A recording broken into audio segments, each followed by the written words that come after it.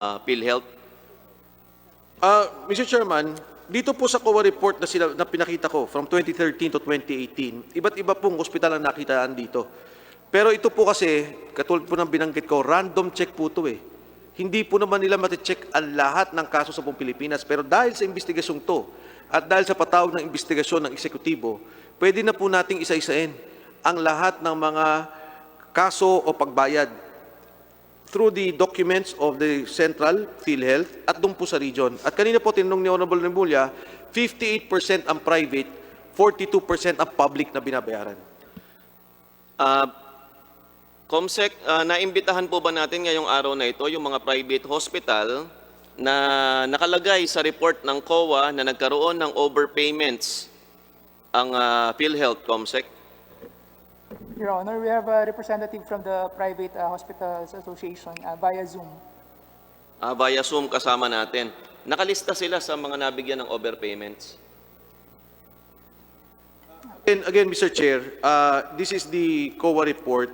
And meron po kasing mga cases ng iba't ibang ang kaso mismo sa legal ng PhilHealth. In fact, ang kaso po sa PhilHealth ng fraud is about 4,800 cases from 8,000. Yan po ang existing kaso ngayon sa PhilHealth na hini-hear po nila. Doon po makikita natin kung sino mga ospital na nandun. Pero hindi pa ho ascertain at eksakto kung ilan at sino-sino mga ospital na yan. Marami po kasi sa ating mga kababayan, siyempre sa public hospital pumupunta yan, lalong-lalo na kung hindi sila makabayad sa mga private hospital, Mr. Chairman. At yung staff ko, pinagtawag ko po sa ilan sa ating mga government hospitals, kagaya po ng Heart Center. Ano po? Sa Heart Center, ayon sa Accounting Department, as of April 30, 2020, may utang pa yung PhilHealth o may hindi pa nababayaran ang PhilHealth sa kanila na mahigit 322 million. Pero sa naririnig ko nga kay Chairman Defensor, tila ba ang overpayments ay hundreds of billions. Tama ba, Chairman Defensor?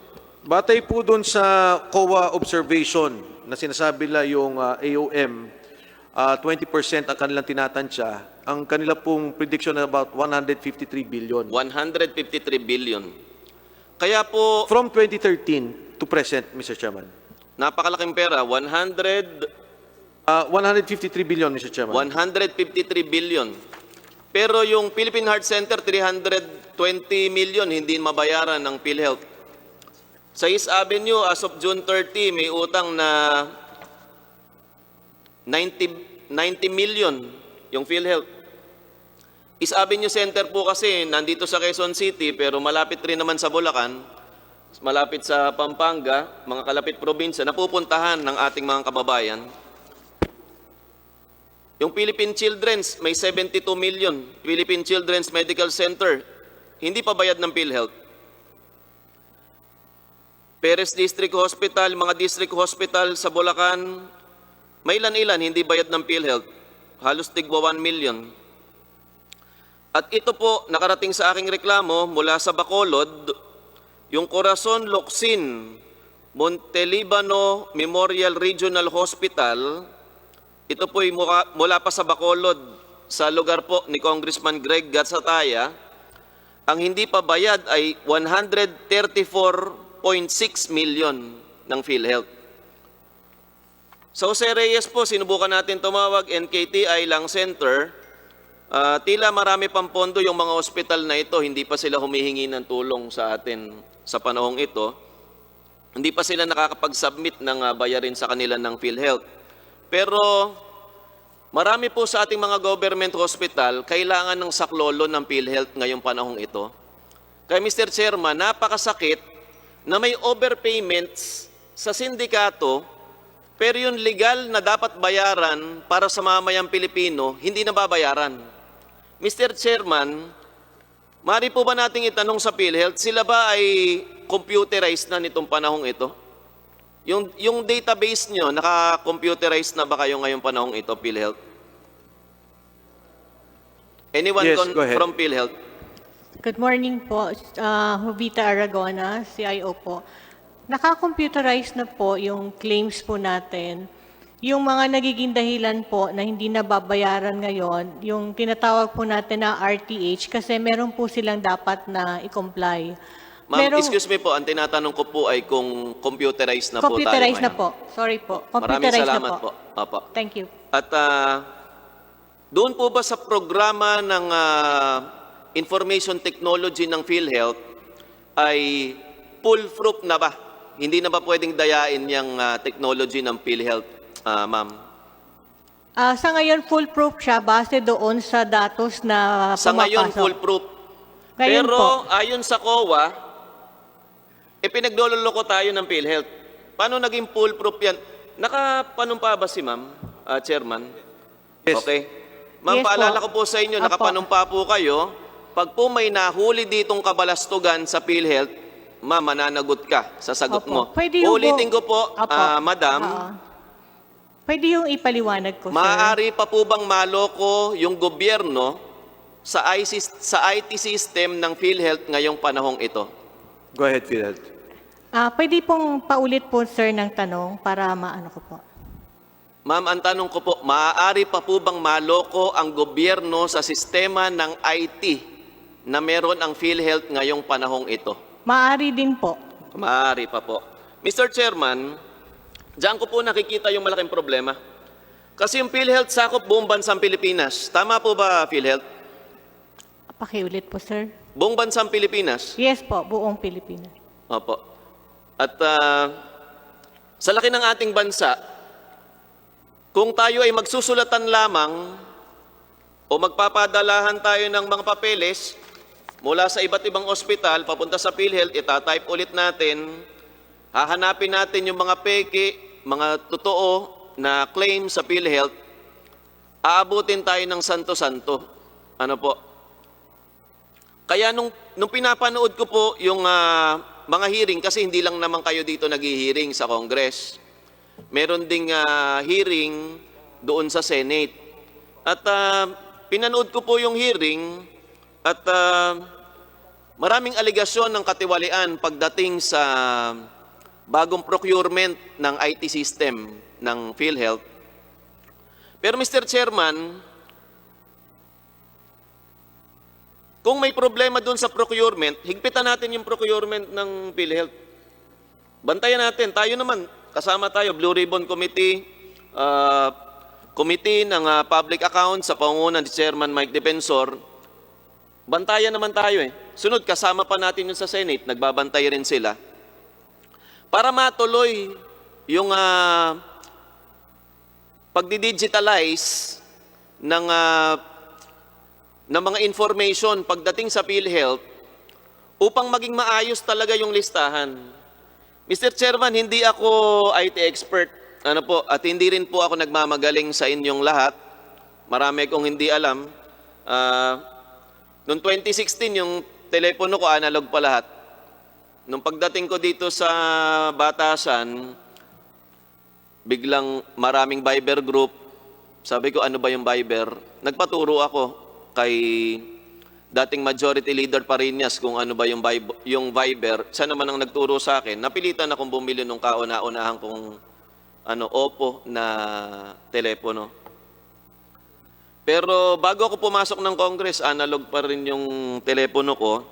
At dito po, sa pagkakaroon ng COVID-19 pandemic, mas nabuksan yung kaisipan ko na kailangan pala yung technology. At lalo na po, nung nire-revise ako yung usapin sa PhilHealth, kaharap ko po si Chairman Mike Defensor, kaharap natin si Deputy Speaker Dan Fernandez, kasama natin itong si Deputy Villapuerte. Napag-usapan namin na kailangan niyang ayusin yung listahan ng PhilHealth, lalong-lalo na kung doon sa listahan nagkakaroon ng lokohan sa PhilHealth. Kung naman mapapatunayan natin na walang lokohan, mas gagaan yung pakiramdam po namin. Pero ayusin pa rin natin yung listahan sa PhilHealth. Kayo po bang mga nasa PhilHealth ay naniniwala na mas dadali ang trabaho at mas magiging malinis ang konsensya ng bawat isa sa PhilHealth kung magiging maayos yung IT systems po natin? Kahit sino po sa PhilHealth. Mr. Chair. Yes, sir. Magandang umaga po. My name is Renato Limsiaco. Ay pumasok sa Central Office as OIC Senior Vice President ng July 2018 po. Yes po, naniniwala po kami that we need to improve our IT system para po ang transaksyon natin ay more transparent siya at saka kumbaga mabilis maproseso yung mga transactions po natin. Yan din po yung ginagawa ngayon na plano po ng ating butihing President and Chief Executive Officer, si General Morales po, na yun po ang sinusundan po natin. Sinasabi nga po, we need to have that robust system para po yung ating membership, ang ating benefits at ating collection ay kasama-sama po sa isang sistema na mabilis po. Mr. Chair, if marapatin po ninyo, kung po pwede ko po konting paliwanag paano po ang takbo ng benefit claims po natin, ang pagbayad po ng benefit claims po natin, kung okay lang po sa inyo. Senior Vice President, Mr. Luis Siaco. Limsiaco po. Opo. Pakiparating na lang po, alam ko nasa ospital ngayon si Chairman Morales. Nasa ospital po ba siya ngayon o nagpapahinga sa bahay? Hindi ko po alam kung nasa ospital siya o sa bahay lang po siya. Kasi po nabasa ko sa news parang meron yata siyang sakit, ano po, sir? Yes po, sir. At nakakalungkot po na lumabas sa social media yung kanyang medical certificate po. Opo. Kami po ay nalulungkot pero marami namang magdadasal para sa kanya.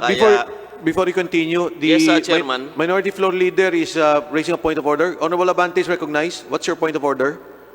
Honorable Abante.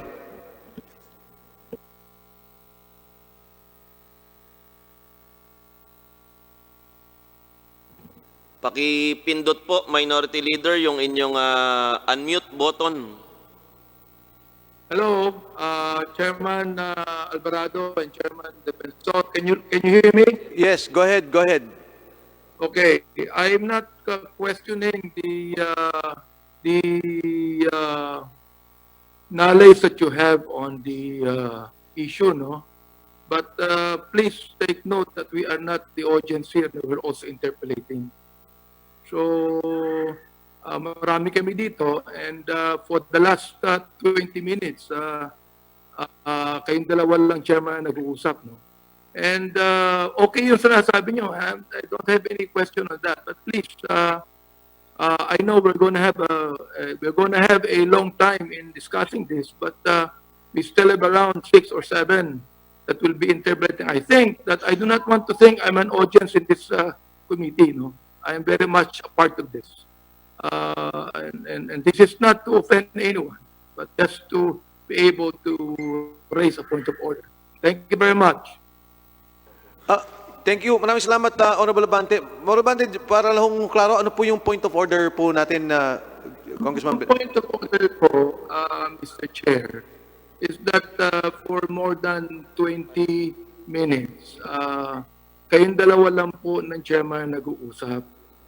And I feel that instead of being part of the committee where we are going to interpolate also, that I feel that we are the audience here, Mr. Chair.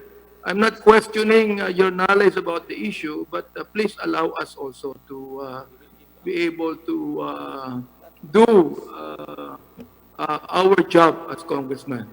Alam Yes. ko na marami kayong dapat sabihin, but you have been here, you have been in Congress for a long time, Chairman Defensor and Chairman Alvarado, and you know for a fact that Chairman of the committees actually coordinate and supervise the committee as far as asking questions are concerned. Yun lang po ang point of order. Yes, maraming salamat, Honorable Abante. Wag po kayong mag-alala. Medyo naka-monitor naman po tayo dun sa oras para dun po sa mga tanong at lahat ng mga nakapila na mga kasamahan po natin dito. Mr. Chair. Yes.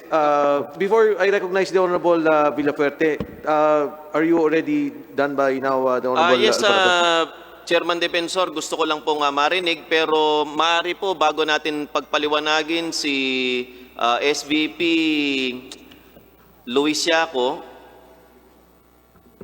medyo hindi ko mabasa yung pangalan niya, maliit po kasi. Pwede po bang pakilakihan sa susunod yung pangalan nila? Limsiaco po. meron pong nakapilang katanungan si Deputy Speaker El Rey. Baka pwedeng pagbigyan muna natin, Mr. Chairman. Mr. Chair, as Yes. one of the vice chairman of this committee hearing this issue on PhilHealth, I just have some clarificatory questions based on your presentation. Maybe PhilHealth can answer briefly. Ano po ang status ng mga COA reports based on your presentation? Can you answer that briefly? Ano po ang status nyo? Na-correct nyo na ba yan? Na-filean ba ng case? If you can just answer that briefly para I can follow up with more clarificatory questions, Mr. Chair. Dr. Vargas, recognized. Mr. Chair, Mr. Congressman, good morning po. With regard to the COA findings, especially for example on the statement of accounts, we have reinstituted po the submission of statement of accounts for all case rates that is covered under circular in 2016 in May 31. Mr. Chair, just clarification. My question is simply, ano ba po ang status niyang observation? Because, Mr. Chair, after an observation, if the COA is not satisfied, it becomes a disallowance. Gusto ko malaman, is it disallowed already? Meron na bang adverse findings? Was it subject to a special fraud audit? Please answer briefly lang po. After the observation was made, were you already issued a disallowance? Mr. Chair, Mr. Congressman, I will defer to our finance who handles the audit reports. Mr. Limsiakos, recognized. Mr. Chair, Your Honor, sir, on the part of the case rate, sir, PhilHealth submitted to COA Commission proper request appeal, filed appeal po on to the COA Commission proper on the notice of disallowance for all case rate. So, Mr. Sir- Chair, ano po, na-disallow na po ang opo. That's just my question. So, you were already disallowed? Yes, sir, may disallowance po. And then you appealed based on the disallowance? Yes po, sir. That Anyway, was January Mr. Chair. 22 po, 2018 po, Your Honor. I take exception kasi to the recent statement of General Morales that even Superman can't solve the PhilHealth mess. So, ang point ko lang, it's incumbent upon this committee, this body, to help resolve the issues surrounding PhilHealth, which is very, kumbaga, endemic. Baka nga maging pandemic na. Kailangan kasi in the preparation of the committee report, gusto namin dito sa Kongreso ay maka-offer kami ng solution. So, we are not Superman, but we want to solve this issue, no? So, basically, can you answer this question? Are there two types of fund releases to hospital? Yung una ba, those reimbursed for medical bills after patients have been released from hospital? And the second is those hospitals given an estimated medical expense for 90 days requirement under the interim disbursement scheme. Can you confirm, dalawa ba ang types of fund releases to hospital? Yes or no? Mr. Chair, Mr. Congressman, the regular benefit po being paid by PhilHealth is after the submission of claims by the hospitals, then we will reimburse. However, we do have a policy under the board resolution. Ito naman po yung interim reimbursement mechanisms wherein in times of fortuitous events and there are declarations of state of health of emergency or calamity, then we can provide or preposition amounts to the facilities. So dalawa ba ang types of fund release, yung reimbursement saka yung base ng IRM, yung ba yun?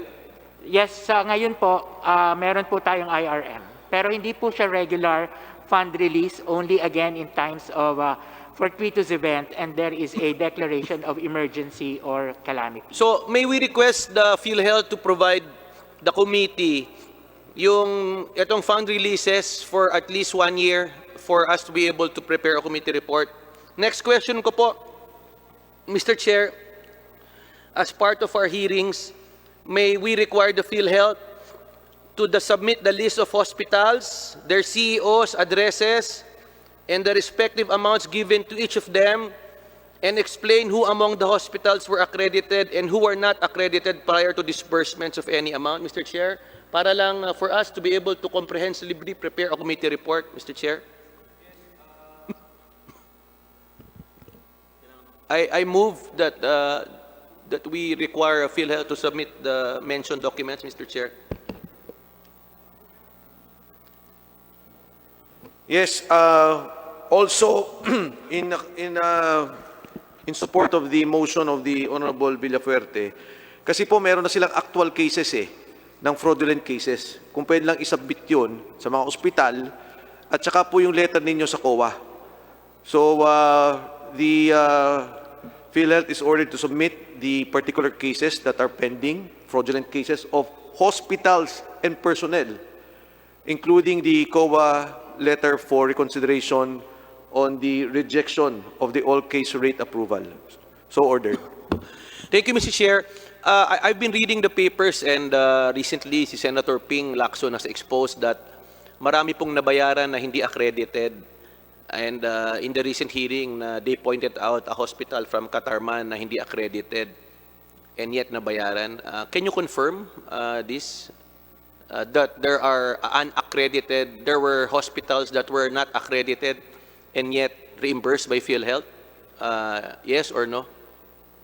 Mr. Chair, with regard to reimbursement on regular benefits, we can pay or reimburse hospitals even if not accredited, but with conditions if it is licensed and only during emergency cases. However, I think, sir, the other one that you are saying for the Katarban is on the IRM. So- May I clarify lang, sir? Yes, yes. Yung sa Katarman, sa IRM, in fact, you made advances pa nga, hindi nga reimbursement. Di ba po? Tama po ba?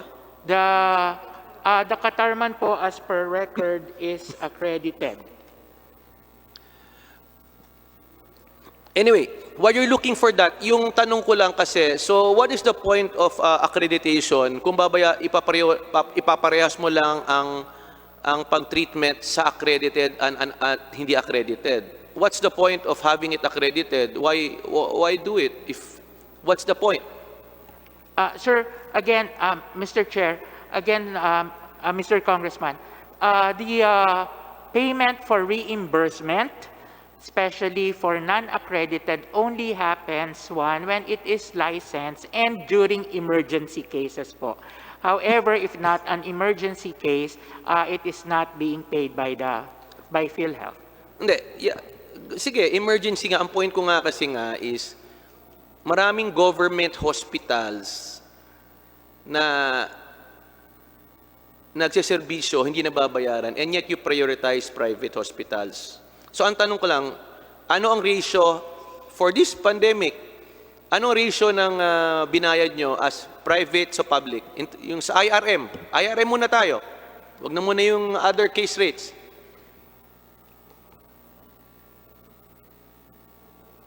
Sir, Mr. Chair, we will provide po the data. I don't No, have wala it ka bang rough figure? I read in the papers that you paid more to private than public hospitals.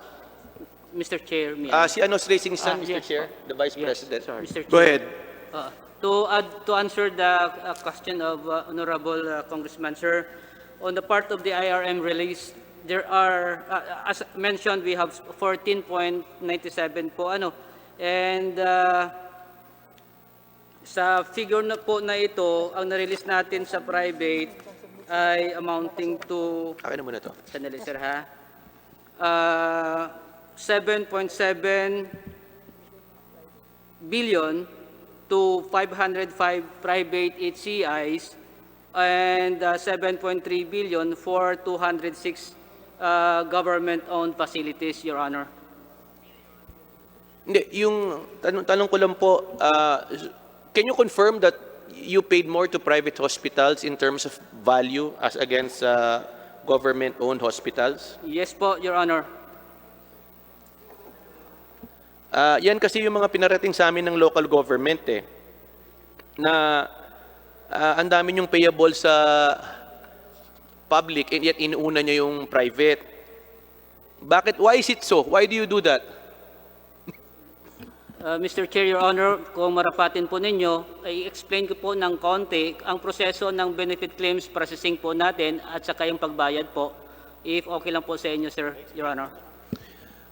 And mamaya na lang, Mr. Chair, kasi later we can give time.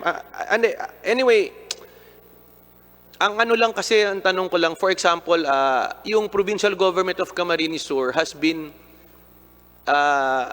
entertaining COVID patients. The provincial government of Camarines Sur has set up isolation treatment centers since April. And it's already August. Wala pang nababayaran maski piso. Yun lang, and it's hard to sustain this operation. And yet, we hear in the news na ang daming anomalya. So, yun lang ang nakakalungkot din. Si Governor Ibardone rin of Samar was complaining na ang dami nilang billable sa Philhealth, amounting to over 100 billion if I am correct, hindi nyo binabayaran. So what my point is, LGUs are helping in the drive to fight COVID, and yet Philhealth has preference over private hospitals. So pwede ba pakicorrect lang po yan? Kasi ang iniisip ng tao, dahil pag LGU walang anomalya, nagkakaroon ng karamihan ng anomalya, Mr. Chair, if not all, are involved ang private hospitals. So, ang sinasabi ng taong bayan, kaya nyo piniprefer ang private dahil doon nagkakaroon ng mga ghost patients. So, yun ang point ko lang, please. Since April, hindi pa nakakakolekta yan, saka pinapahirapan nyo. Meron pa ako isang tanong, no? Is it true that you only pay patients na tinreat pag nakakomplete ng 14 days? And if they do not complete the 14 days, the hospital cannot reimburse or collect? Mr. Chair, Mr. Congressman, that is a requirement po for the isolation units. That is the 14-day payment for the room and board, including the food, the hygiene kit, the medicines that are provided, because again, the isolation unit is partly the quarantine. However, for confinement po, no sir. Hindi kasi yung Camarines Sur Medical Center was opened up last March to be an isolation treatment center, not a full hospital. So we've been treating patients there since April. And wala pa nga nakokolect ni piso, then yung nga requirement mo ng 14-day. Ang tanong ko lang, you have to revisit this policy, why? Paano after the 8th day ay tinest-sinwab yung suspect o probable, tapos negative. So, do you still require the 14-day? Kung punong-puno na yung hospital, I think you have to study that. Diba? Yun ang point ko. Kasi kung nga rin, nang 11 days lang, hindi kayo makakakolek kasi 14-day, but sinwab na, confirm na, negative na. What is your statement regarding that? Mr. Chair, Mr. Congressman, yes po, currently we're following the DOH protocol with regard to we will review, but we will be asking also the current protocol. Anyway, please review. Tapos itong tanong ko, as part of the hearing and investigation, Mr. Chair, para talagang we can really dig deeper and help solve this issue, I think we should require Philhealth to submit all the personnel involved in the processing of applications and approval of accreditation, Mr. Chair. May we request the body that Philhealth submit a list of personnel involved in the processing of applications and approval of accreditation, so we can really dig deeper kung yung meron talagang sindikato dito, Mr. Chair. Yes, not only the application for accreditation, pero yung mismong pagbayad, yung pagbayad doon sa the process of payment for claims benefits. And So, Mr. Chair, we if can may request. add, if they can submit also the supporting papers required by Philhealth in support of the application for reimbursement or liquidation of Philhealth advances. Kasi Mr. Chair, pag nalaman natin kung sino ang involved in the processing, malaman natin kung sino ang nagpa-process, sino yung nagli-liquidate reimburse, maybe we can really dig deeper into this issue, Mr. Chair. Yes, we will do that. Kindly submit the documents as requested by the Honorable Villafuerte. Honorable Villafuerte, your last question before we proceed to the minority floor leader. Konti na lang po, Mr. Chair, kasi ako talaga very curious dito sa investigation because we don't want this investigation to be media and publicized tapos hindi talaga ma-solve because this Mr. issue Chair. on PhilHealth has been going on even before this administration. Konti na lang po, Mr. Chair, with your indulgence. Ang Yes, tanong ko lang again, po, let me just clarify para po dun sa mga dumating at gusto magtanong mamaya muli. Ang ating pong sequence ng topics is number 1, all case rates. Number 2, yung IRM. Number 3, yung OFW. I'm sorry, IRM, finance. Ang susunod, OFW. Tapos po yung IT and the administrative cases. No, Honorable Villaferte. Mr. Chair, para mapabilis lang, ito yung mga tanong ko kasi. Maybe they can already respond in writing as part of the preparation of the committee report. Ito yung tanong ko. Did the hospital specify the specific names of patients and their respective billings, and what specific documentary support were given to PhilHealth for each and every patient applying for reimbursement, and what specific documents to support the PhilHealth advances and the liquidation of advances to PhilHealth? Then my other question is, who in PhilHealth from each provincial or city offices going to regional offices up to the central office of PhilHealth conducted evaluation or audit the amounts applied for reimbursement of hospitals or the determination of liquidation, and who in PhilHealth determines and approves the release of funds to the hospital? Critical po to. Then another, are all these reimbursements and or advances subject to liquidations of hospitals, subject to audit by PhilHealth's internal auditor by Commission on Audit? Another, has there been any audit of the financial records of the hospitals to determine whether the entries therein and their supporting documents correspond to the billing submitted to PhilHealth? Please take note po ha. Another, can a detailed listing of all funds given to hospitals with their respective patients to which such billings pertain to and their respective amounts thereof be provided to this committee? Another one, did PhilHealth prescribe standard hospital costs in terms of occupancy, laboratory fees, and other costs? I think yes. Are there standard fees payable by PhilHealth for medical doctors' fees? Are the hospitals free to indicate any amount without a limit or ceiling? Maybe you can answer this briefly. Meron bang power ang hospital to indicate any amount without a limit or ceiling on any case rates? Cases, not case rates. Dr. Vargas. Mr. Chair, Mr. Congressman, yes po. The hospitals or even the professionals, the care providers actually, doon po sa ating forms nakalagay po doon that they should indicate the actual amount and of course the PhilHealth benefit. So with this policy, has there been an instance na nag-overprice ang doktor, hospital, which led to the loss of government funds through PhilHealth?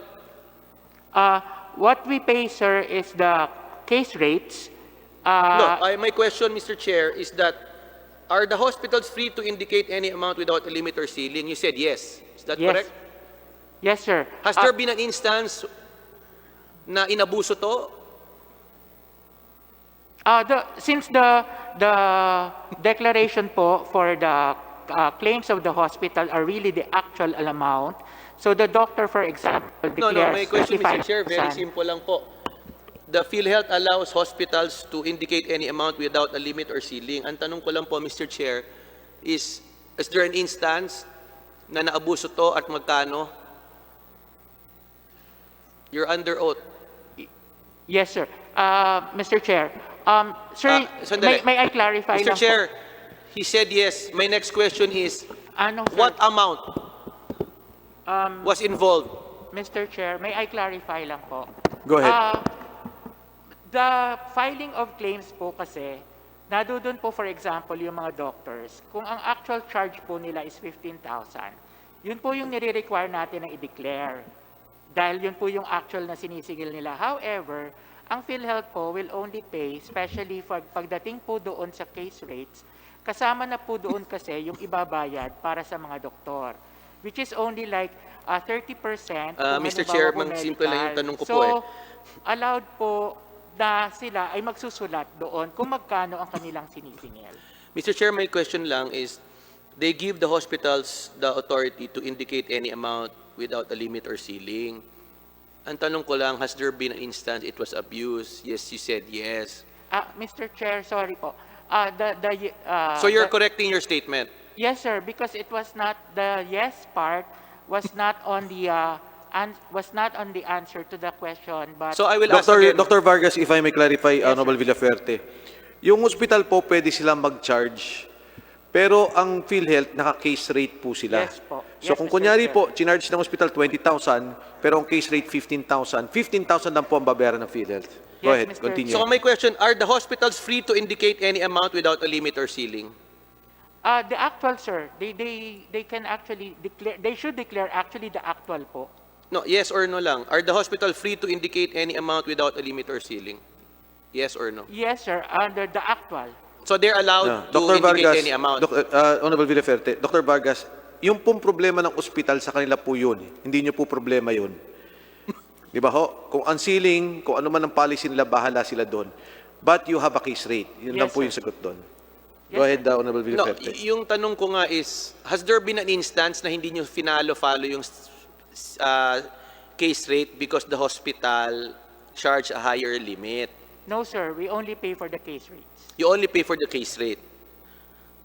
Are you, ito, Mr. Chair, importante sa akin to lang eh, kasi while the public is demanding the suspension, leave, removal of PhilHealth officials, Mr. Chair, we still follow the rule that they're innocent until proven guilty. Tama po ba, di ba, Mr. Chair? However, ang tanong ko sa, maybe if General Morales and the Vice Presidents here can agree, ang tanong ko, if they're saying they're innocent, public is listening, it's very important. Can I ask PhilHealth officials if they have no objection if we request for an AMLAC verification of their bank deposits and bank transaction, Mr. Chair? Do we have General Morales in Zoom? Andiyan na po ba si General Morales?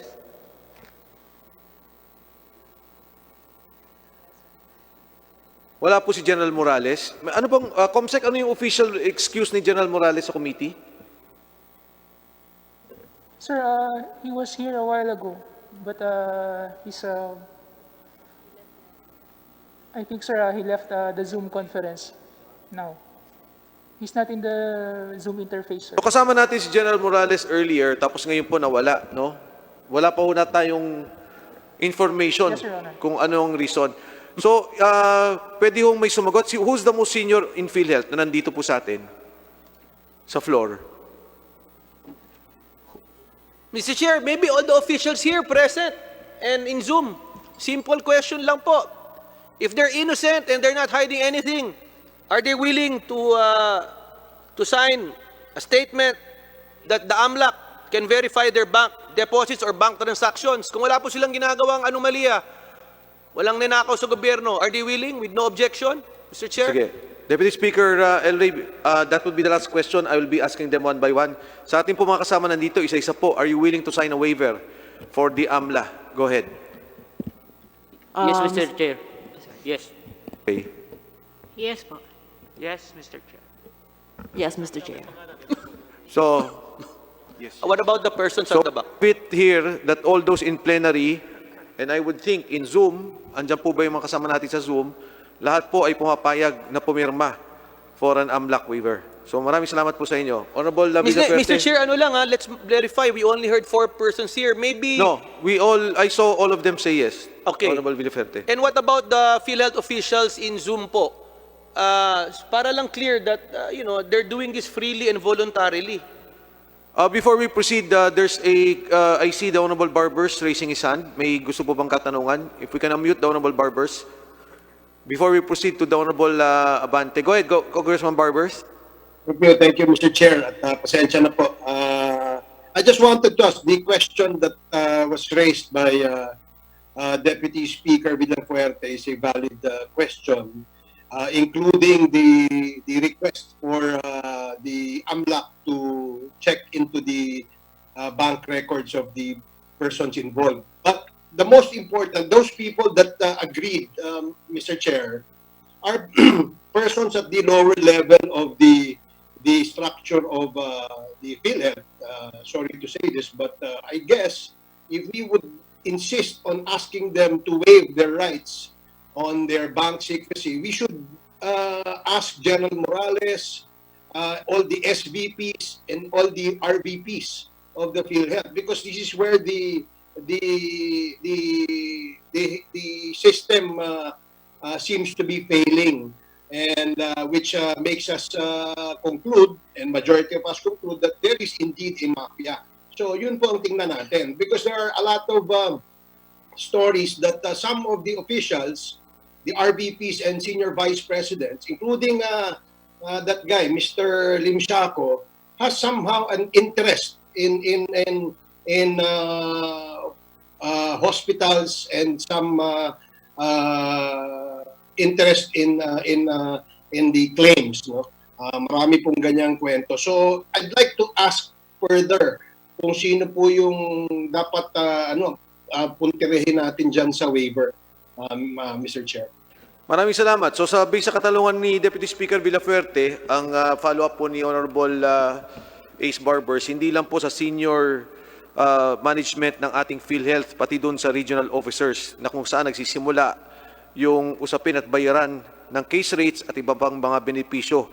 So we will ask them officially through this committee, Honorable Mr. Villafuerte Chair, briefly and lang, and I Honorable will Barbers. already yield to other Kongs. Yung tanong ko lang kasi, the people here, I assume they're well-meaning. The fact that they're facing us, hindi sila nagsasakit-sakitan, and they're willing to sign a waiver, I have no problem with them. Thank you for being here. No? Ang problem ko po, Mr. Chair, yung wala dito. Sana yung nasa Zoom na matataas na official, bago lang po ako mag-yield. Sana, I would like to ask, sino ba po ang nasa Zoom na Senior Vice President, Member of the Board? Na, Comsec, Mr. Chair. yes, before that, Comsec is recognized to please enumerate the PhilHealth officials in Zoom. Pero po yung binanggit ni Honorable Barbers, wala po yung iba talaga sa mga regional But we will include them. We will write them officially. But those in Zoom, Comsec is recognized. Sino po bang nandyan? Your Honor, before anything else, President Morales left the Zoom interface because he's not feeling well. And we also have the Chief Operating Officer, Vice President De Jesus, via Zoom. Okay, Vice President De Jesus is recognized. Si General Morales daw po ay umalis dahil medyo masama ang pakiramdam. So, Mr. Chair. Yes, Vice President De Jesus is recognized. While he's being unmuted, Honorable Fernandez. Mr. Chairman, I move that we also include all the regional directors na mag-undergo din sila sa AMLAC and all the board of directors ng PhilHealth. Thank you for that, Mr. Chair. Deputy Speaker Fernandez. So the board members, Exicom, and even the regional officers. Vice President De Jesus, are you here?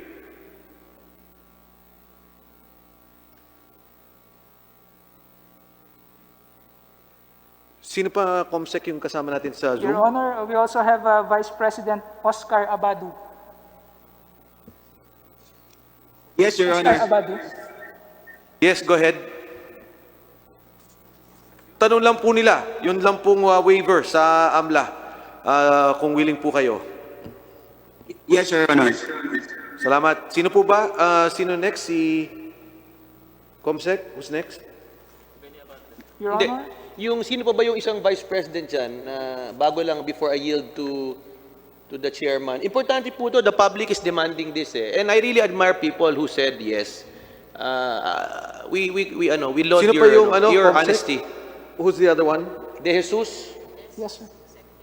Nandyan ba po ba si Executive Vice President De Jesus po of the PhilHealth?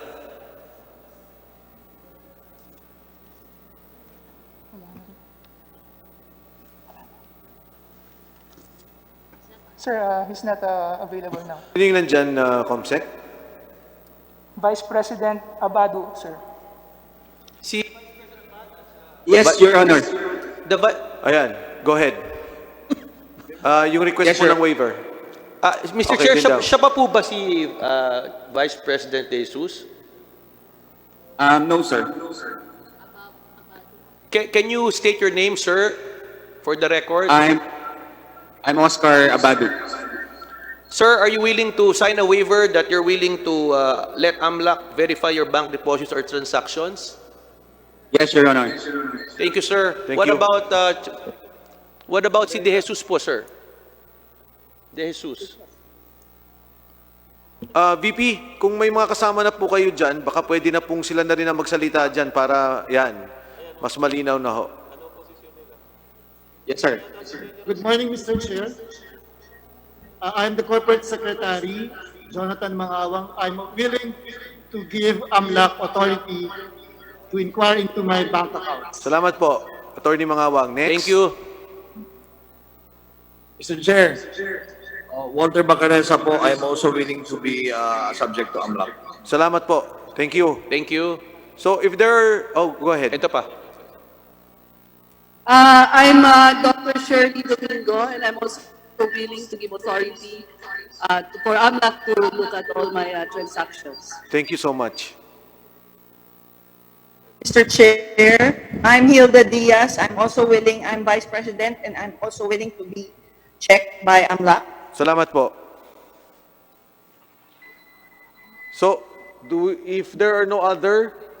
Mr. Chair, thank you for your time. I will yield and will ask later. I thank everyone for cooperating and in the interest of public. Maraming salamat po. We are all here to really find out sino ba talaga ang involved, sino ba ang matitinong opisyal ng PhilHealth. We are here not to harass you but really solve this issue and problem of PhilHealth na dapat talaga patakbuhin natin ng maayos. Maraming salamat, Mr. Chair. Maraming salamat po.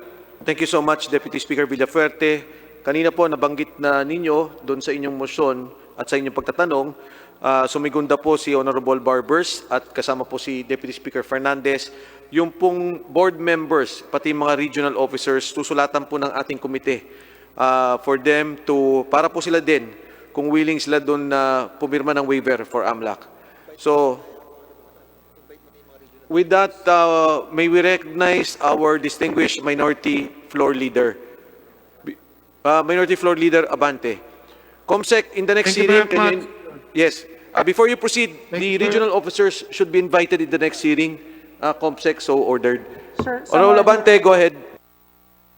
Thank you very much, Chairman Defensor. Thank you very much, Chairman Alvarado. Gusto ko lang pong sabihin na more than a year ago, the Minority Bloc filed a resolution to investigate PhilHealth, no?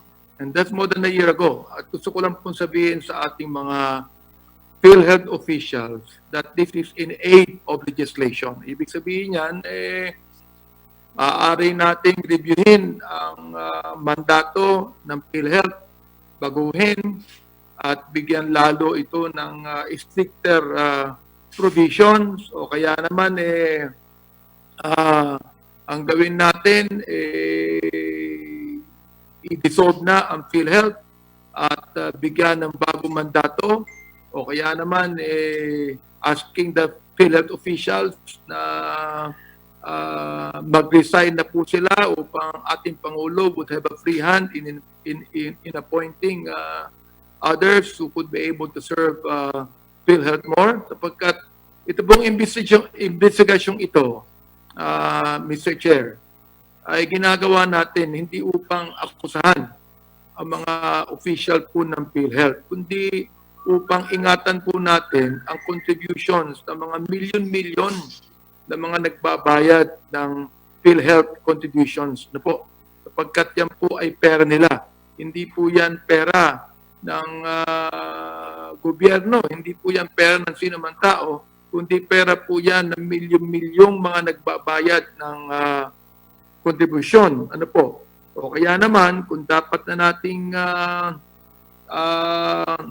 ibigay sa private sector ang PhilHealth at gawing isang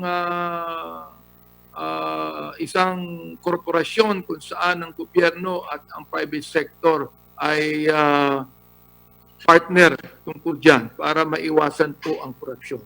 Pero ilan po ba ang vice president ng PhilHealth? Sa pagkakaalam ko, isa lang po ang presidente. But I'd like to ask, ilan po ba ang vice president ng PhilHealth?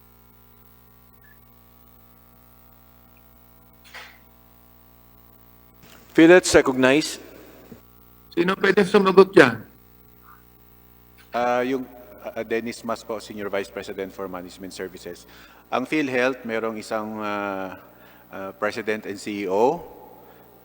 Below him, meron tayong Executive Vice President and Chief Operating Officer. And then below pa, meron Sino tayong... po yun? Sino yun? Sino yung Senior Vice President? Yung Senior Vice President, first, myself, Dennis Mas, followed by Renato Limsiaco, by Jovita Aragona. Ilan po kayong Senior Vice President? 7, Your Honors. 7. Ito. Okay. Ilan yung Vice President? Yung Ilan po? Vice President, kaya naman. Si Mr. Abado, apat, no? 4. May araw tayong 4 na area vice presidents, and then 16 regional vice presidents, Your Honor. At saka 4 na 5 branch managers. Yun yung mga salary grade 26 up, yun yung mga officers ng PhilHealth, executive managerial officers. Matanong ko lang po, bakit napakaraming vice president? Ibig sabihin, meron pong iba't ibang function yan, di ba?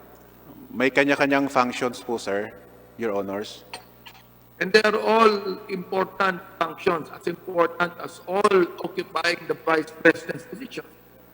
Yes, Your Honor. May kanya-kanyang mga sariling offices, unique functions sa buong corporation.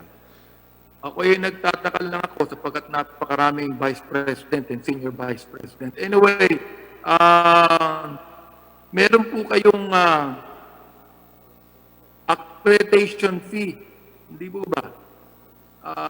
Tinatawag po yung accreditation fee. Meron po, Your That Honors. runs into millions of pesos. Ano po? Meron po, Your Honors. Magkano po yun?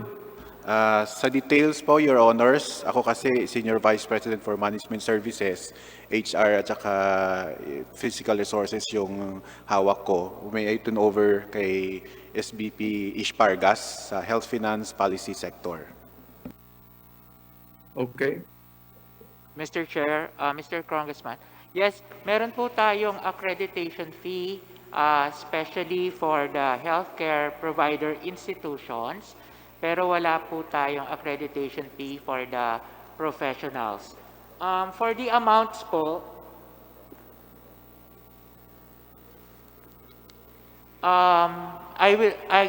Mr. Chair, Mr. Congressman, may I provide the amount for the accreditation fee later? I'm just asking po.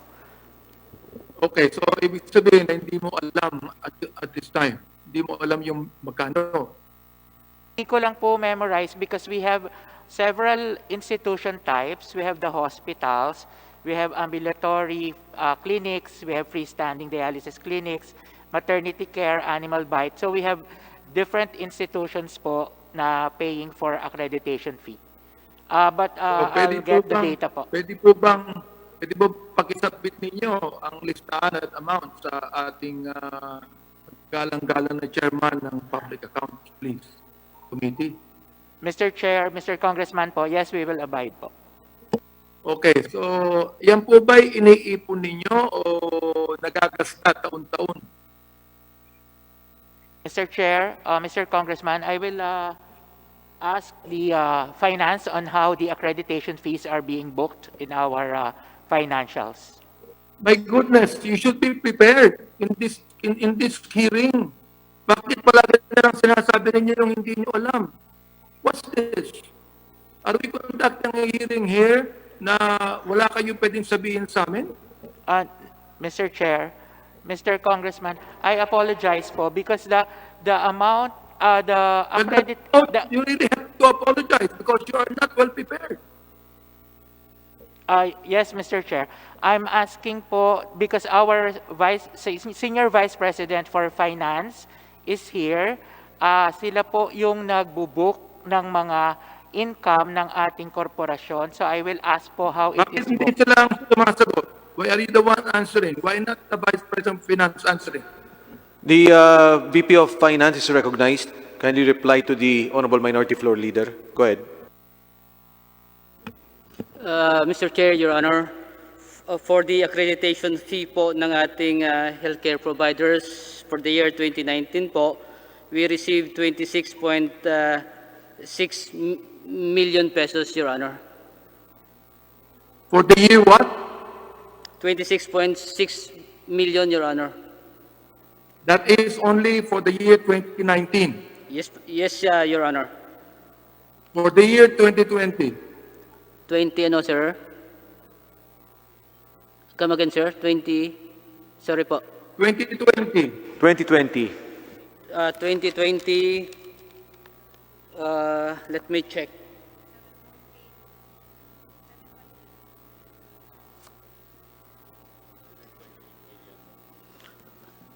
As of June? As of June? Yes, sir, as of June. Mr. Chair, Your Honor, the accreditation fee po as of June 2020 po ay 7.9 million, Your Honor. How many years have you been charging, have you been asking accreditation fee? How many years have you been doing that? Sorry, Your Honor, hindi po. Since when did you start asking accreditation fees? Since when? Dr. Pargas, kindly answer. Sorry, Your Honor. Yes, Dr. Vargas.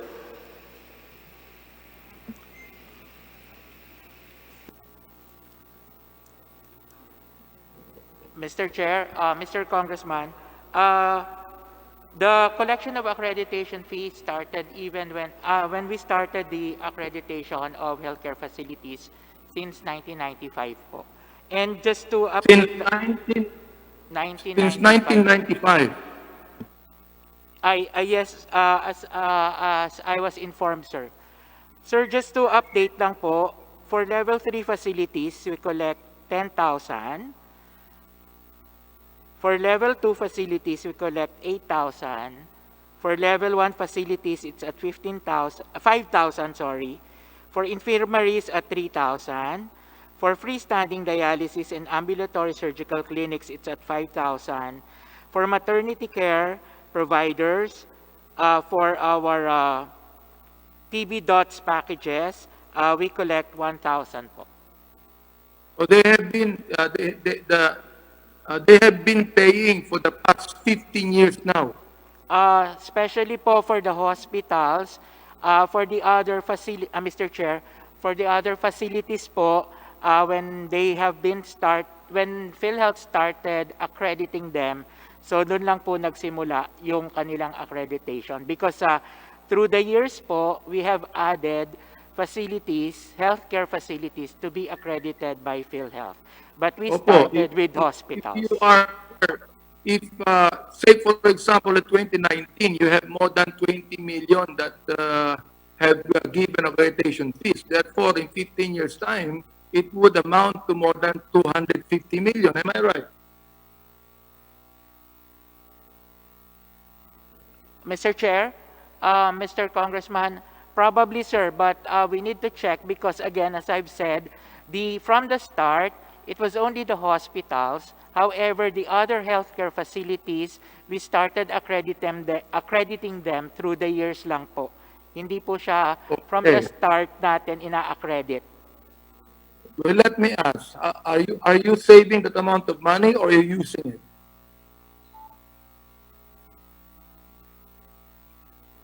Mr. Chair, Mr. Congressman, pakiulit lang po.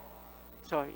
Are you saving that? Yan ba'y inyong hindi ginagalaw o ginagamit ninyo?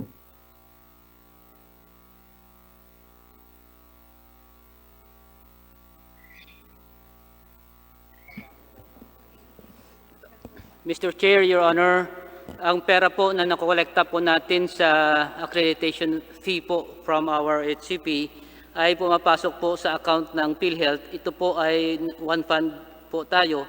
Ibig sabihin po, ginagamit din po natin ito para sa pagbayad ng ating mga benepisyo po para sa ating mga miyembro po. That is a separate funding, am I right? Mr. Chair, hindi ko pa masyado gaano marinig po. That's a separate fund. Hindi po siya separate fund po, Mr. Chair, Your Honor. Isang pundo lang po siya sa ating pundo po ng korporasyon po. Okay, okay. Meron akong natanggap na tawag nito, na message na kung totoo ito, pakisabi sa amin, no? Is it true that these accreditation fees are just being shared and divided by PhilHealth officials and ExCom officials? Totoo po ba yun? Hindi.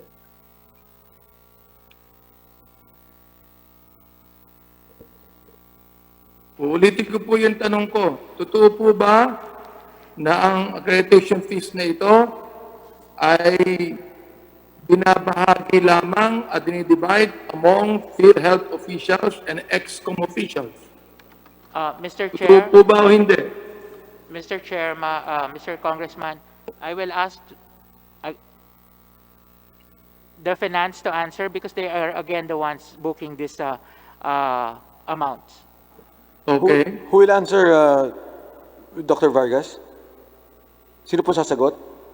Mr. Demsiaco, can you reply to the, Mr. Demsiaco, can you reply to the question of the Honorable Abante?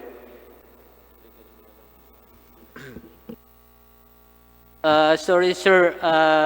May I have the question again, sir? Totoo po ba na itong accreditation fees na ito are being used, shared, and divided by PhilHealth officials and ExCom officials? Mr. Chair, Your Honor, sa aking nalalaman po, ito po ay in the previous years, Your Honor, ginagamit po ito, ginadivide po ito, sa ngayon po, year 2018, 2019, wala na po ito dahil sa ito po ay kasama po as part of our other income, Your Honor. Oh, so yan po ay bahagi ng income ninyo. Anong tawag doon? Yung po ba sweldo allowances? Ito po, Your Honor, ang ating accreditation fee po ay part ng other income ng corporation po. And No, you were saying that you're sharing it and you're dividing it among yourselves. So what I would like to find out, what kind of income is that? Yan po ba'y allowances ninyo? Sorry po, Your Honor, hindi ko po makuha yung detalye sa ngayon kung ano nangyari po during that time. I think we need to submit a report on that na lang, Your Honor, if marapatin po ninyo. Dahil po ay... Alam po ba ng COA ang bagay na yan?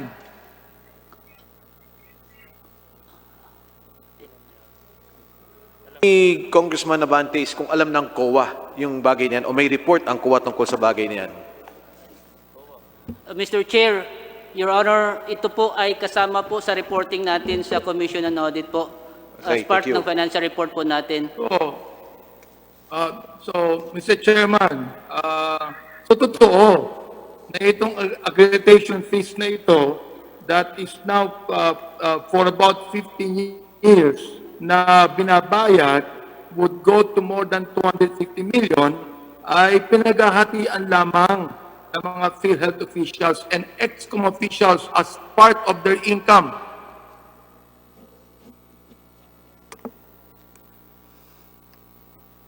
PhilHealth? Kasama, alam mo,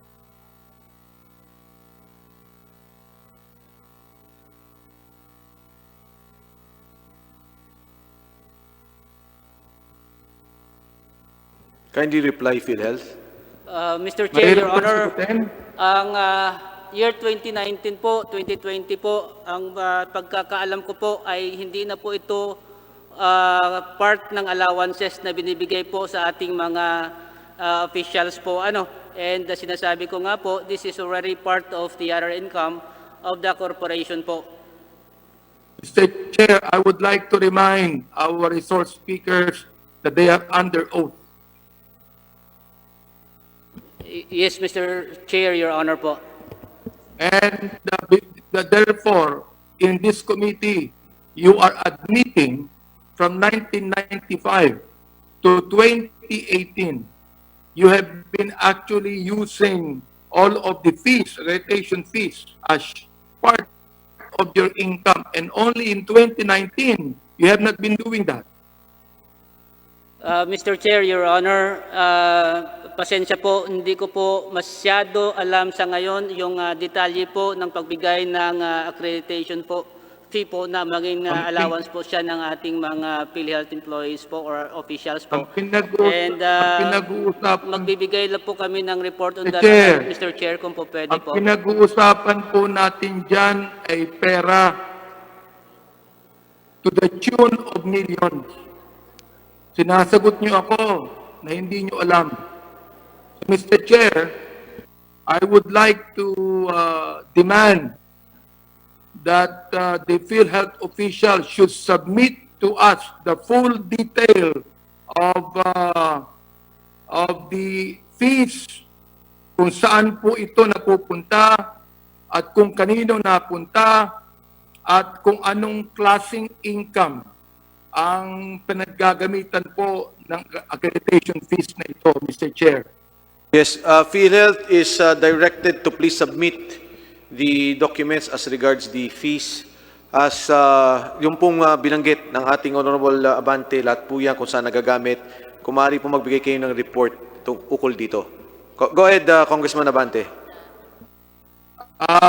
Pinag-uusapan natin kanina, nabanggit po ni Chairman Alvarado, nabanggit po ni Deputy Speaker El Rey ang tungkol sa mafia. Ano po? Ang tinitingnan ko po ito. Meron po bang participation ang ating mga regional vice presidents and head? Oo. Na sabihin po natin involved sa mafia, na involved sa mga payments and they play favorites doon sa mga healthcare institutions depending if they give favors to it.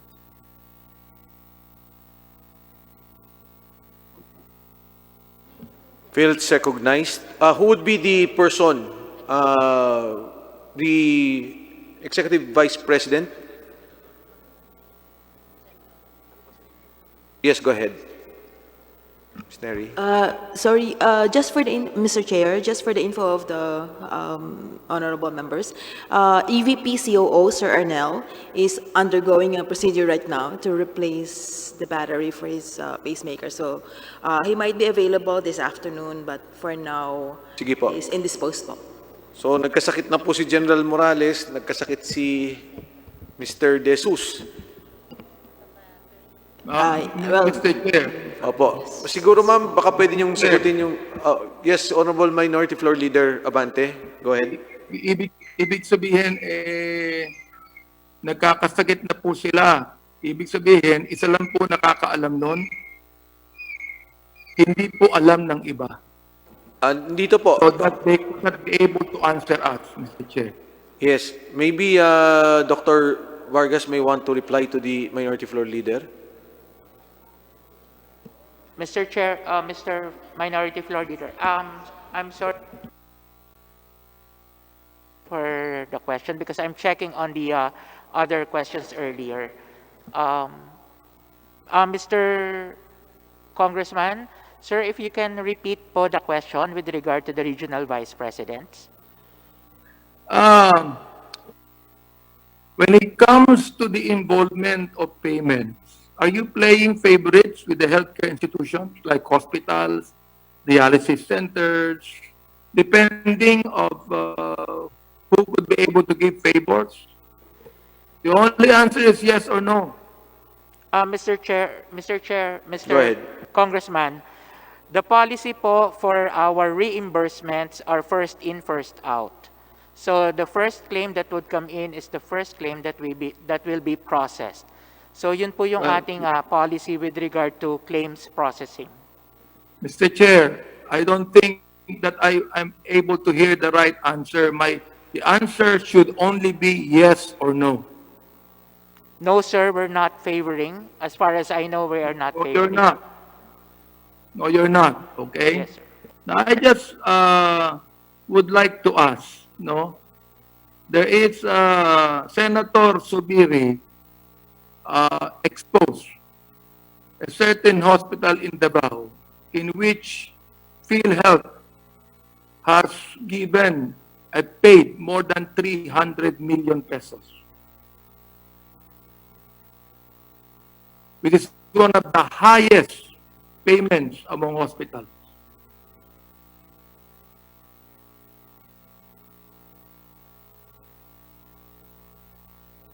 Anybody would like to comment on that, Mr. Chair? Go ahead, Dr. Vargas. Mr. Chair, Congressman Abante, sir, I think of IRM that we released. Okay. Now, ang PhilHealth, merong integrity officer. Hindi po ba? Yes, Mr. Chair, yes, Mr. Congressman. Na ang pangunahing trabaho ay bantayan ang korupsyon sa nasabing ahensya at panatilihin ang integridad nito. Am I right?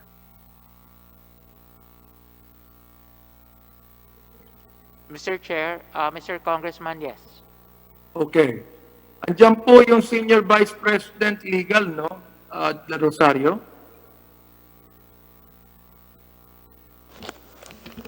Kasama po natin si Vice President sa Zoom po, sa Zoom. Can we, Vice President Del Rosario is recognized?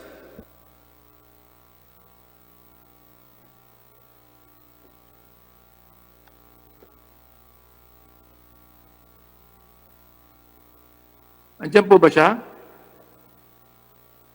Senior Vice President Legal Rodolfo de Rosario. Mr. Chair, are you present? We are checking now, Congressman Nabante. Is he there? Kanina po, nakita natin. Ayan po. Go ahead. Yeah, okay.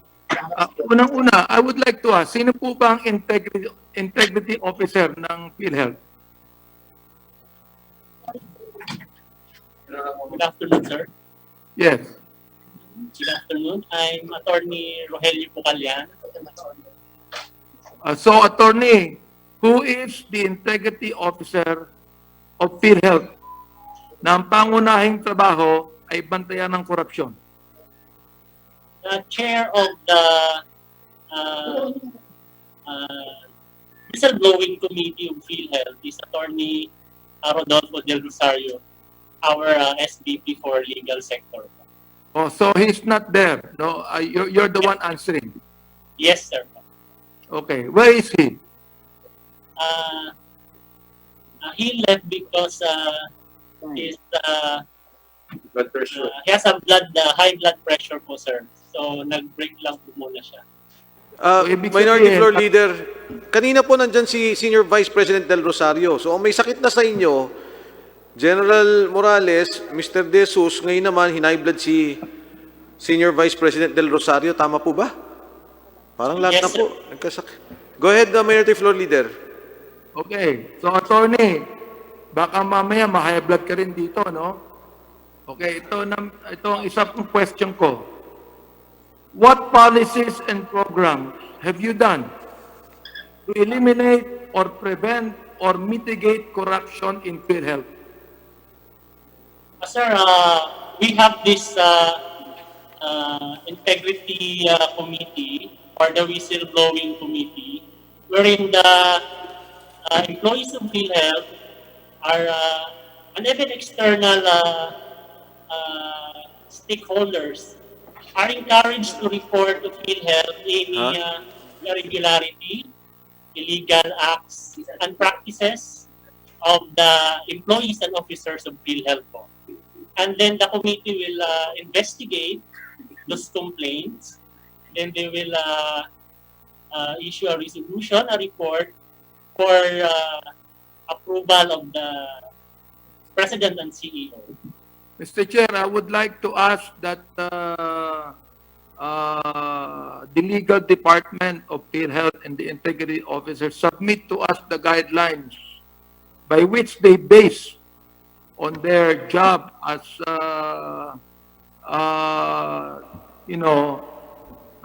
eliminating or preventing corruption, Mr. Chair.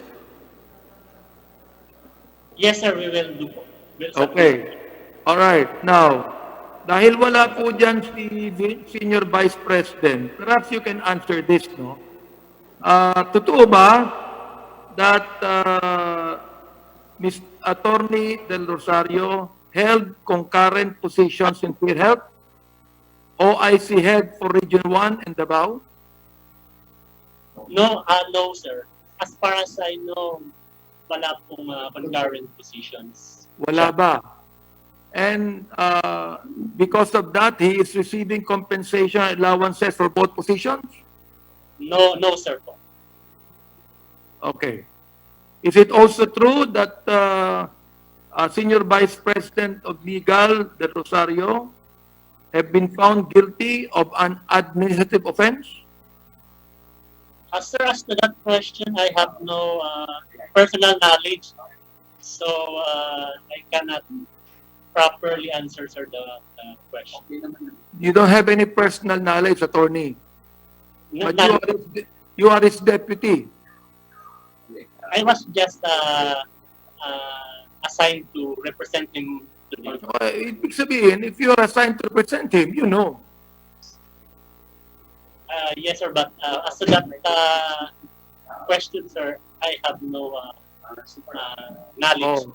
Is it true that Attorney De Rosario filed a protest with the Civil Service Commission questioning his appointment? Yes, sir, but I think the Civil Service Commission granted his affirmed his appointment. Mr. Chair, I will be asking the Senior Vice President to submit to us a letter answering all of these questions. Yes, sir, we will. Oh. Ang Department of Finance ay meron ding kinatawan sa board ng PhilHealth. Yes. Na ang tungkulin ay bantayan din po ang financial health ng company. Nandiyan po ba si Treasurer Rosalina De Leon and Deputy Treasurer Sharon Almansa? Are they present in the hearing? Comsec? She's not present, Your Honor. Mr. Chair, if they are not present, Are you asking for Miss Emily Roque, Treasury Department? Is that the person? Treasurer Rosalina De Leon and Deputy Treasurer Sharon Almansa.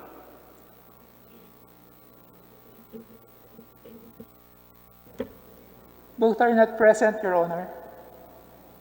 Mr. Chair, could we be able to invite them on the next hearing to be able to appear to the committee? if there's still a next hearing? Because Yes, Honorable Minority Florida.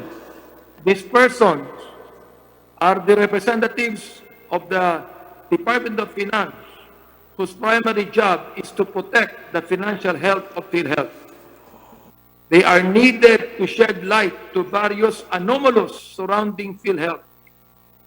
We want to know what they have done before, during, and after these issues came to light. We would like to find out what have they been doing. How did all of this happen before their very nose? Because they have a lot to answer for. Sige po, with They were appointed to these positions precisely to ensure integrity and transparency in PhilHealth, Mr. Chair. Sige po, with the request of the Minority Floor Leader, imbitahan po natin, Comsec, hindi lang po yung ating, I stand corrected, I thought it was the Treasurer of PhilHealth, but you were talking about the Department of Finance. Lahat Yes. po ng mga ex-officio members and also the chairman, which is DOH, to be present in the next committee hearing. So ordered. Is the resident auditor for PhilHealth present? Mr. Chair? Resident Auditor Comsec? Sir, as of 1:45 p.m., is not yet in the Zoom interface. No, the COA auditor was with us the last time. May we also ask for him to appear before this honorable committee?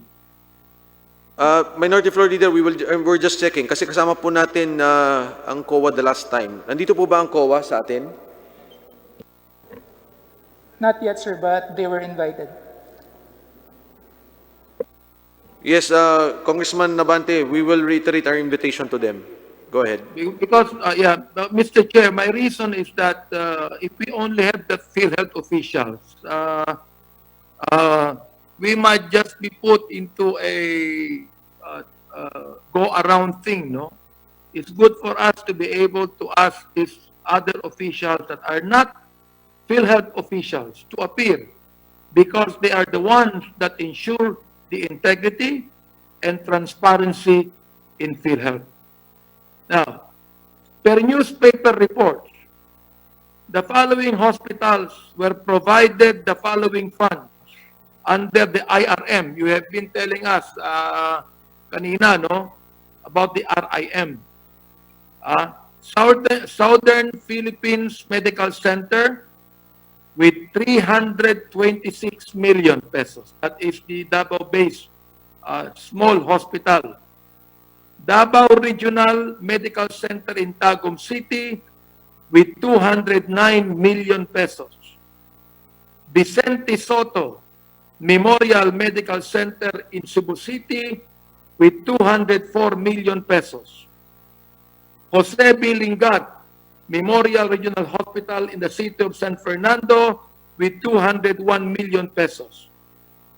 PGH, on the other hand, got 263.3 million pesos. And PGH is a COVID-19 referral hospital, and we know for a fact that PGH is the largest state hospital in the country. We also know that majority of the cases is found in the NCR, even until now, and the Calabarzon area. And yet, its IRM is still lesser than the Southern Philippines Medical Center. Now, the question is, what is the preference all about? PhilHealth?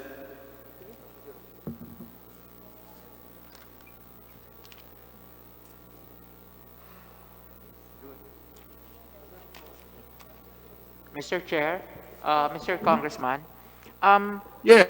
yes po.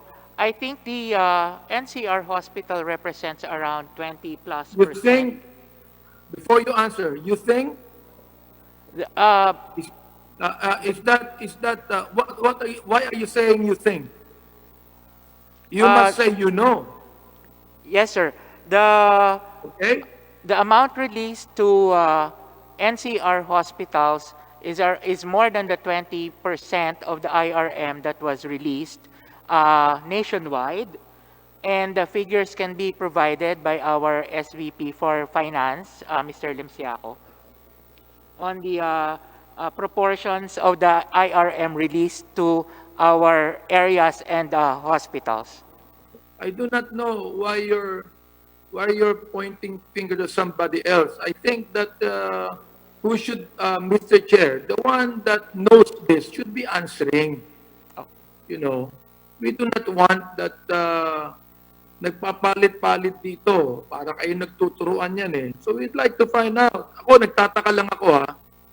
PGH, the largest hospital, a COVID-19 referral hospital, where they have the majority of the cases, you know, of COVID-19, only received 263.3 million. So in my mind, may mga preferences po dito. We'd like to find out why. So Mr. Chair, the one that is knowledgeable must answer. Not only that, you begin to start by saying, I think. It's not what you think. It is what you know. Mr. Chair, Mr. Congressman, the Southern Philippines Medical Center, which is the #1 recipient of the highest amount for the IRM, they have the highest number of reimbursements and claims filed also for 2019, which is the basis for the computation for the IRM that is released. The historical claims in 2019 po. So hindi po 2019. Yun ang basis is 2019. yes po. So hindi po ang basis nito ay kung ilan ang na-admit na pasyente na may COVID, but rather ang basis po ng computation for the IRM is the historical claims of 2019. I am just a simple man, Mr. Chair, and I do not actually understand what the answer that you've given to us. Now, the rest of IRM figure are National Kidney and Transplant Institute in Quezon City with 179 million, Baguio General Hospital and Medical Center with 165 million, Northern Mindanao Medical Center with 150.2 million, Quirino Memorial Medical Center with 150 million, and Eastern Visayas Regional Medical Center in Tacloban City with 146.2 million pesos. From the figures itself, this representation does not see any kind of preference or classification.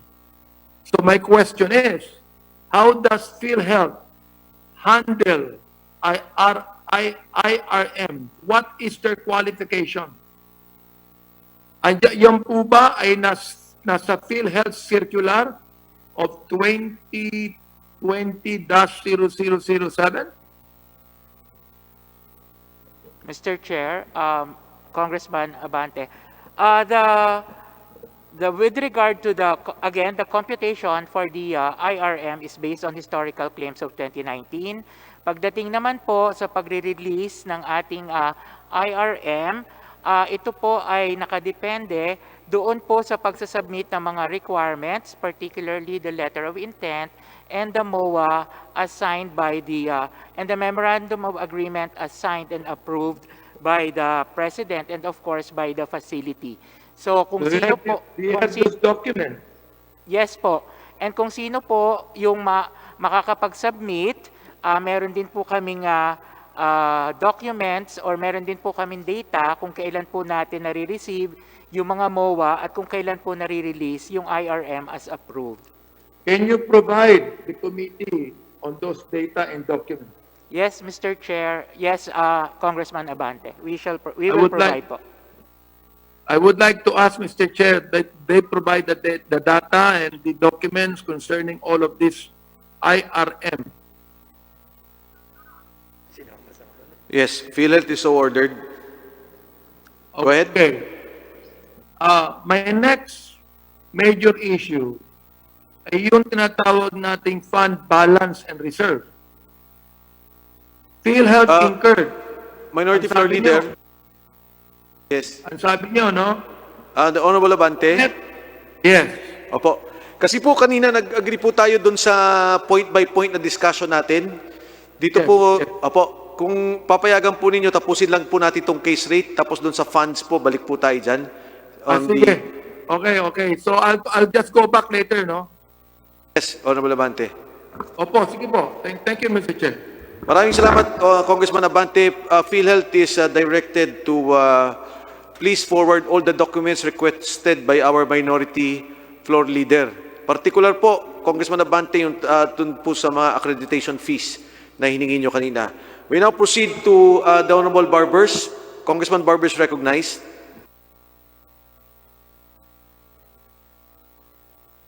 Nakakalungkot lang dahil yung ating mga gustong tanungin sana ay unti-unti nagkakasakit, no? And I don't know how I'm going to direct all these questions which I lined up for people who are not present in our committee meeting. But just the same, tanungin ko na lang po ng konti tungkol po dun sa usapin ng case rate, yung mga nandiyan dyan at yung mga kaya pong sumagot. Unang-una ho, para lang ho for clarification, is anyone from PhilHealth can answer this. Ano ho ba yung rationale o yung rason kung bakit po gumawa tayo ng sistemang ang tawag natin na all case rate system, Mr. Chair?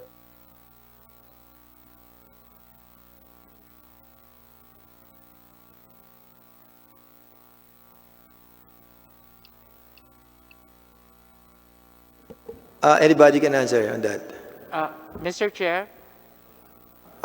Mr. Paragas. Yes, Paragas po. Mr. Chair, Congressman Barbers po. Opo, ang case rates po na ipinalabas ng PhilHealth, the all case rates na ipinalabas po ng PhilHealth noong 2013 really is one, to provide efficiencies, administrative efficiency in PhilHealth, to answer also po to the efficiencies doon sa pagbabayad namin na ginagamit before, which is the fee for service, to provide information or easier information for the public, and especially for the members, for them to know kung ano po ang kanilang benepisyo na makukuha sa PhilHealth. So, yun ho ang rason at rasyonale kung ba't gumawa kayo ng ganyang klaseng sistema? Opo, yun po yung ilan sa mga rasyonale kung bakit po tayo nagkaroon noong ating tinatawag na PhilHealth po. Primarily to shift from our provider payment mechanism from a fee for service to another one, which is the all case rate nga po. At ito po ay nakapaloob sa ating tinatawag na board resolution kung saan inalaw po. Yes. I know that there was a board resolution na gawing sistema po yan. Ang tanong ko lamang po ay, ano ba yung rason? Ano yung rasyonal? Kasi ang sinagot mo ay para maging efficient yung pagbabayad at palitan yung fee for service. Fee for service, sir. Fee for service. No? At ang tanong ko ulit sa pangalawang tanong, naging efficient nga ba? Mr. Chair. I'm referring, Mr. Chair, kung efficient nga ba yung pag-disburse ng pondo ng public funds ng PhilHealth? Mr. Chair, Congressman Barbers, sa pamamaraan po ng ating tinatawag na all case rates, ito po kasi ay yung magbabayad tayo ng fixed amount sa ating mga ospital at sa ating kasama na po ang professionals, na kung saan ang atin pong, so ang nangyayari po dito, since fixed amount po siya, kung ang claim po, for example, ng ating ospital ay mas mataas, fixed amount pa rin po ang babayadan natin, which is lower than kung mataas nga po yung kanilang kiniklaim. Kung ito naman po ay mas mababa, dahil fixed amount po ito, ang mangyayari po noon, babayadan pa rin po natin yung fixed amount.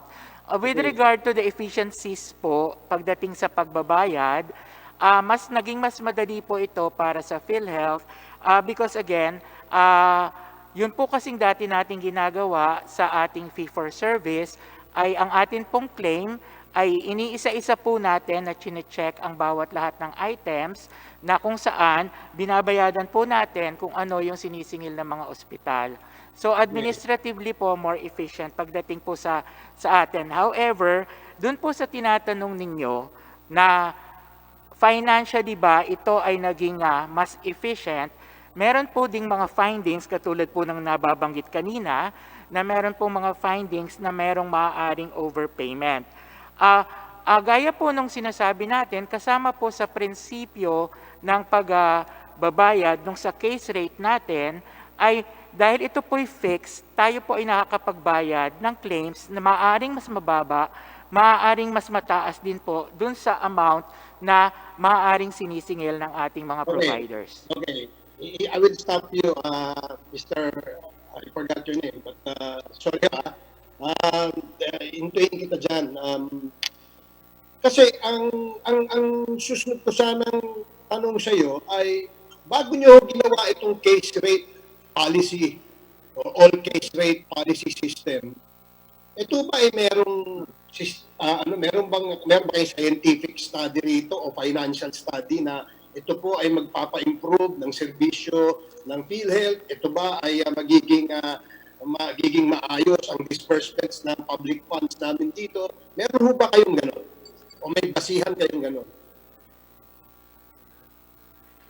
Meron, Mr. Chair, Iksiyan mo lang yung sagot mo kasi nauubos yung oras ko eh. Iksiyan mo lang. Meron? Wala. Meron pong mga pag-aaral na ginawa pagkatapos po na ito ay may patupad. Pagkatapos may patupad. Yung bago mo mapatupad, anong basihan yun? Ginamit nyo ba yung study na yun bilang basihan para magpatupad ng ganitong klaseng sistema o hindi? Oo, hindi. Ginamit po yun, especially po sa pag-adapt ng all case rates po. So, ang ibig sabihin, itong paglalagay ninyo ng pulisya na all case rates ay may isang basihan na scientific at financial study. Tama po ba ako dyan? Mr. Chair, Mr. Congressman, ang atin po kasing case rate, nagsimula po tayo even mga 2004 and all, pero pa isa-isa po, nung po namang 2011, ito po ay naging 23 case rates. However, in 2013, ito po ay naging all case rates na. Meron pong mga pag-aaral na nangyari, especially doon sa initial 2013 para po doon sa initial 23 para po naman magamit para doon sa 2013 case, all case rates. Okay, salamat. Alam mo, Mr. Kung pakikinggan kita, parang dumanda yung sistema eh. In fact, kung pakikinggan ko lahat ng justification mo, it will appear na inayos nyo, maayos, at itong mga aligasyon ng anomalya ay purely imagination ng mga nag-allege. So, I will not belabor you on that point anymore, sir. Ang ano ko lang kasi, kung titingnan mo, no, yung mga pinakita kanina ni Chair Defensor ng mga disbursements at mga cases on different kinds of diseases and illnesses that were treated and paid by PhilHealth. Abay, nakakaawa ang Pilipinas, napakaraming sakit. Akalain mo UTI, ilang daang libong Pilipino may UTI. Yung katarata, isa pang issue yan. And I'm sure marami nang tumitingin dyan sa usapin na yan, sir. Ngayon, doon nabanggit mo kanina yung posibleng overpayment, no? And overpayments or underpayments will probably not happen kung merong post-audit na ginagawa ang PhilHealth. Meron po ba kayong sistema ng post-audit? Mr. Chair, Congressman, meron po. Mr. Chairman, can I ask the VP for Finance to answer that? Yes. The Vice President for Finance may reply to that.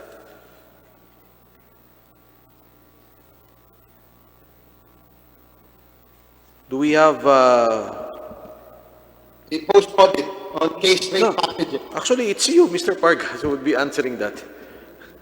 Mr. Yes, Mr. Chair, Congressman, we have the post-audit po. We also have the medical prepayment review, especially po doon sa mga kaso na nabanggit kanina ni Mr. Chair, pagdating po sa pneumonia, even UTI, acute gastroenteritis, and yun pong ating tinatawag na sepsis. Kami po ay nagme-medical prepayment review bago po ito mabayadan. Pagdating naman po dun sa nabanggit niyong cataract, kami po ay may polisiya na rin ngayon na kami ay gumagawa ng pre-authorization bago po magawa yung operasyon at may set limits na rin po tayo sa cataract per doctor. Meron din po tayo again na tinatawag na post-audit na ginagawa po. So, how often do you have your post-audit? Kasi, bakit meron ho tayong mga overpayments? Mr. Chair, again po, Congressman Barbers, again po the provider payment mechanism po natin allows for the payment, since it is a predetermined fixed rate na ibabayad po natin, may pagkakataon po na kung mas mababa ang claim, ay babayadan pa rin po natin yung fixed rate, pero kung mas mataas po ang claim, dun pa rin po tayo sa fixed rate magbabayad. So dito po sa ating case rates, kasama rin po ang bayad natin, hindi lang sa mga ospital, but kasama rin po ang bayad para sa mga doktor. Okay, kasi pupuntahan ko mamaya yung dun sa issue na nag-release kayo ng funds for COVID, no? Dito muna kasi gusto ko lang maintindihan na Mr. Chair, yung sistema ng post-auditing at yung disbursement ng funds ng PhilHealth kasi hindi naman maliit na amounts ito. You're talking of billions of pesos. Kaya nga nagtataka ako kung sino nakaisip itong case rate system na pulisiyang ito. Because obviously, disadvantage ang gobyerno dito, especially kung ang actual fee that was being claimed by the patient is less than the case rate fee. Luging-lugi ho ang gobyerno dito. So, kaya nga, ang una kong tanong kanina, kanino hong idea? Napaka-brilliant na idea yung case rate system na yan. At sa tingin ko, dyan ho nag-uugat itong buhay ng sinasabing mafia. So kung meron kayong post-audit system na ginagawa dyan, I would presume that you've identified kung saan-saan nyo na-release yung pondo na overpaid or overpayment, di ba? Tama ba ako dyan? Mr. Chair, Mr. Congressman, sir, the post-audit po that we do particularly are on the services that were provided, especially kung ito po ay naaayon or tama po doon sa mga nakasulat nating existing policy para po mabayadan yung atin pong claim. Okay, let me stop you from there. No? Now, kung meron ganon, and doon sa report na pinakita ni Chair Defensor kanina, maraming audit findings yung COA. And some of your disbursements and some of the policies that PhilHealth implemented was flagged by COA. Di ba? Tama ko? O ngayon, sino ngayon paniniwalaan natin? Finlag nga kayo ng COA, bakit tuloy-tuloy pa rin yung sistemang yon? Mr. Chair, Mr. Congressman, yes po. Katulad po ng findings na nabanggit kanina ni Mr. Chair, yung pong requirement ng ating Statement of Accounts, yan po ay naibalik na at nasunod na po natin pagdating dun po sa sinasabi ng COA na dapat ay nire-require po natin yung Statement of Accounts. Pagdating naman po doon sa finding na tinatawag na we should be paying lower than the kung ano po yung sinisingil na actual amount ng ating ospital, aligned with the principles po ng ating case rate, kami po in 2017 ay nagbigay na rin ng proposal sa ating board with the options to, one, the status quo, second is to pay whichever is lower, at ang pangatlo po is tiered payment. Pagdating po dito. And however, during that time po, ang naging decision po ng ating board is actually on a tiered payment. Hindi po Mr. yung lower. Vargas, let me cut you. Mabilis lang ha. Ang DOH 2017, 500,000 cases lang. Sa inyo, 700,000 cases. At 15,000, yung tinatanong ni Congressman Barbers, 15 billion ang binayaran nyo na hindi totoong may pneumonia. That is already plunder. With 3 billion pesos overpayment. The year before that, ganun din. The year after that, ganun din. So, hindi pwedeng itago to ng basta-basta. Congressman Barbers, you may continue. Thank you, Mr. Chair. Tama. Yun nga po yung gusto kong ipunto, no? And I was saying the premise kasi nga, ang next kong tanong, kung meron ho tayo na-identify na overpayment, di ba? Ano ho ba yun? Thank you na lang yun dahil overpaid sila at the doctors or the healthcare providers and healthcare institutions malas nila because they charge a much lower fee. So yung excess, sana pupunta yun. Doon na lang sa ospital yun. Kasama po, Mr. Chair, kasama po kasi doon sa polisiya natin ng paglalabas noong case rate, yung tinatawag po natin na no balance billing. At yung no balance billing naman po, ito naman po ay para sa mga pasyente or dependent na mga ospital na kung saan ang babayadan din lang po ng Philhealth would be the case rates. Pero kung ang mga pasyente po katulad nito ay gagastos ng mas malaki, doon po magkakaroon ng tinatawag na kung saan malaki yung pagkukulang, yun naman po yung dapat mag-average or tatapat dun sa sinasabi po na excess payment. Pagdating po dito, ibig sabihin, nagkakaroon po ng gain sharing para po may sasagot doon sa kakulangan naman na binabayadan. Dahil under the no balance billing po, ay hindi po dapat sisingilin ng kahit na ano ang ating pasyente. So, yun po nga, pangtapat po or pang average doon sa lalabas na kung saan may mga claims na mas mataas ang ibabayad natin, yun po yung dapat sasagot doon sa pagkukulang naman, doon sa pagdating sa no balance billing. Mas lalo ko na dito, Mr. Chair, dun sa yung maliwanag. In fact, if I will believe everything that you just said, no, in all and your replies to my questions, people would believe that there's no problem with PhilHealth. At ito nga, ang investigation nito ay purely imagination lang. So, but that is not the reality. Kaya nga, ang ano lang, alam naman natin na maraming ano bang policy ng PhilHealth? Ano ba, kinlag yung merong nag-claim ng bayad na hospital, di ba? So you will require, what documents does PhilHealth require from the healthcare providers and healthcare institutions before they release the fund or they immediately release it? Mr. Chair, Congressman, sa atin po sa ngayon na atin pong proseso sa pag-apply ng mga claims ng ating mga ospital, electronic po, meron po tayong mga requirements na forms.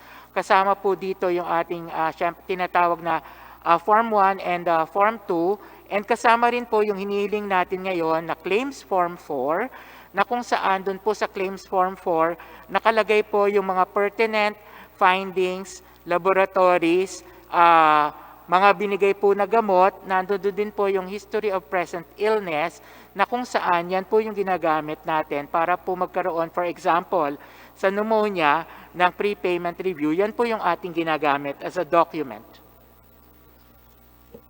At kapag hindi naka-comply yung HCI at HCP sa mga requirements na yan, hindi kayo magre-release ng pondo. Mr. Chair, Mr. Congressman, opo, meron po tayong tinatawag na return to hospital matapos po itong ma-validate ng ating mga adjudicators at medical reviewers. Kung may pagkukulang po o meron pong mga deficiencies, ibinabalik ito sa ating mga ospital for them to refile again. Meron din naman pong pagkakataon na automatiko na di-deny na po yung claim kung non-compliant po. Pagdating naman doon sa binalik natin sa ospital na RTH, pwede po nilang i-refile uli yun sa atin para ma-check po kung ito ay compliant na doon sa hinihingi po natin. Otherwise, kung ito naman po ay kompleto, ay ito po ay tinatawag nating good claim at ito po ay magpo-proceed to payment. Ewan ko. Medyo komplikado yung ano. Anyway, nasa case rate pa lang naman tayo, Mr. Chair. Isa na lang, last katanungan. Yes, last question, Honorable Barbers, go ahead. Yung Vice President Lim Siaco, is he there? VP Lim Siaco is recognized. Mr. Chair, Your Honor, nandito po ako. You're the Vice President for Finance, correct? Yes, sir. Are you a lawyer? No, sir. So you're not a lawyer. But how long have you been there sa Finance Department? July 5, 2018, Your Honor. 2018 up to today, no? So lahat ba ng mga disbursements, payments to HCIs and HCPs, lahat ay dumadaan sa'yo?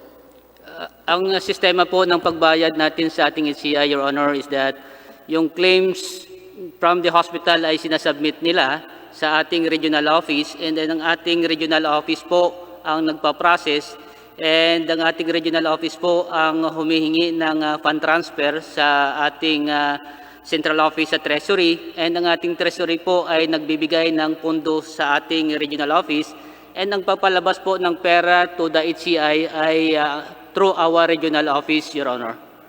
Ang dami palang dinadaanan, kaya talagang imposibleng masayang ang pera ng taong bayan kung ganyang kahigpit, no? Yung dinadaanan. May I ask, where are you from, Mr. Lim Siaco? I am from Negros Occidental, Your Honor, pero ngayon ay nasa Tacloban po ang aking pamilya. Okay. Were you instrumental in the release of certain funds to a hospital in Katarman? Your Honor, mga releases natin po ng IRM sa ating mga hospital, yung first part po ng pag-release po natin ay through our regional office po, Your Honor. Later part na lang po ang ating pag-release dito sa central office starting May 1 po, 2020 po. So 88% po ng releases po natin ay through our regional office po, Your Honor. Okay, so yun lang. Kasi gusto ko lamang pong maintindihan kung ano yung role ng SVP for Finance, no, dito sa usapin ng overpayment and disbursement of funds. Kasi malaking bagay ito dito sa investigation ito. So, ikaw naman ay nagpahayag ng iyong willingness, no, to sign the waivers sa bank secrecy, di ba? Yes po, Your Honor. I signified po and open po yung aking bank account para po mabusisi po at saka makita po kung anong laman po.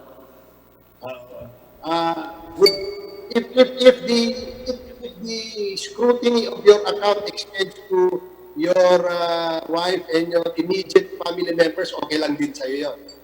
Ang aking po ay ang aking asawa po at saka yung sa akin po ay po pwede po makita po ninyo po. Okay. Sige, okay. At least para lang malinaw kasi dapat pag ganyan ang attitude, yan ang dapat ginagaya ng iyong mga kasamahan. No, na walang tinatago at open yung kanilang mga bank accounts hanggang sa kapatid, hanggang sa siguro. Depende na lang kung paano imbestigahan ng Anti-Money Laundering Council. So, thank you, Mr. Chairman. I will reserve my questions for the Mr. Chair. Thank you. Thank you so much, Honorable Barbers. before we proceed, quick interjection by the Honorable Fernandez. Before that, may we ask someone from PhilHealth to check what has happened to General Morales, Executive Vice President De Jesus, and Senior Vice President for Legal, Attorney Del Rosario. Were they rushed to the hospital? Are they sick? Will they be coming back to our Zoom? Babalik po ba sila at makikasama at sasagot sa mga katanungan? Kung maaari pong pakiusapan natin yung mga kasama natin dito sa PhilHealth. Quick interjection, go ahead, Deputy Fernandez.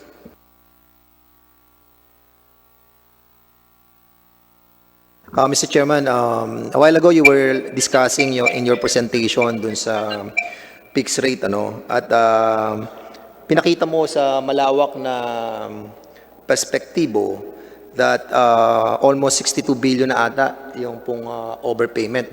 Liwanagin lang natin, siyempre sa fixed rate na itinakda sa bawat packages sa mga hospital, minsan ang billing doon mas mababa. At kung mas mababa, babayaran mo pa rin yung fixed rate, di ba?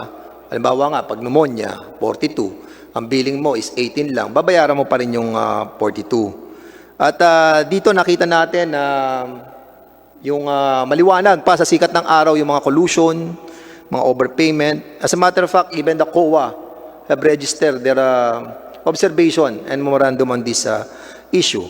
Ako po, Mr. Chairman, kanina, kaya I wanted to interject kanina kasi sa mga government hospital, meron na silang fixed rate dito. At sa fixed rate nila, pakilabas nga slide, yung una. Yung unang babayaran ng nire-reimburse nila sa PhilHealth, makikita nyo po yung blue. Kung maliit po yan, makikita nyo yung blue. Ang pinababayaran ng ospital is 6,440. Pero ang binayaran po ng PhilHealth ay 12,880. Doble. In other words, Mr. Chairman, yung sinasabi mo kanina, na ganito nakalaki, isang ospital pa lamang to at marami na doble ang bayad ng PhilHealth. At yan po, yung nakita po natin yan sa reconciliation summary report ng bawat ospital. Government. I'm talking about a government hospital, Mr. Chairman.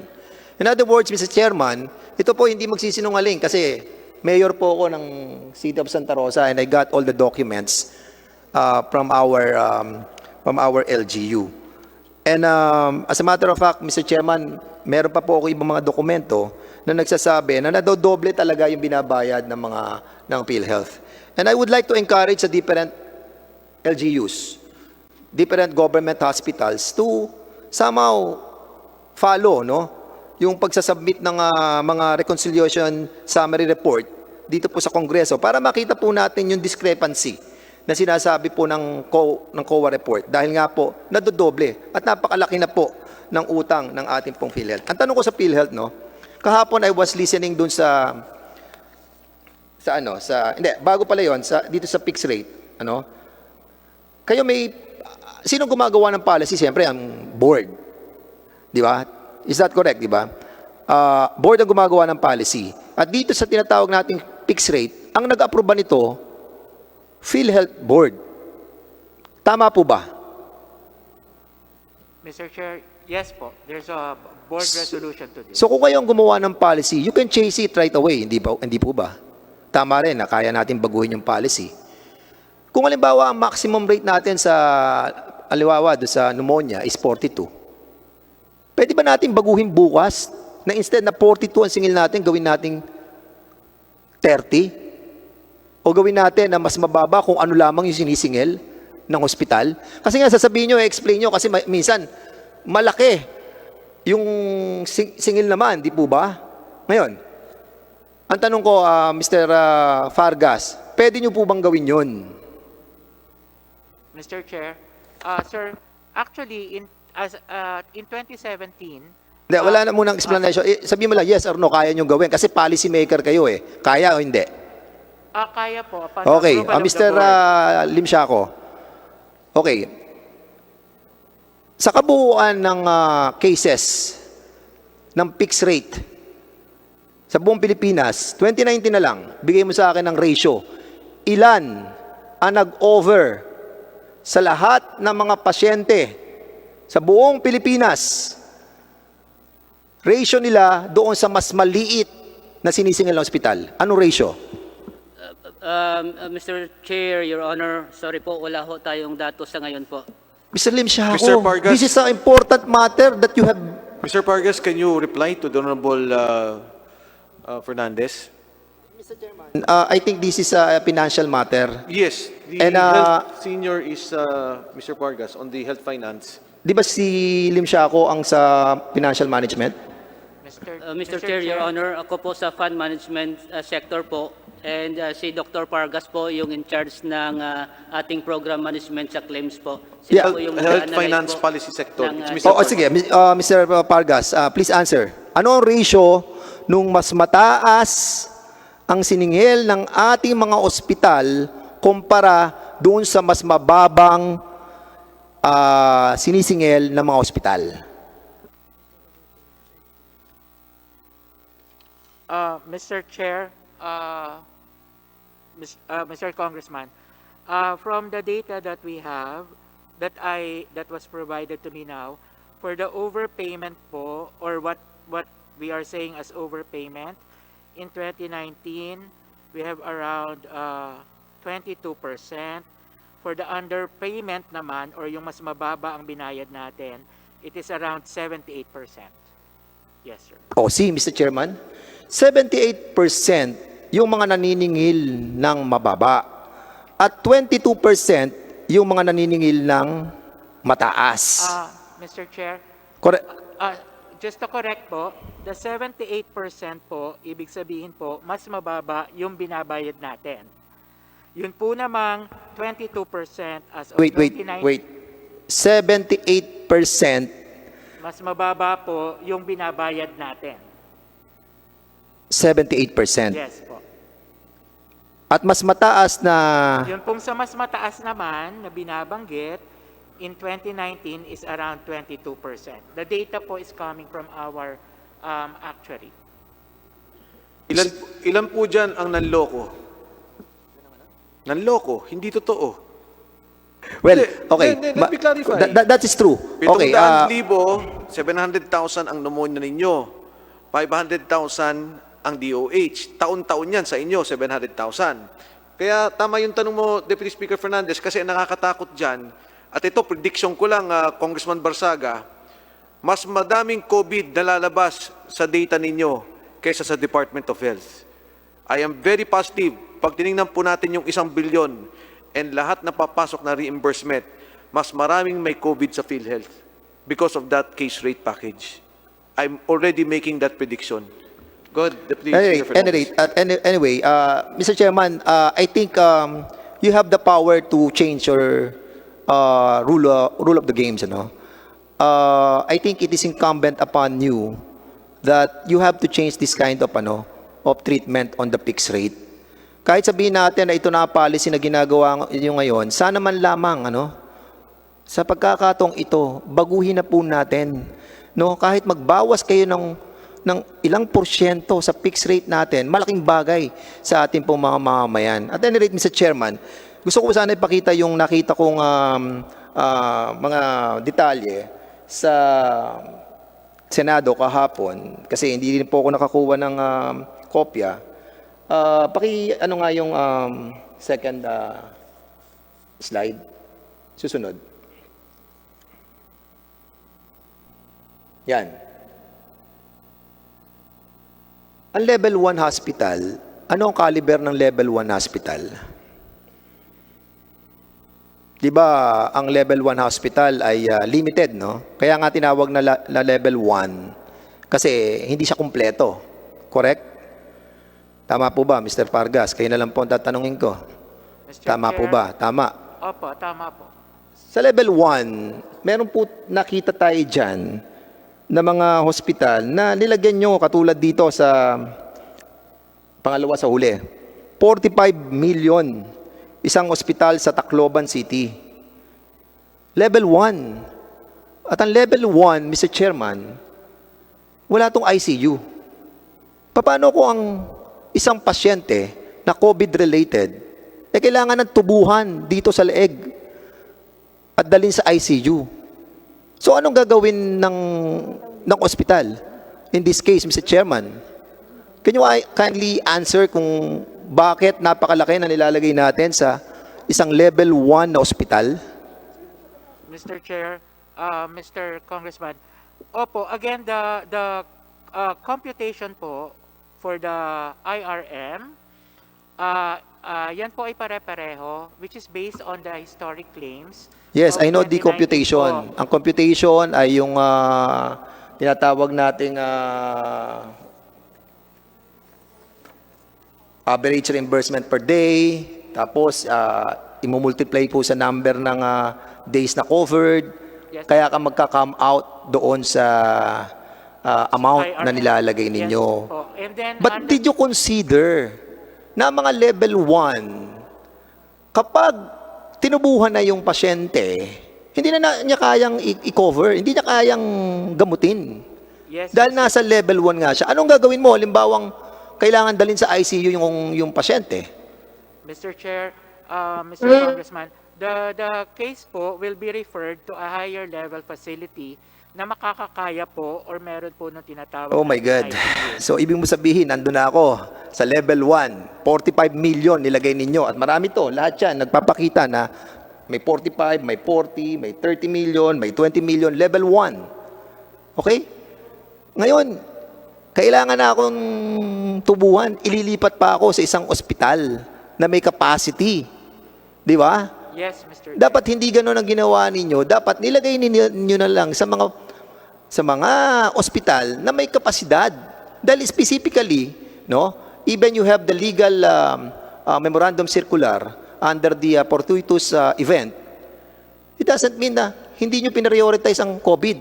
This fund was specifically put by Bayanihan Hilas Bayanihan Act Hilas 1 specifically para sa COVID. Pero dito, dahil nga ginamit niyo yung circular na sinasabi na gagamitin yung pondo na nilagay for fortuitous event, somehow na-legalize nila Mr. Chairman na kahit ano na lang na sakit, pwede nilang lagyan ng pondo. But unfortunately, Mr. Chairman, hindi na serve yung purpose in this case.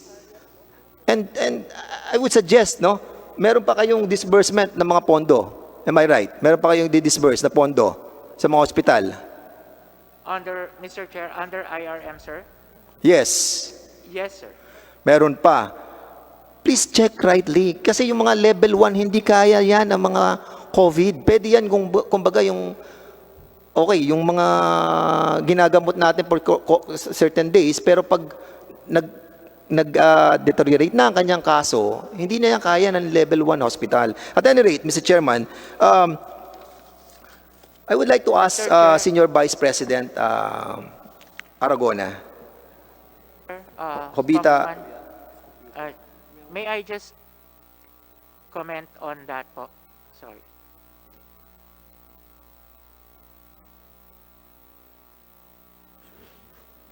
Okay, anyway, I will be tackling sana yung about dun sa but Mr. Chairman, this issue of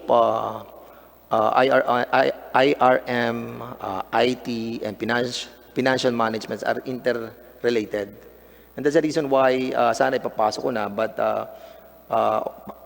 with all due respect with the chairman, I will allow to yield for a while, and then after the IRM will be discussed, may I be allowed to pose my interpellation. Thank you, Mr. Chairman. Definitely, Honorable Fernandez, pagpasok po ng usapin sa computerization, IRM, I'm sorry, balik po tayo doon tsaka sa IT. Before I recognize the Honorable Barsaga, quick lang po tayo kay Congressman Zarate, who's been waiting for us. The Honorable Deputy Minority Floor Leader, Congressman Zarate, is recognized. Habang papasok po si Kong Zarate, ano pong update doon sa ating mga guest? Yung nagkasakit po, tatlo na yung nagkasakit sa Zoom kanina. Thank you, Mr. Chair. Mr. Chair? Yes, go ahead. For EVP De Jesus, he is actually confined, sir. Sino? EVP De Jesus? Si SVP De Jesus is confined. Yes, sir. O tapos, General Morales? I don't have. May sakit? At yung isa pa, Attorney Del Rosario. May sakit din? So wala ho ngayon. Okay, Congressman Sarate, just to inform you, General Morales, the President of PhilHealth, is not here because he's sick. The SVP De Jesus is brought to the hospital, and Vice President for Legal, Del Rosario, is also not here with us. So go ahead, proceed, Congressman Sarate. Thank you, Mr. Chair. Good afternoon to our colleagues as well as to our resource persons. Salamat po doon sa inyong paunang statement dahil yun po talagang sana ang unang gusto kong i-check, no, as part ng administrative matters na sana po beforehand, bago man lang umalis yung ating mga resource persons ay magpaalam sila sa ating secretariat o sa chair para po hindi po mabitin, no, yung ating mga kasamahan. Lalong-lalo na sa ating mga pagtatanong dahil mahalaga po na yung presence talaga nila, no? Lalong-lalo na yung mga umalis na mga opisyal. So I will reserve my right, Mr. Chair, to ask questions later on kung available na ang ating mga naturang mga opisyal, no, na umalis. Well, kanina andyan sila pero umalis. Having said that, Mr. Chair, salamat uli at sa joint committees na ito ay naging kabahagi yung aming i-final na mga resolutions, no? Lalong-lalo na para maimbestigahan ang usapin ng mga anomalous transactions, no? Di umano dyan sa PhilHealth, including itong interim reimbursement mechanism at doon din sa usapin ng kanilang ICT projects, no? And I appreciate the inputs earlier of the chair, Chair Defensor, no, pinakita kung paano ang pondo ng ating PhilHealth ay several times nang kini-question yung pag-google nito ng mga nakaraang panahon at nagtuloy-tuloy ito kahit nasa ngayon, ano? In fact, malinaw na sa atin at malinaw sa representasyong ito na ang PhilHealth talaga is a failed system, no? From before, now, and even in the future, kung hindi talaga matugunan yung pangunahing problema ng ating healthcare system, ano? Sa ngayon, nakikita natin, Mr. Chair, with the ongoing investigations both by the Senate and the House, nagtuturuan yung mga opisyal ng PhilHealth, no? And I agree with the statement earlier of the Honorable Barbers. Kung pakikinggan natin ang mga opisyal ng PhilHealth, parang naandyan ngayon sa plenary, it appears na wala naman palang problema at we are just imagining things, no? But that is not the reality, no? In fact, coming from the horse's mouth, sa kanila mismong mga bibig, si President Morales was in the Senate, has been saying na talagang mayroong mafia dyan sa loob, no? At in fact, nahihirapan siya. Yung namang mga inakusahan niyang mafia ay sinasabi rin na mayroong mafia rin sa loob, no? May mga tiwaling opisyal. Ito yung mga problemang kinakaharap natin ngayon, Mr. Chair, no? And gusto nating matingnan, no? Ano ba ang pwedeng magawa, no, ng kongresong ito, no? Nung nakaraang araw, may nagpasa lang ng economic stimulus package ang Kongreso, yung Bayanihan 2, at meron na namang pondong parang ilalaan doon sa PhilHealth, no? It's a 10 billion. No? So bibigyan na naman natin sila uli ng parang blank check, no? Nagugugulin nila. With ongoing issues now hounding dito sa PhilHealth, ay baka mayayari na naman ang mamamayan nito, no? Hindi mayayari yung mga tiwaling opisyal, pero ang mamamayan dahil mapariwara na naman yung pondo ng PhilHealth, no? Hanggang ngayon, itong ngayong taon na ito, binigyan sila ng 71 billion. Next year, may 71 billion na naman daw ibibigay ang BBM sa kanila. So, pupunta na ako sa aking mga tanong, Mr. Chair. Ano? Gusto ko lang hindi po sundan at wag mabitawan yung naunang mga katanungan kanina ni Minority Leader Benny Abante, no? Sinagot na rin ito partially ni SBP Vargas, no? But I think kailangan kong sundan ng si SBP Lemsiaco, no? Doon sa usapin ng accreditation fee, no? Na since it was started until at least 2018 ay pinaghahati-hatian ito ng mga opisyal ng PhilHealth and it was only in 2019 na discontinue ito at nilagay na sa kanilang sa income, no, ng PhilHealth. If I may ask Mr. Chair, no, either SBP Vargas or SBP Lemsiaco, sino sa mga opisyal now present, no, in our hearing ang nakatanggap ng mga allowances, no, since I think until 2018, no, na pinaghahati-hatian dito sa accreditation fee, Mr. Chair?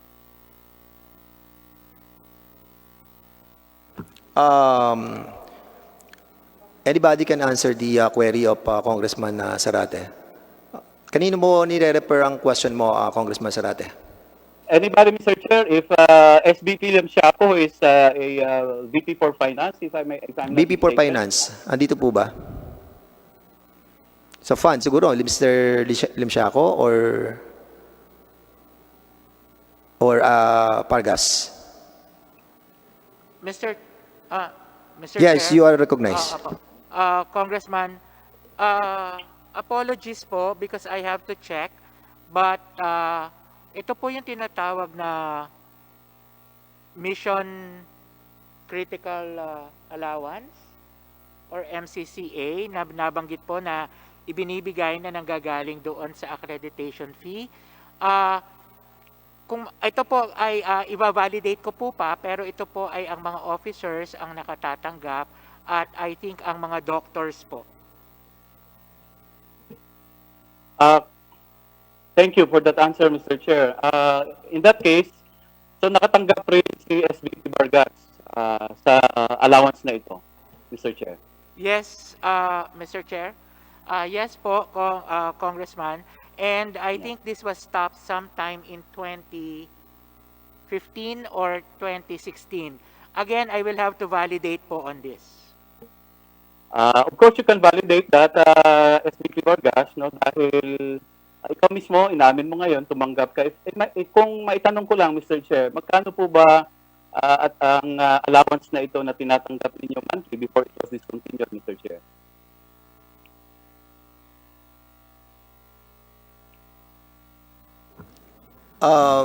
You were asking, Mr. Chair, si Congressman Zarate, si SBP Vargas pa rin po. Same query. Mr. Pargas, please. Mr. Chair, Sir Congressman, pakiulit lang po ng tanong, magkano po yung Magkano po at monthly, kayo po mismo, dahil inamin ninyo na you are recipient of this allowance, magkano po natatanggap ninyo monthly or the average from this allowance na binabanggit ninyo na pinaghahati-hatian ninyo mula sa accreditation fee?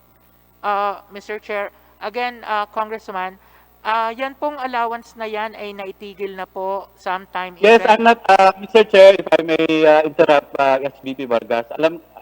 Nasabi niya na po yan, natigil na. Ang tinatanong ko, magkano, how much is that allowance monthly na pinaghahati-hatian ninyo? Kayo, masagot nyo yan, SBP Vargas, dahil sabi nyo kanina, kasama kayo doon sa nakatanggap, Mr. Chair. So, magkano daw yung allowance na pinaghahati-hatian? If I'm not mistaken, that's the question of Congressman Zarate. Please answer.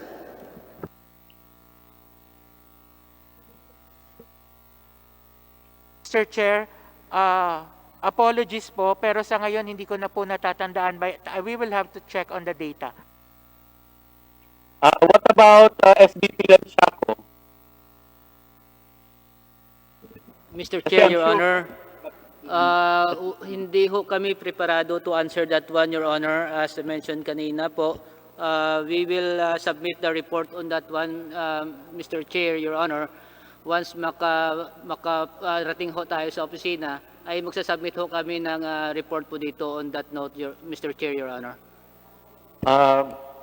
Thank you for that unsatisfactory answer, Mr. Chair. No? Dapat po talagang handa sila dahil hindi ho usapin ito ng maliliit lang na pondo. No? In fact, matagal na ang lumabas ang issue na ito at dapat naging handa sila sa mga usapin na ito. And in the next hearing, we appreciate, no? If before that hearing, you can submit a complete report on how that fund, no, accreditation fund was expended or spent, no, na pinagati-hatian lamang ng mga ilang opisyal ng PhilHealth until it was stopped. Now, I'll go to another point, Mr. Chair. No? Nabanggit na rin kanina ng mga naiwan ng mga resource persons dyan, itong usapin ng at ng ating mga kasamahan, itong usapin ng interim reimbursement mechanism. Pwede ko bang matanong kay SBP Vargas or kay SBP Lemsiaco, kanino pong idea itong pagsagawa ng interim reimbursement mechanism, Mr. Chair?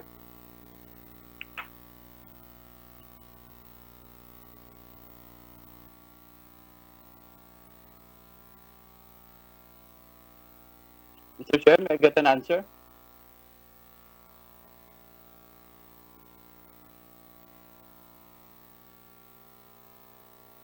Please answer.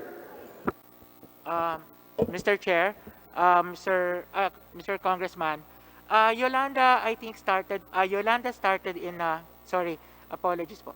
Yolanda started in 2013 when we had the Yolanda.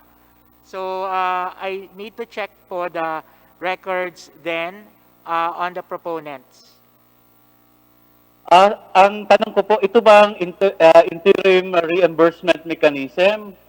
Are you saying na nagsimula ito nung panahon pa ng Yolanda, Mr. Chair? Yes, Mr. Chair. There was an interim reimbursement mechanism provided during the fortuitous event Yolanda, also when there was a Marawi siege, and also the more recent one, which is the Taal, and as it is po, the pandemic right now.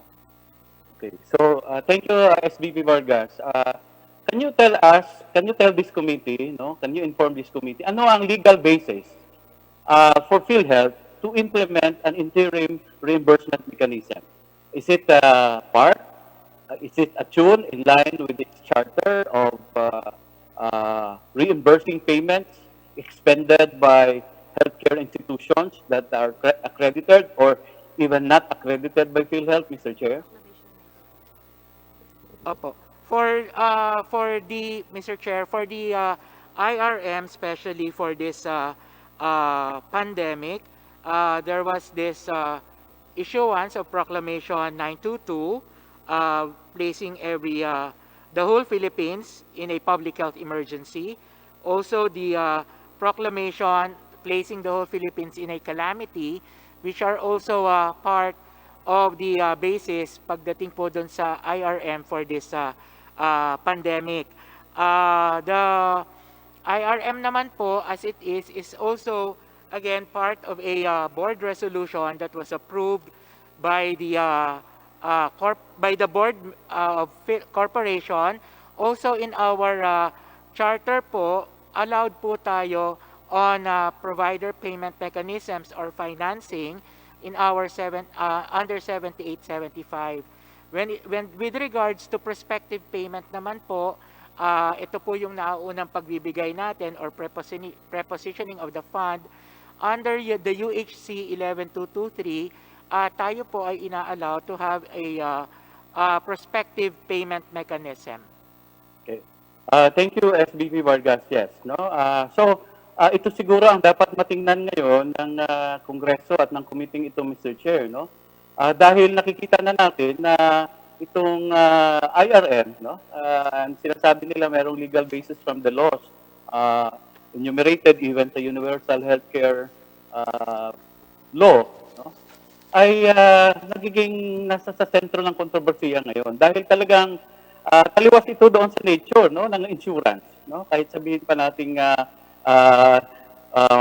pinapayagan ito dahil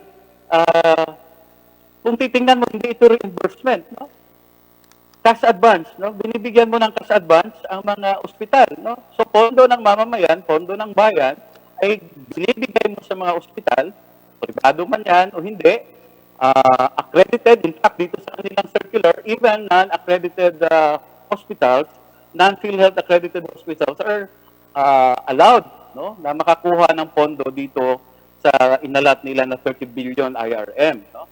And sa tingin po natin ay ito yung pinagmumulan din ng anomalya, no, ng anomalya ngayon dahil lumalabas na nga, no, mayroong mga ibang ospital na kahit hindi naman sila accredited, ay nakakakuha sila ng pondo from IRM at mayroong mga ospital na hindi sila capable. At nabanggit kanina, ito ni Deputy Speaker Hernandez, no, na yung Fernandez, yung kahit sa pagtugon dito sa problema ng pandemya ng COVID ay hindi sila capable but they were given advances, no? So yun po ang sigurong dapat nating pagtuunan din ng pansin dito, Mr. Chair, no? Dahil nga nitong nakaraan nag-release na, if I'm not mistaken, 14 billion, no? Ang PhilHealth sa iba't ibang mga hospital and they have yet to submit to us ang complete liquidation nito. At out of that 14 billion, ay nabanggit na rin na as we speak now, only 1 billion, no? Only 1 billion has been liquidated. Tama po ba yun, SBP Vargas? Please turn on your mic. Mr. Chair, Congressman, as reported po by our finance, around 1 billion po has been liquidated so far. And isn't it through SVP Vargas that under your the guidelines, no, set forth under this IRM, 60 you are only given 60 days, no, para ma-liquidate.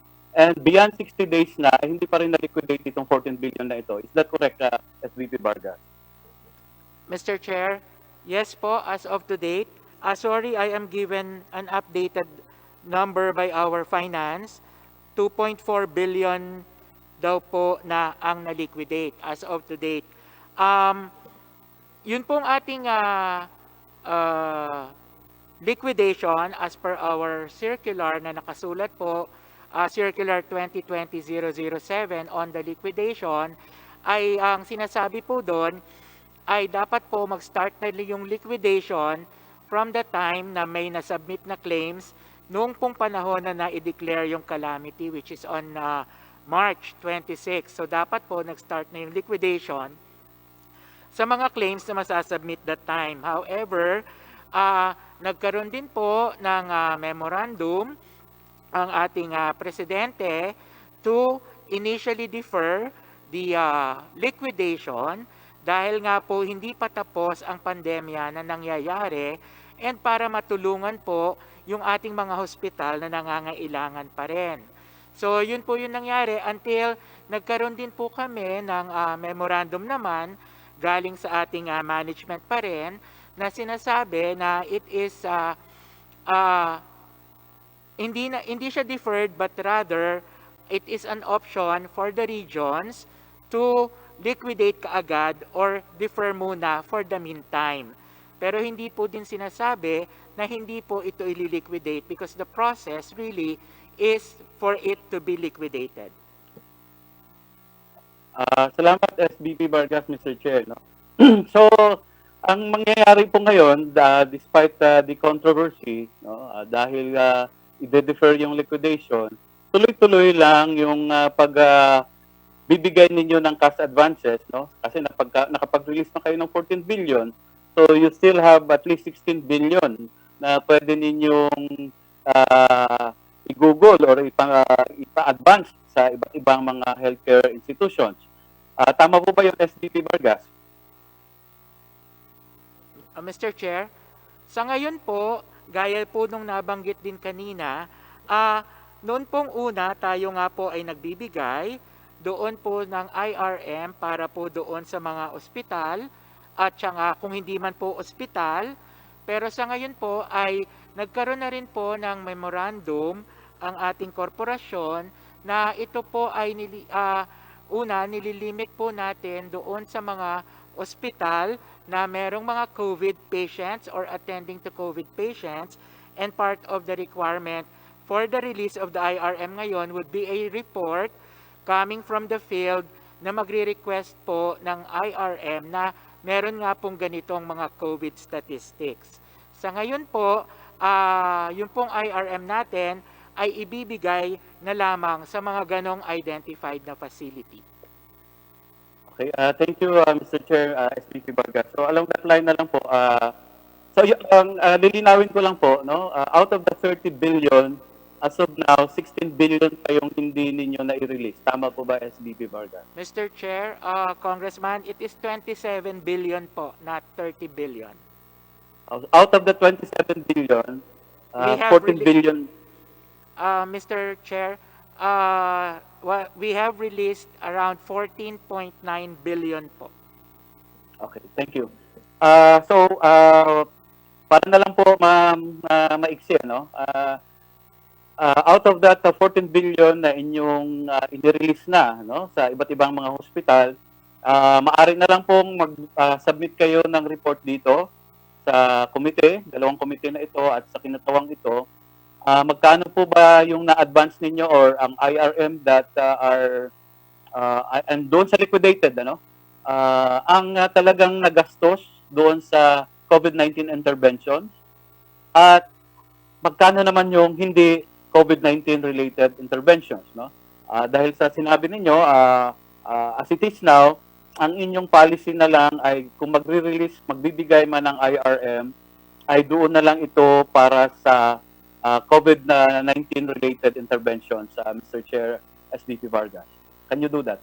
Mr. Chair, Congressman, we will submit po for all the data that we have right now dahil nga po unang-una, kasama po sa special privilege under fortuitous events ay ang mga fasilidad po can actually submit their claims 120 days. So, na-extend po yon.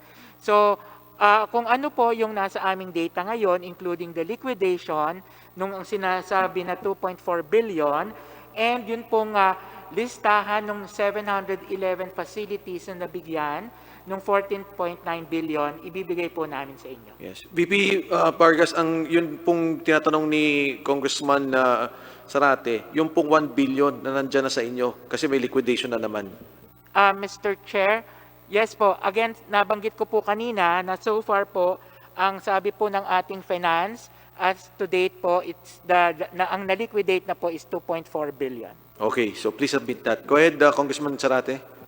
Thank you, Mr. Chair. So along that line, Mr. Chair, nabanggit rin kanina ni SDP Vargas, no? Itong implementation ng IRM, no, na isa sa mga sentro ng pinag-uusapan ngayon, ay by virtue also of a board resolution, no? Pwede ko bang matanong si SVP Vargas if he knows, no? Dahil board resolution ito, ibig sabihin, hindi lang ito in-implement ng inyong level, at ito ay may imprimatur ng board. Ang tanong ko kay SVP Vargas, if alam niya, dahil naging sentro ng kontrobersiya ito, may ginagawa po ba ang ating Philhealth Board on this, Mr. Chair? Congressman Zarate, we have invited yung ating pong mga board for the next committee hearing, including Treasury and the Department of Health. Thank you, Mr. Chair. Yes. I appreciate that. Kasi talagang gusto ko sanang hilingin na dahil si Secretary Duque, siya rin ang chair ng board, ano? At as it is now, ay halos wala tayong narinig pa sa kanya, no? Kung ano Mr. ang Chair. kanyang statement dito sa controversy surrounding PhilHealth as it is now, no? Yes. So, Congressman Zarate, SVP Vargas, please reply. Opo. Mr. Chair, Congressman, actually po, we have two board members who are here now. Board Member Padua and Board Member Gonzaga. Yes, we have here on the floor, Congressman Zarate. Would you like to ask them? Yes, if they can comment on this issue, Mr. Chair. No? Dahil sila yung nasa policy at mainit na ang isyong ito, ano ba on their level ang ginagawa nila on this, Mr. Chair? Sige po, ma'am. Can you kindly reply?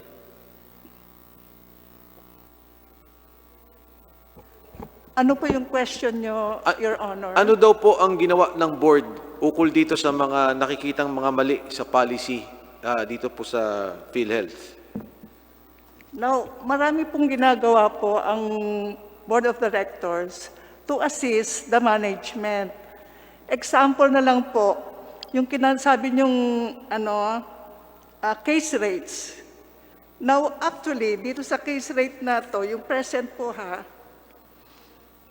during the last audit committee meeting, we asked the management to look into the average cost of hospitalization for the different categories of COVID patients like mild, moderate, severe, critical. Sabi namin, tignan ninyo, because we also anticipated the possibility of hospitals stretching yung billing statement nila based on the case rates. Iniisip namin, baka itong mga hospital ay ina-adjust nila yung billing statement nila doon sa aming package rates. Ina-anticipate din namin yung mga possibility na pwedeng gawin yun ng mga hospitals. But may mga feedback naman po kami, Your Honor, na may mga hospital talaga na yung hospital exceeds yung PhilHealth's rate package. Talagang mataas po talaga ang cost ng COVID.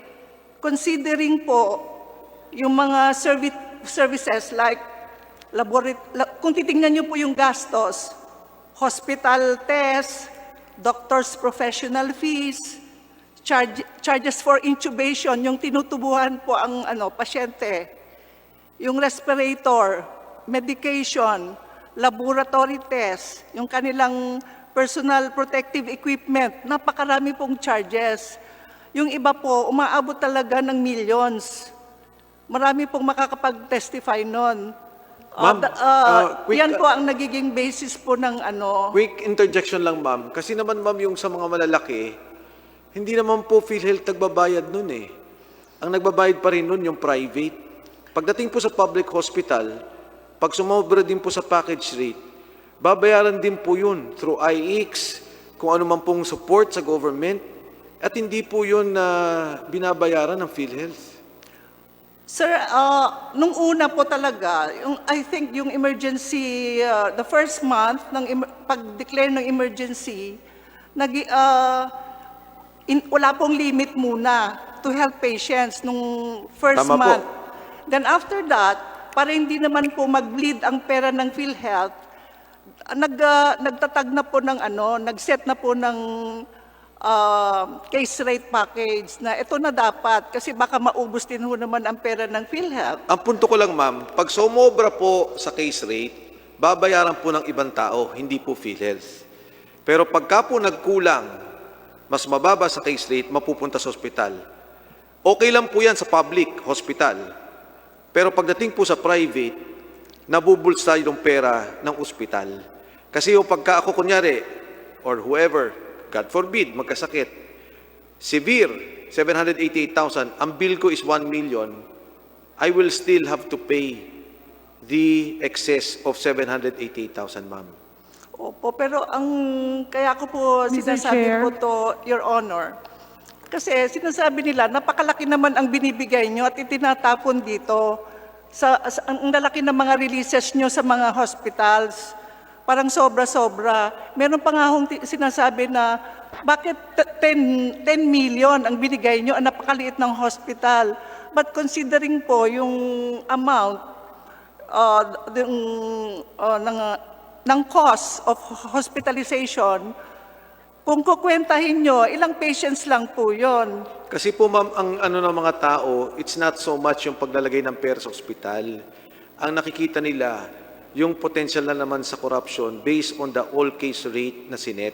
Now I think, sir, merong control measures. That was set also by PhilHealth. Dr. If there were Vargas, control, I think, ma'am, since kailan po kayo nandyan po sa PhilHealth Board? kami po yung bago, Yes, Your ma'am. Honor. Kaya Yes, ma'am. katatapos lang namin ng 1 year. Yes, ma'am. Kaya nga po, ang punto ko po sa inyo, yung pneumonia lang ho, classic case, every year 700,000, meron po yung case rate. Sobra-sobra po ang lumalabas, even from the statistics ng DOH. So anyway, ma'am, 1 year pa lang po naman pala kayo. So I Opo. want some General Morales. Yes, So ang ma'am, tinutu- if I may just recognize Congressman Sarate. Go ahead, Kong Sarate.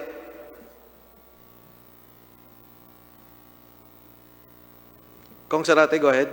Yeah, thank you, Mr. Chair. No? So yun po ang gusto nating malaman, no? At maganda rin pong sa susunod na hearing ay andito ang chair ng board, no, na si Secretary Duque. But ang dagdag ko sigurong tanong dugtong doon sa nabanggit niyo, Mr. Chair, no? If the board is now seeing na itong nagiging controversial na itong IRM, ano po nung ni-raise niyo ito sa management, meron po ba silang ginawa, ni-report sa inyo na kagyat na action nila dahil nabanggit nyo kanina, may mga ospital binigyan ng malaki na hindi naman pala nagiging questionable ito, no? Halimbawa, doon sa aming inihain na resolution, nabanggit ata doon yung isang ospital sa Davao del Sur, no?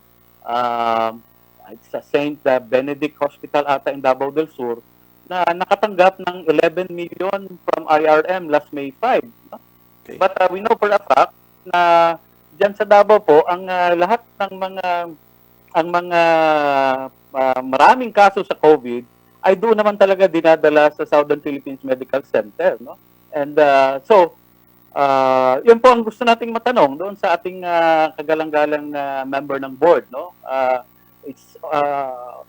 It's one thing that you raise it, but as a policy-making body ng PhilHealth, ano po yung proactive na ginawa ninyo at ano po ang naging tugon dito ng management ng PhilHealth, Mr. Chair?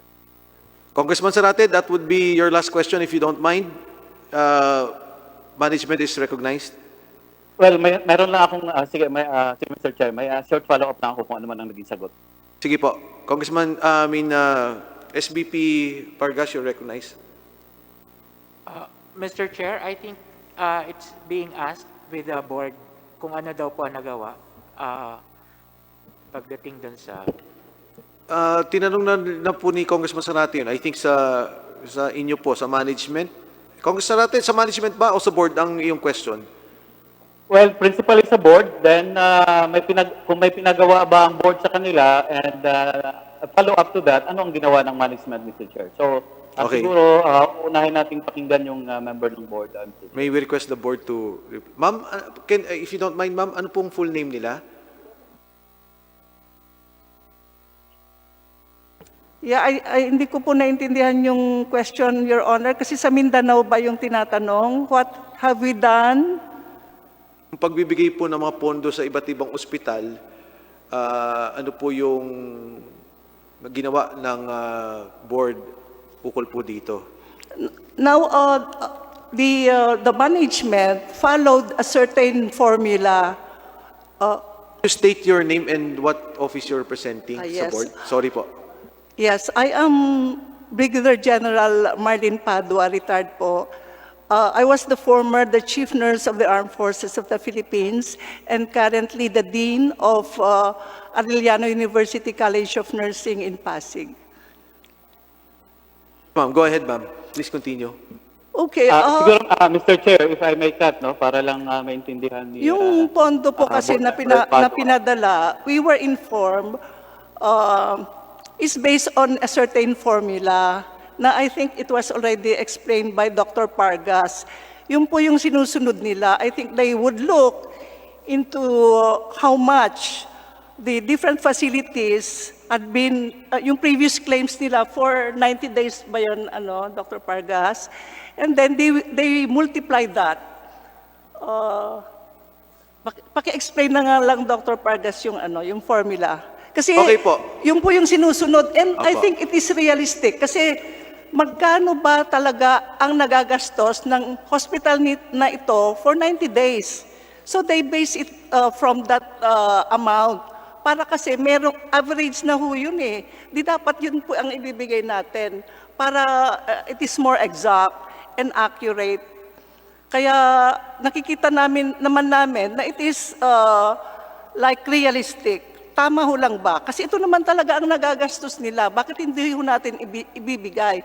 Kasi more or less, yun naman ang number of patients that they are catering. Kaya naiintindihan po naman namin yung ang reason na yon. Mr. Pargas, Dr. Pargas, you're recognized. Yes po. Again, this is based on the historical claims of the hospitals, and they were provided.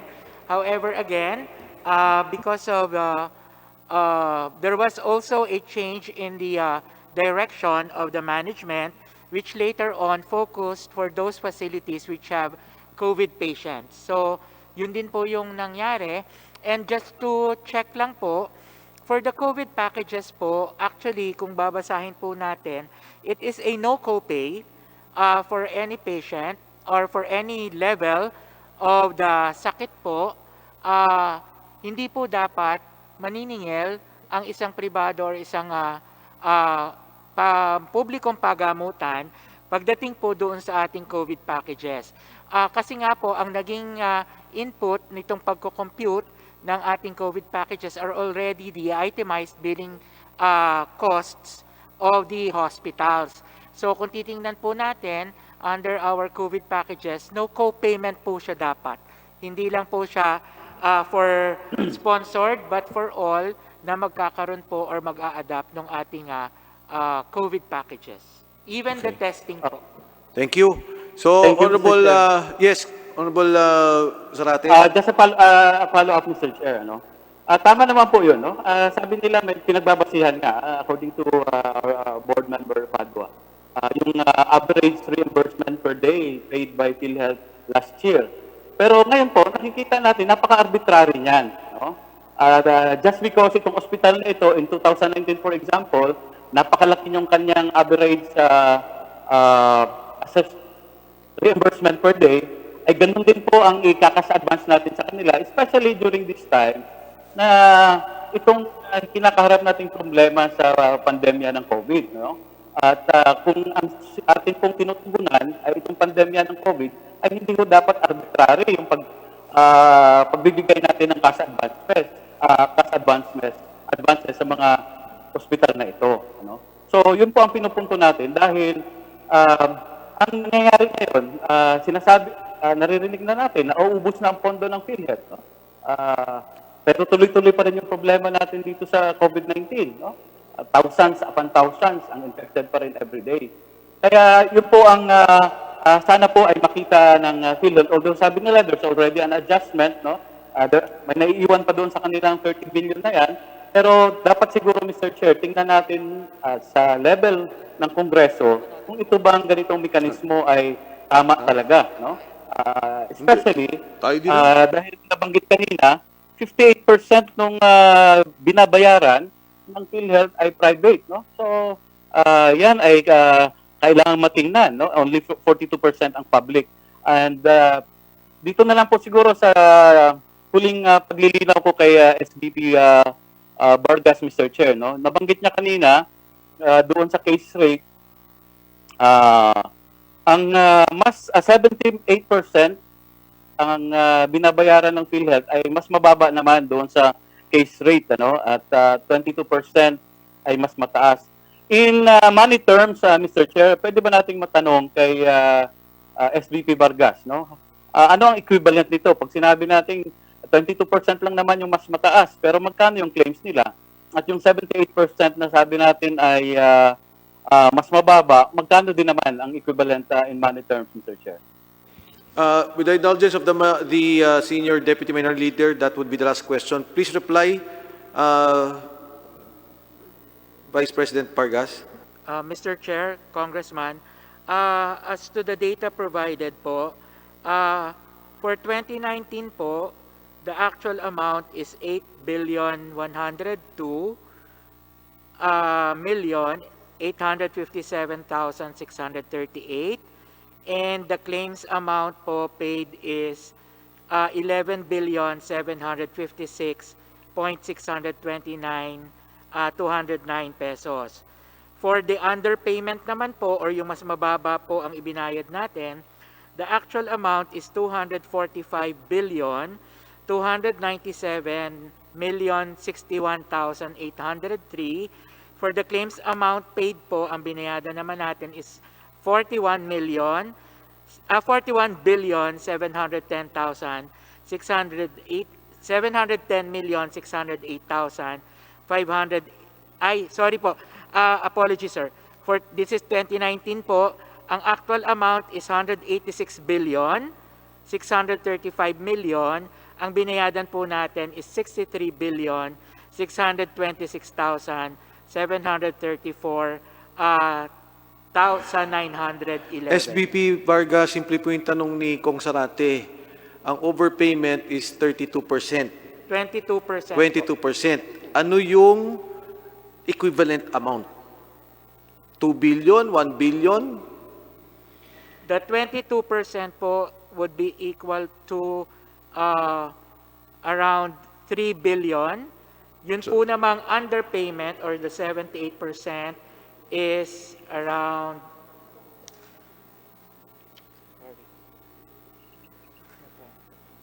It's okay.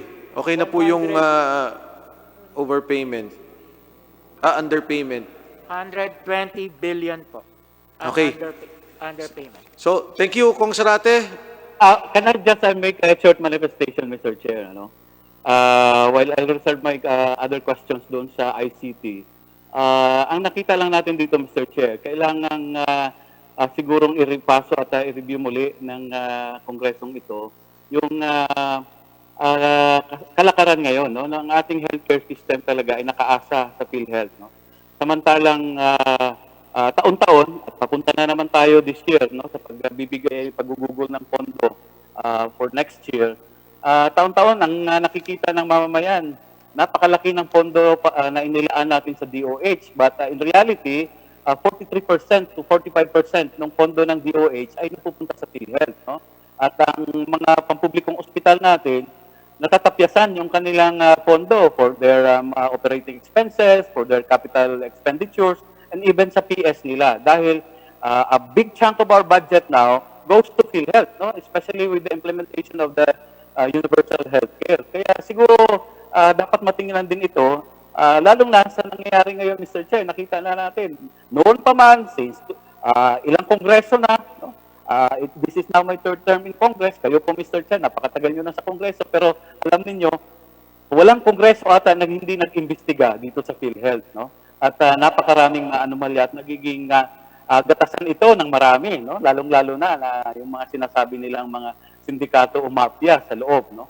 So sana po magkaroon na ng katapusan itong bleeding at pagsasamantala sa pondo ng mamamayan, Mr. Chair, dito sa usapin, no, ng pondo ng PhilHealth na ngayon nga ay nasasalang na naman sa mga maraming controversies. Maraming salamat, Mr. Chair, at magandang hapon po sa ating lahat. Thank you, Honorable Barsaga. We will now, before I proceed to the Honorable, Honorable Sarate, maraming salamat po. Bago po punta kay Honorable Barsaga, SBP Vargas, mabilis na tanong lang ho. Ang sabi nyo, batay doon sa tanong ni Honorable Sarate, ang tansya ninyo sa 2019, 3 billion ang overpayment. Tama? Yes, Mr. Chair. Okay. Una yung underpayment, there's no such thing as underpayment kasi nakapackage kayo. Ibig sabihin, hindi kayo nagbabayad ng lagpas sa package. Tama po ba? Yes, Mr. Chair. Ngayon po, SBP Vargas, kayo po'y under oath. 3 billion po yan. Pag sinabi niyong overpayment at proven yan, plunder po kayong lahat. Mr. Chair, again, the data po was provided, but Again, sir, the way we pay or for the provider payment mechanism that we follow right now under the case rate is really a payment of the fixed rate. Okay, So, okay. opo. Alam ko na po yung case rate, alam ko yung global budgeting, alam ko yung sinasabi niyo mga iba't ibang konsepto sa pagbayad pero kayo po yung health policy. May legal po dito. And legal can always answer me. Alam niyo po na pag sinabi yung 3 billion ang overpayment niyo and you are under oath, plunder po kayong lahat. Mr. Chair, first, we don't consider it as an overpayment because as it is, we are paying according to the provider payment that we have, which is, again nga po, we are paying on the amount which is fixed, the case rates that we pay right now. And ito po are not considered overpayment or in excess because again... Meron po ba kayo, because your health policy, exemption under the law of going beyond the price of anything procured in terms of service, in terms of products? We're under the, Mr. Chair, under the law po ng Philhealth in 7875, it is also part of the that case rate payment mechanism is also an accepted provider payment mechanism. Lilipat na po kay Congressman Barsaga, but kaklari ko ulit sa inyo to, SBP Vargas, lipat na po siya. Ang nakalagay lang po dun sa inyo is the concepts. That there is global budgeting, that you are case rate policy, fee for service, concepts po yun. Pero never nagkaroon doon na sinasabi na beyond dun sa ibinigay na serbisyo, beyond dun sa cost ng produkto, pinapayagan kayo as GOCC na ito po ay bayaran nyo ng mas mataas. So by your own admission, again, I'm warning you, may ganito po kayong sinasabi. That's only 1 year. Pero ang sinasabi ko nga po sa inyo, from the past several years, I would think it has gone to about 153 billion. I think the analysis ng COA sa inyo ay tama. So, Honorable Barsaga, Chair, before please we acknowledge Congressman Barsaga, can we ask the Mr. Pargas to submit to us yung mga mga documents about the fixed rate, the overpayment of 22%. According to them, when they were discussing it a while ago, yung 22% ay nire-represent niya yung 3 billion doon sa overpayment. Can we, the bodies, can Mr. Pargas submit to us the detailed of these 3 billion pesos, Mr. Chairman? Thank you. Honorable Barsaga. Answer, sir. If possible, tomorrow, masubmit na po sa amin yung detalye ng 3 billion, doon sa representing the 22% ng overpayment. With the indulgence of the committee, members of the public, of the good government and public accountability, kung pwede pong ituloy natin ito bukas ng 1 o'clock ulit, magdire-diretso po tayo para ma-take up lahat ng topics. Yes. Okay, so thank you. Congressman Barsaga is recognized. I'll just clarify itong sinasabi ni Dr. Vargas na overpayment. Paano ba nagkakaroon ng overpayment ang PhilHealth sa mga healthcare institutions? Na ang sabi mo, umaabot ng 3 billion so that we can be clarified. Bakit nagkakaroon ng overpayment? Mr. Chair, Congressman, again po, our policy, the provider payment mechanism which we are using, the case rate, allows the payment of a fixed rate. So fixed po siya, predetermined na ibabayad po natin sa mga facilities na magke-claim po para sa certain na sakit. So kaya nga po, since sa amin po, we don't consider it as an overpayment because again, as it is a fixed rate na ibinabayad po natin doon sa mga claims na sinasubmit po. So, sa madaling sabi, alam ng bawat isa sa atin na case rate ang basihan sa pagkiklaim sa PhilHealth. Yes, Mr. Chair. So, paano magkakaroon ng overpayment? Na sinasabi mong amounting to 3 billion. That's why, Mr. Chair, we are not considering po or we are not saying that it is an overpayment. Because again, as it is, we are paying the fixed rate that that the current policy allows PhilHealth. Kasi medyo nako-confuse ako. Kaya nga Pag sinabi nating overpayment, ang binayad nyo ay 10 bilyon, pero ang dapat nyo lamang bayaran ay 7 bilyon, kaya nagkaroon ng overpayment na 3 billion. Those statements and figures came from you. Sa inyo nang galing yan. Yes, Hindi sa amin. Yes, Mr. Chair. Mr. Chair. Yes, Congressman po. Again po, yung pong binayad kasi namin are based on the case rates po na inaalaw ng ating polisiya na fixed amount. So, yun pong lahat ng computation noong ibinayad namin are again based on the fixed rate na computed po, and yun po ang inaalaw ng polisiya sa ngayon. We agree with that. Kung ako ang isang public hospital or a private hospital, magpe-present lamang ako ng claim sa inyo. At kung magkano ang fixed rate based on the sickness, yun ang babayaran nyo. Kung ito po ay tama na claim, kung ito po ay good claim, with all the necessary Yes, we assume that everything was regular. Yes, Mr. Chair. Okay, next question. And this is, I am a little bit confused.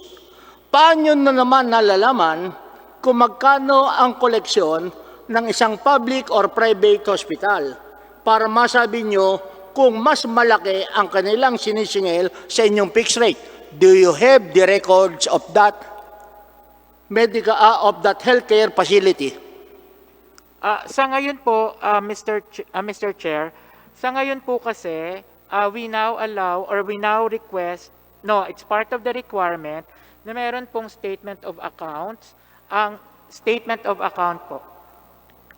Pero ang ibig kong sabihin, katulad halimbawa ng Asian Hospital, nalalaman nyo ba kung magkano ang total collection ng Asian Hospital para ma-compare nyo ang case rate as compared to their actual collection? Ang meron po kami would be the against sa kanila pong ipina-file na claim sa amin. I am very much confused with all your answers and statements this afternoon. Unahin muna natin sa umpisa. Huwag muna natin pag-usapan ng COVID, huwag muna natin pag-usapan ang IRM. Pag-usapan lang natin yung 219 downwards. Okay. Sa 219 downwards, meron tayong specific policy. Bago makapag-claim sa PhilHealth, kinakailangan PhilHealth accredited. Okay.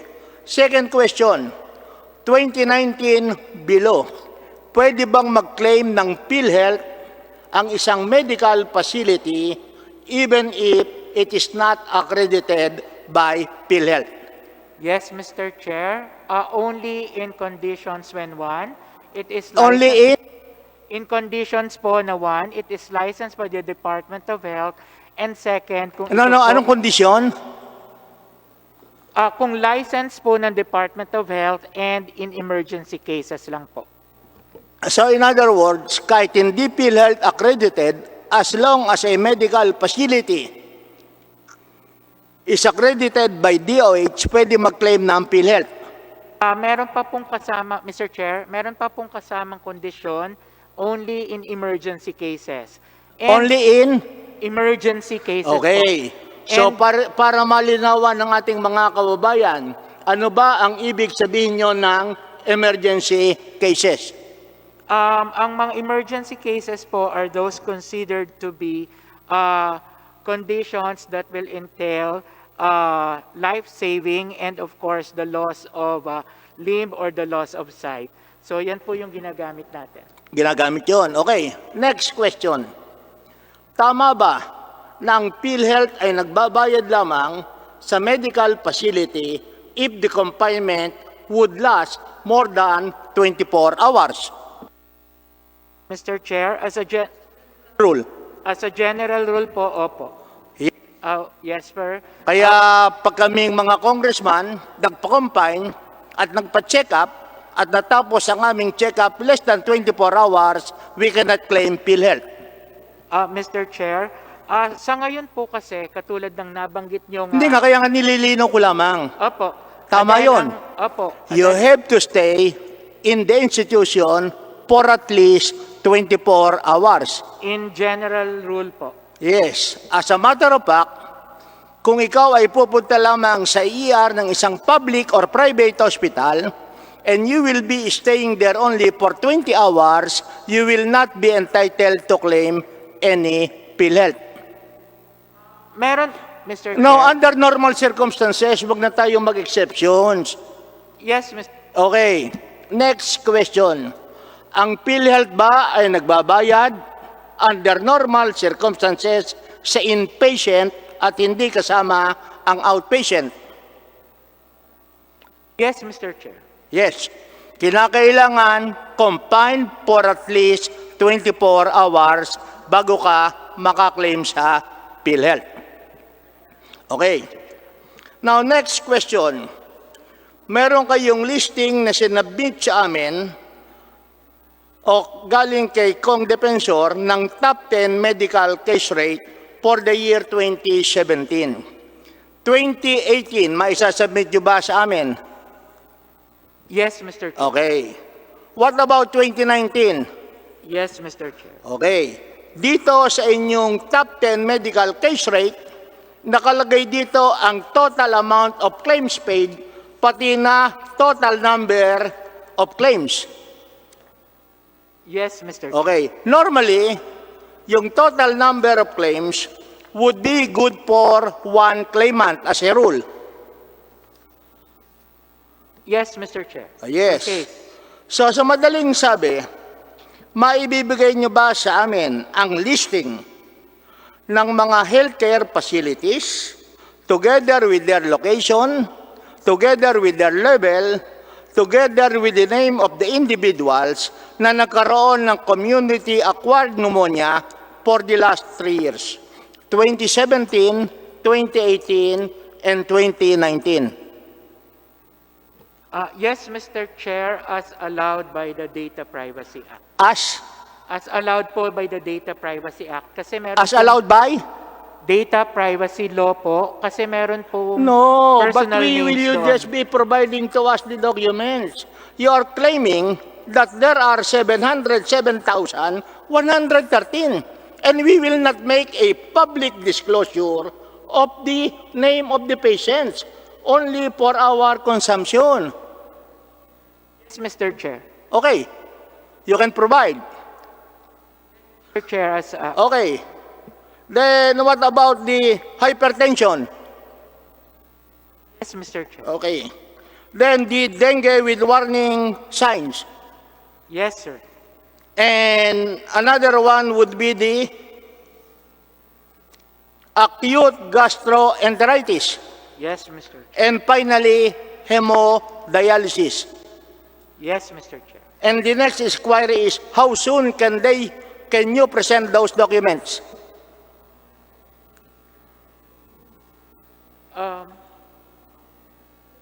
We will have to, Mr. Chair, Huh? we will have to extract the data. If you could give us probably until Monday po. Until Monday.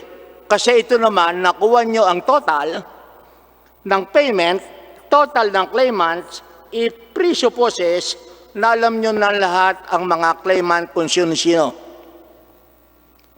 Okay, Dr. Vargas? Yes, Mr. Chair. Okay. Now we go back to pneumonia, the number 1. Itong pneumonia nyo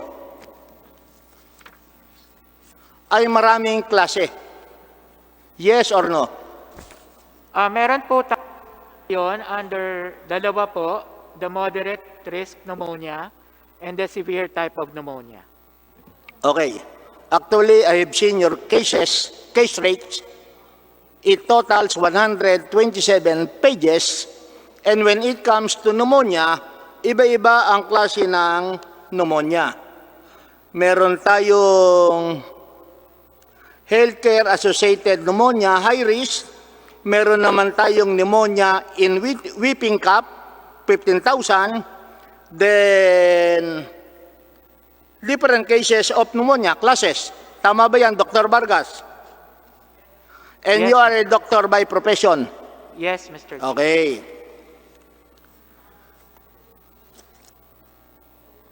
I have to say that I am a bypass patient. I am also diabetic. At ang lagi nilang sinasabi sa akin, kung PD, dapat mag-ingat ka sa pneumonia.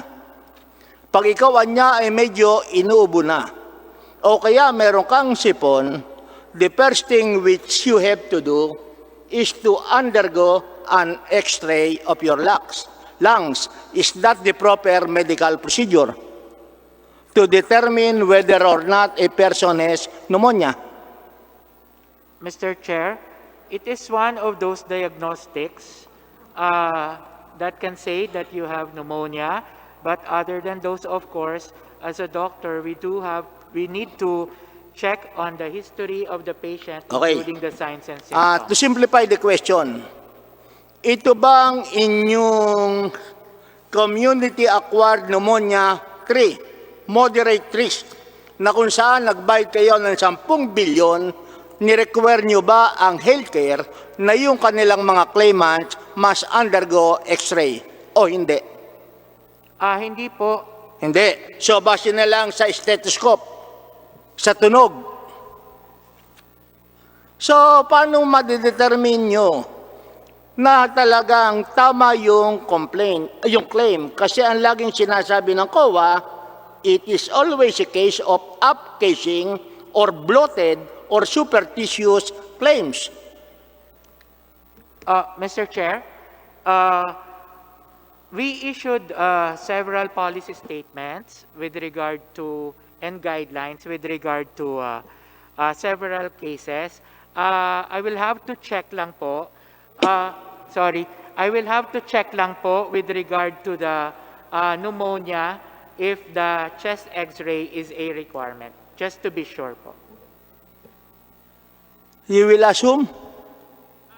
No, sir. I will check lang po in our policy statements if the chest X-ray is a requirement. Diyan nga medyo kami just to be nagtataka sure eh. po. You are the senior vice president, you are a doctor by profession, ang laging number 1 nyo sa listing ay pneumonia, moderate, community-acquired, 10 billion, 2017. Honorable Pagkatapos, Barsaga. hindi nyo alam kung kinakailangan muna ang X-ray o hindi. Honorable Barsaga, it's not only that, but SBP Pargas is the health policy head of Philhealth.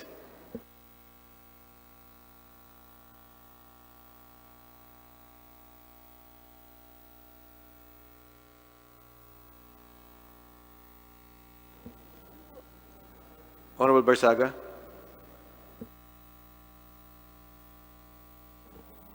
You will be asking, Yes, Mr. Chair. I will just be confirming po. And I'll check lang po. we will just wait for the answer. I will submit po the criteria that we have right now. Ang tanong po ni Honorable Barsaga, simple lang. Stethoscope lang ba o may X-ray? Dahil yung palang sinasabi nyo, wala ng X-ray. Sorry again, Mr. Chair. I will just have to check to make sure if the X-ray is a requirement. Okay, I'll go to another point. Well, we have the case of case regarding the dialysis, in which case ang pinag-uusapan na naman natin yung case rate na bloated or fictitious ang mga tao na dinadialysis. And if you will recall, ang mga involved dito ay private healthcare facilities. Tama ba? Yes, Mr. Chair. No public healthcare facility was involved. insofar as the bloating of claims of dialysis is concerned. I will have to check that with the legal. But you cannot cite one. None Okay. at the moment, sir.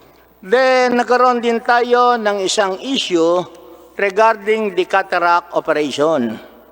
As a matter of fact, you even specified yung mga cataract eye clinics, yung mga eye clinics na nag-conduct ng mga cataract na bloated ang mga claims. Do you recall that? Yes, Mr. Chair. And can you also recall na itong mga cataract clinics na to na involved doon sa bloated cataract claims are also private clinics?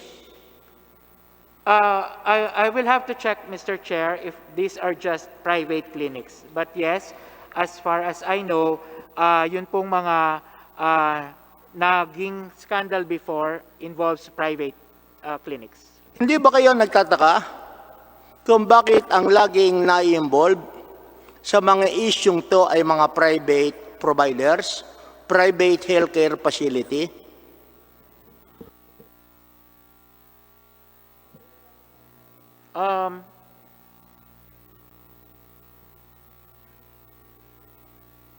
Mr. Chair, so far po, You don't analyze? Because pag mag-analyze ako as a lawyer, and based on my personal experience, when it comes to public healthcare facilities, we are covered by COA rules. Hindi kami pwedeng magbigay ng reimbursement, hindi kami pwedeng magbigay sa PhilHealth ng any amount. Unlike in case of private healthcare providers, the checks are being made payable to them. They are no longer subject to COA audit. And that is the reason why I want to ask, sino-sino ba ang mga binabayaran nyo dito sa moderatrix? Baka ang lumabas dito, karamihan na naman ito ay mga private health facilities. Because they are not subject to COA rules. Kaya yun ang problema natin. Also, marami kayong binigay sa amin na listahan ng cases against healthcare institutions. Totoo ba yun? You are aware of that? yes, Mr. Chair. Okay. Number of healthcare institutions involved, 788.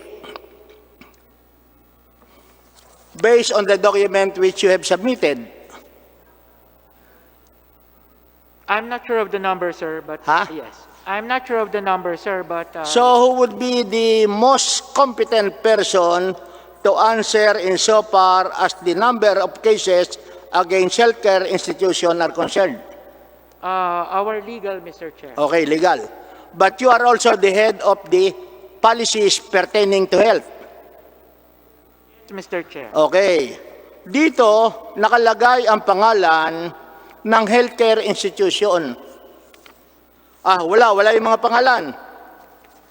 Nandito ata.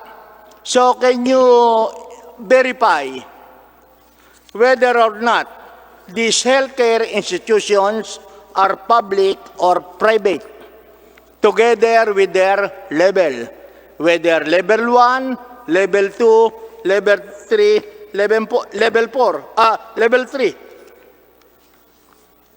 Wala ang listahan.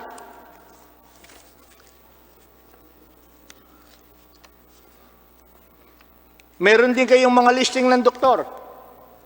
Ang tanong ko, itong mga kasunto started calendar year 2000 to 2019. Meron ba kayong na-file na criminal case?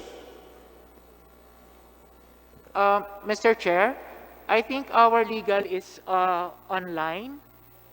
What's the legal? Who's the legal who's online? May we know? Attorney, sinong legal nandiyan natin? Is Attorney Del Rosario is there?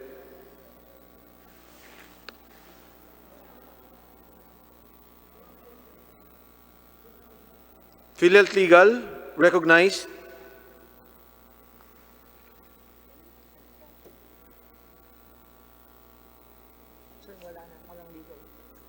Oh, there's no legal, Honorable Barsaga. So, who would be the most competent person to answer this inquiry so that we can require his or her presence either physically or through Zoom meeting?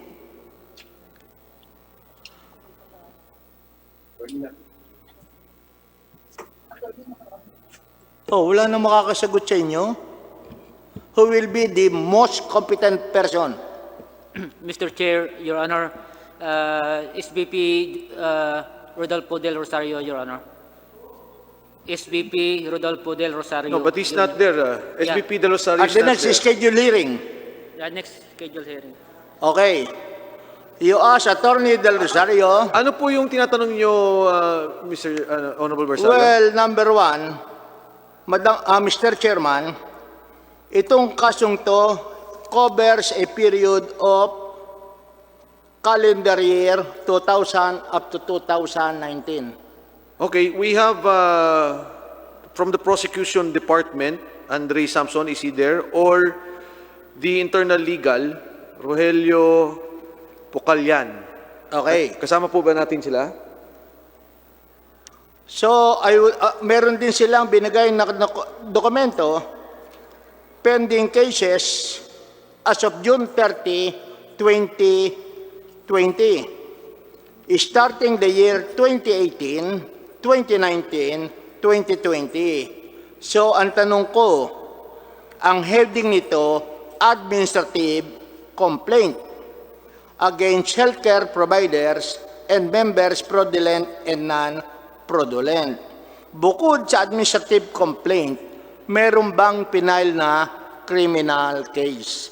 Because as a lawyer, I know that both cases can proceed independently from one another. Pangalawa, meron na bang na-cancel ang Philhealth accreditation insofar as the healthcare providers are concerned na nakalista dito? Number 3, I would like to have the data whether the exact address of the healthcare provider submitted by them and to identify and indicate whether or not they are public or private hospital, pati na kung anong level. Para malaman natin ang mga particulars. Kasi napakarami nito eh.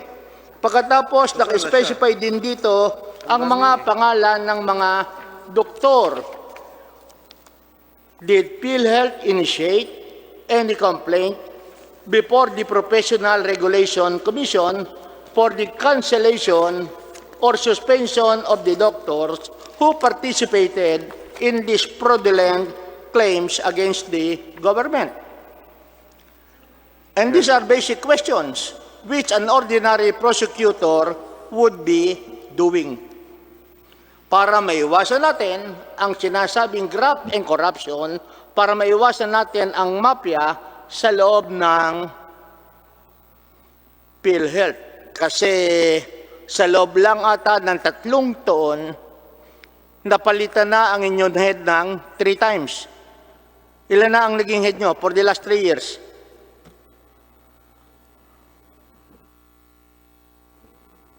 Then do anyone reply? Can you not reply?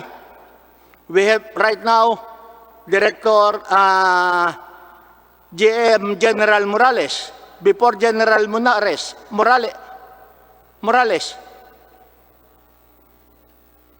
General, Mr. Chair, before General Morales, it was... Before General Morales, it was Dr. Ferrer. Dr. Ferrer. And prior... And before Dr. Ferrer. Doctora de la Serna. And all of these were made during the incumbency of President Duterte. Yes, Mr. Chair. Notwithstanding the desire of the President to clean PhilHealth, it seems that changing the President will not be the remedy. Kasi ang problema nga natin, sabi nga ng mga senador at iba nating kababayan, mafia na yan, embedded. Even if you change the head, as long as they are still there in the PhilHealth, there will be no significant change. Kaya tinatanong na natin, simple, Nagkaroon ba ng mga prosecution? Wala. Pagkatapos, I will be asking an update regarding the case of WellMed and the other dialysis centers whose cases were dismissed by the Quezon City Regional Trial Court last year. At pati na yung sa Cataract kung ano nangyari. Okay? Bumalik naman tayo sa case rate ng COVID. Okay, ang sabi kanina ni Director Padua, when you started the payment for COVID, there was no case rate. Tama ba yun? Yes, Mr. Chair. Okay. So, kailan kayo nagsimulang magbayad sa COVID? What period was covered? And when was the first payment?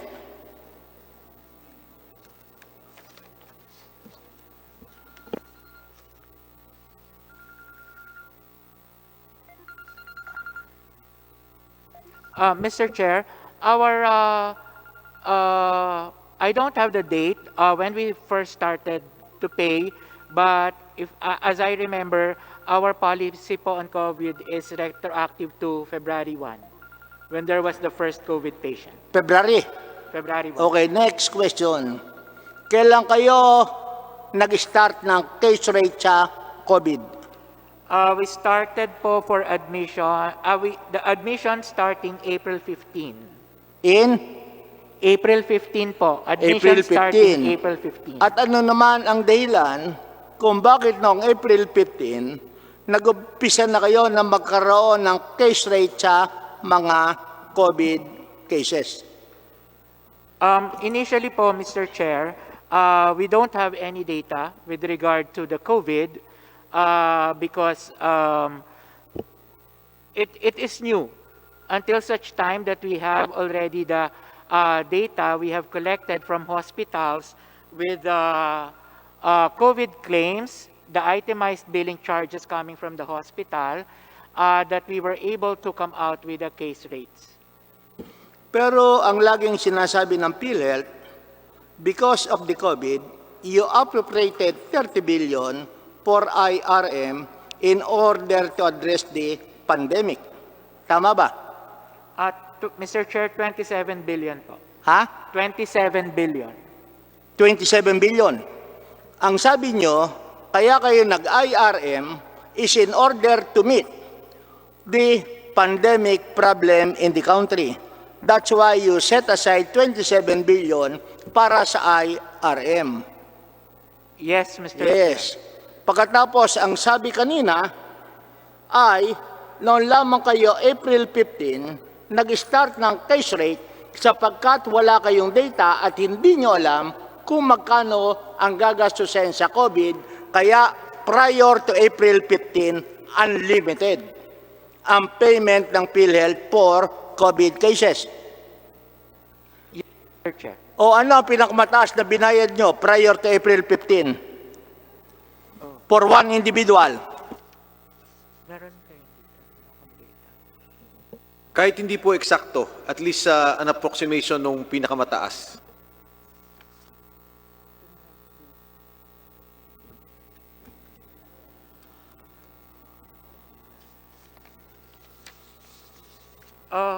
Apologies, Mr. Chair, I don't have the data right now. You cannot answer. Yes, Mr. Chair. So can you give a listing Yes, Mr. of Chair. all the COVID cases which you have paid prior to April 15? Yes, Mr. Chair. And because of those payments, nagawa kayo ng case rate starting April 15. Tama po ba? Mr. Chair, but even prior po to the filing of claims, we already asked from the hospitals, especially those with COVID patients, to submit to us itemized billing charges for those patients. Hindi, linawin lang natin. Bigyan nyo lang kami ng listahan ng mga COVID patients na inyong binayaran sa mga ospital up to April 15. Yes, Mr. Chair. Yes. And secondly, starting April 15, nagkaroon na kayo ng case rate. Yes, Mr. Chair. Yung bang case rate nyo sa COVID, makikita na sa website ng Philhealth? Yes, Mr. Chair. Makikita na. And what is the highest amount? 700,000 plus po for critical pneumonia. And because of this COVID, lumabas na ang inyong policy regarding IRM. Mr. Chair, the IRM policy po has been there since noon pong may Yolanda, Marawi. We know that.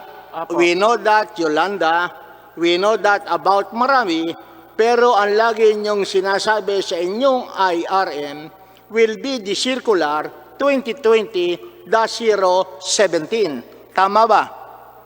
07 po. 07. Opo, because that time po... No, wag na, okay na lang yun. Oh, doon tayo sa circular 2020-007. Okay. Number one, that is a circular. That is the one appearing in your website. Yes, Mr. Chair. And as far as I can recall, that circular was signed by General Morales. Yes, Mr. Chair. Okay. Prior to the issuance of that circular, was there a board resolution o wala? We'll ask Director Padua. Bago ilabas ang circular dated 2020-007 ni General Morales, meron bang pag-uusap ang board for the issuance of this circular?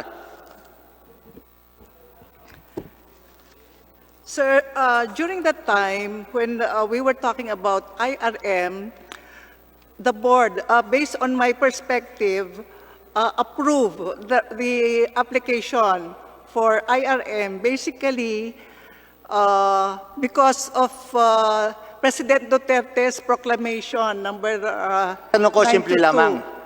Nandito na yung Philhealth Circular number 2020-007.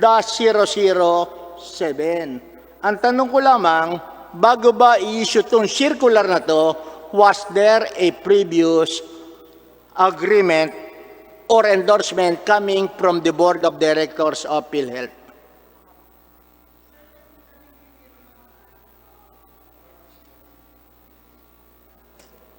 Ma'am, yes, please.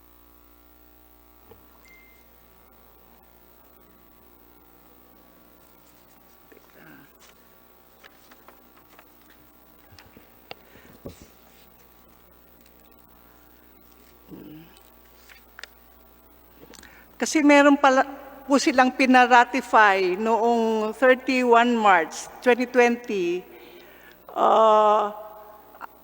for the IRM to all healthcare facilities nationwide.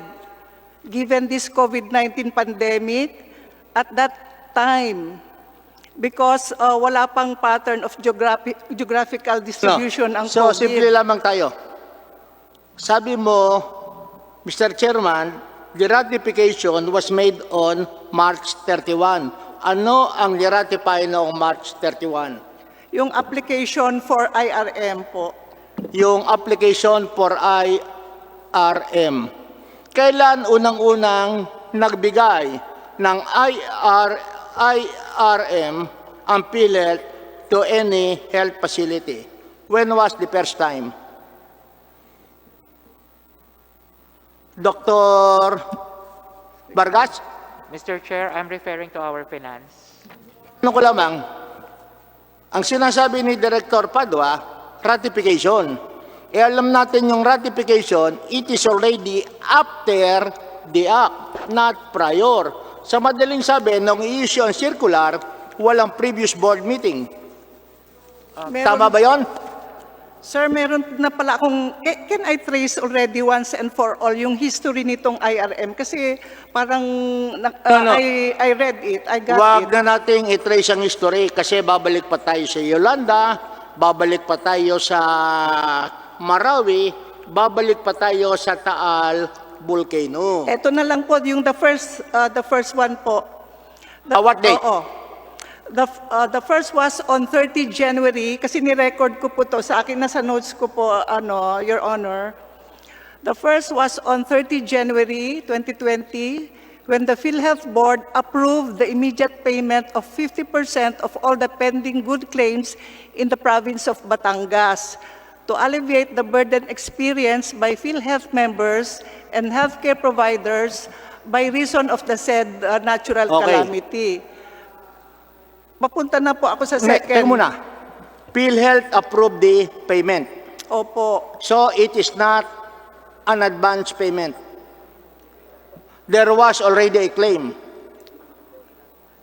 Kasi itong sinasabi natin... Kaya nga po, ito po kasi, sabi ko nga, I just want to read the chronology of events para malaman nyo po. Okay. So, the PhilHealth Board included IRM among the special privileges that may be conferred to healthcare institutions and PhilHealth members during unforeseen events and emergencies on matters such as membership, accreditation, and benefit payment. Such inclusion will enable management... Well, I am very much satisfied. Huh? Okay. Thank Now, you the for your second time. Na po. You want to go to the second na po eh. No, di ba? I'll just make an inquiry. Okay. Mr. Senior Vice President? Okay. Sinasabi ni Director Padua, meron ng IRM as early as January 2007. Honorable Barsaga, if you don't mind, 2007. nakasa IRM na po tayo. Ha? Nasa IRM na po tayo. Wala na po tayo sa... Nasa case rate, opo, wala na po tayo sa case rate. Ang ibig sabihin po, lumagpas na po kayo na you already went to the IRM issue. The case rate arising from the IRM. Okay. Yes. Okay, I'll just reserve my question regarding IRM. Yes. So that makapag tanong yung mga susunod sa aking mga kinatawan. So, okay, thank you so much, Honorable Barsaga, for that. Malinaw po yung mga katanungan na nabanggit ninyo.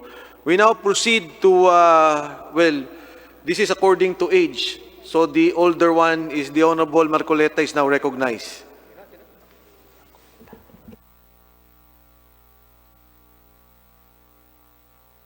Honorable Marcoleta?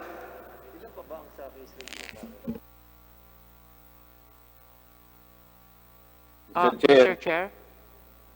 Mr. Chair. Yes, before the Honorable Marcoleta, yes, Mr. SBP, Dr. Vargas. Yes, Mr. Chair. For Congressman po, yes, sir, we require the chest X-ray. Again? We require po the chest X-ray. They require the chest X-ray.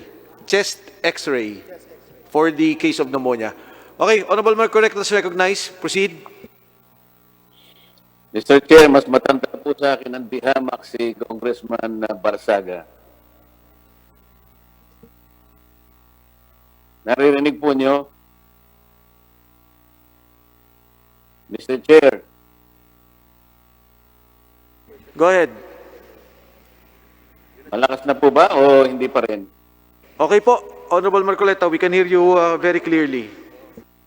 Mr. Chair, kasi kung naalala ninyo, nung nakaraang nagkaroon tayo ng pagdinig, gumawa po ng commitment si President Morales, narinig naman ninyo yon na ito sanang pagtitipon na ito, pagdinig, dapat nasa plenary siya sapagkat ako, nangako ako na kapag pupunta siya sa plenary, tatapatan ko siya dyan. At ang sabi ko pa nga sa kanya, dalhin niya yung kanyang mga key officials. At alam naman po ninyo, nangako naman siya. At alam ko, general naman po siya. At sa aking palagay, ang salita ng isang sundalo po ay hindi basta-basta nababali. Disappointed po ako sapagkat hindi lamang siyang wala ngayon, yung kasama po niyang dalawa kanina, nakikinig na po ako riyan sapagkat ako'y 5 oras nang nakikinig sa inyo. Wala rin po yung kanyang mga key officials. Mr. Chair, sila po ba ay nagbigay sa atin ng ebidensya na sila talaga ay hindi po pwedeng pumunta ng plenary? Sapagkat kahit po ako may sakit din, pupunta po ako dyan eh. Sapagkat yun po yung usapan na ano po bang binigay nilang ebidensya, lalong-lalo na po yung key officials niya, tsaka si President Morales, na sila hindi lamang, if they are not malingering, Mr. Chair, what evidence did we receive to prove that they are really sick? Honorable Marcoleta, kanina pong umaga, nandiyan po si General Morales, si Executive Vice President De Jesus at yung head po nila ng legal na si Attorney Del Rosario. As we were going through the hearings, sinabi nga po biglang si Mr. De Jesus ay nadala sa ospital, si Mr. Morales may sakit, at ganun din po si Mr. Del Rosario.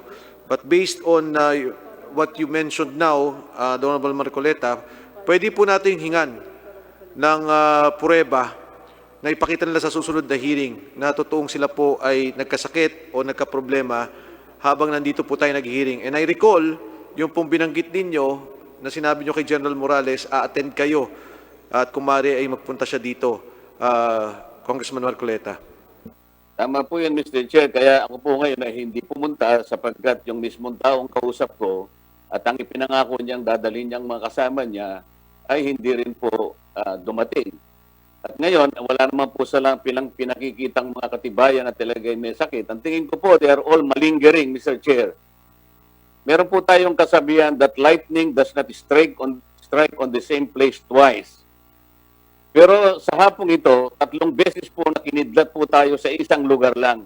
3 tao po ay naasahan natin na magpapaliwanag ngayon, bigla silang pare-parehong nagkasakit. Ito po ba ay katanggap-tanggap, Mr. Chair? Honorable Marcoleta, nung una pong hindi magpunta si General Morales, alam ko na po na siya may sakit. Kaya po, nung magpaalam siya, pinayagan ko po siya, but eventually he came out publicly na sinabi niya nga yung maluba, yung kanyang sakit at may cancer po siya. Pero in the case of Mr. De Jesus and Mr. Del Rosario, no, I'm not informed of their current condition. At yung pong pagkawala nila, kahit sa Zoom lang po, wala pa ho tayong paliwanag. Kung ang tanong niyo po ay katanggap-tanggap po ba yan, hindi ho. And tingnan po natin kung ano po yung magiging hatol ng ating komite at hindi lang po dito ngayon. Meron po tayong contempt powers because we are now under motu proprio hearing in aid of legislation. And number 2, alam naman po natin na may budget deliberations po sila. And I agree with you, pagka po may malingering, as you call it, then Congress, not only this committee can take action. Congressman Marcoleta. Kasi po, Mr. Chair, alam naman natin ang kahalagahan ng pagdinig na ito. Ayoko po naman na isipin ng publiko na nakikinig sa atin na parang they are already taking lightly ito pong kahalagahan nitong pagdinig na ito. At nakikita ko po kanina, bali 1 o 2 tao na lang ang sumasagot sa atin. Hindi ko naman minamaliit po yung kakayahan nila na sumagot, pero kung makikita ninyo, pasahan ng pasahan, sapagkat hindi naman po niya lahat masasagot yon. Sana po si President Morales, hindi siya nangako kung talagang siya ay merong karamdaman.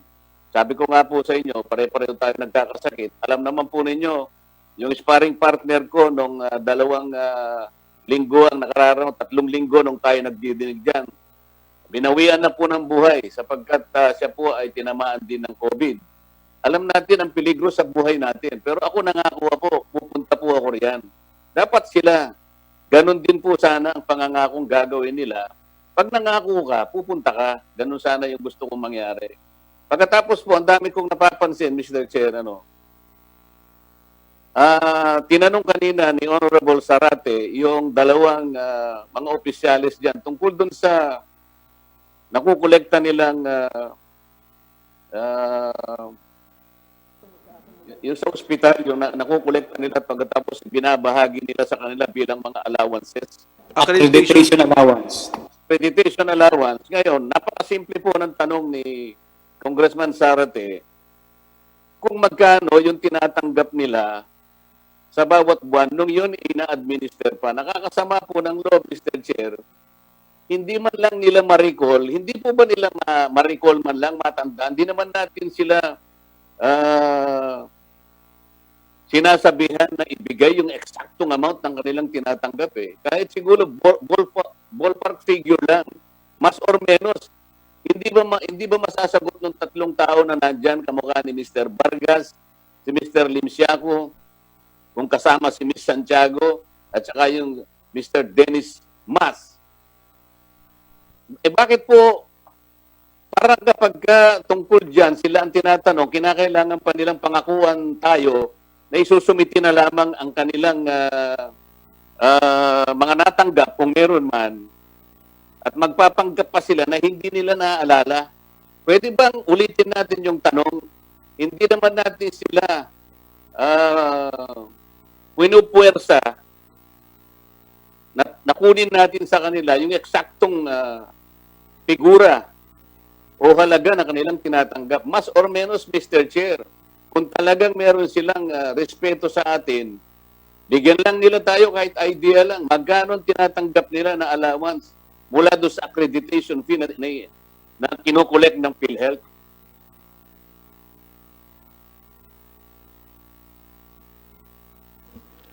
Doon po sa ni-raise ni Honorable Marcoleta, yan po'y punto na binanggit ni Honorable Abante at ni Honorable Zarate. Meron po ba makakasagot doon? Accreditation fees collected. Kahit na po approximation, di naman eksakto. Hindi po, Mr. Chair, yung tinatanggap nila kasi yan binabahagi nila sa kanilang sarili. Yun nga po. Tumatanggap sila pero ayaw nilang banggitin kanina sapagkat hindi raw nila matandaan ng detalye, magpipresent na lang daw ng report.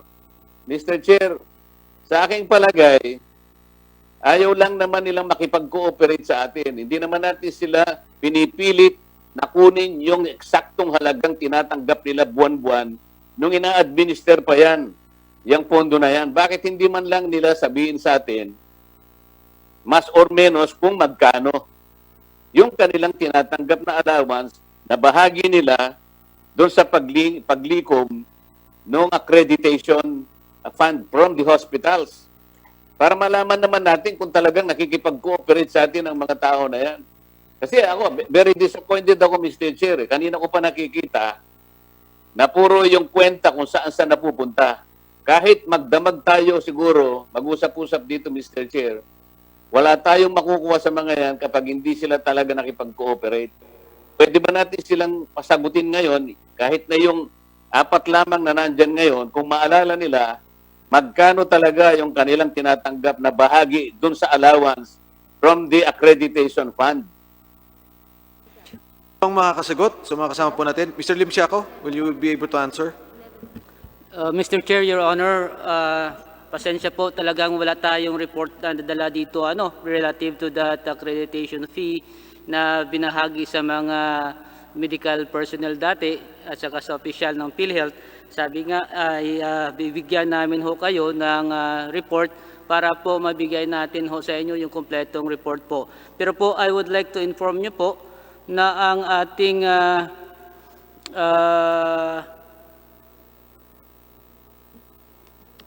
may notice of disallowance po ito, Mr. Chair, na binigay po sa atin ng COA. That's the reason why po na-stop na po ito in the year, hindi ko matandaan po kung kailan po na-stop po ito.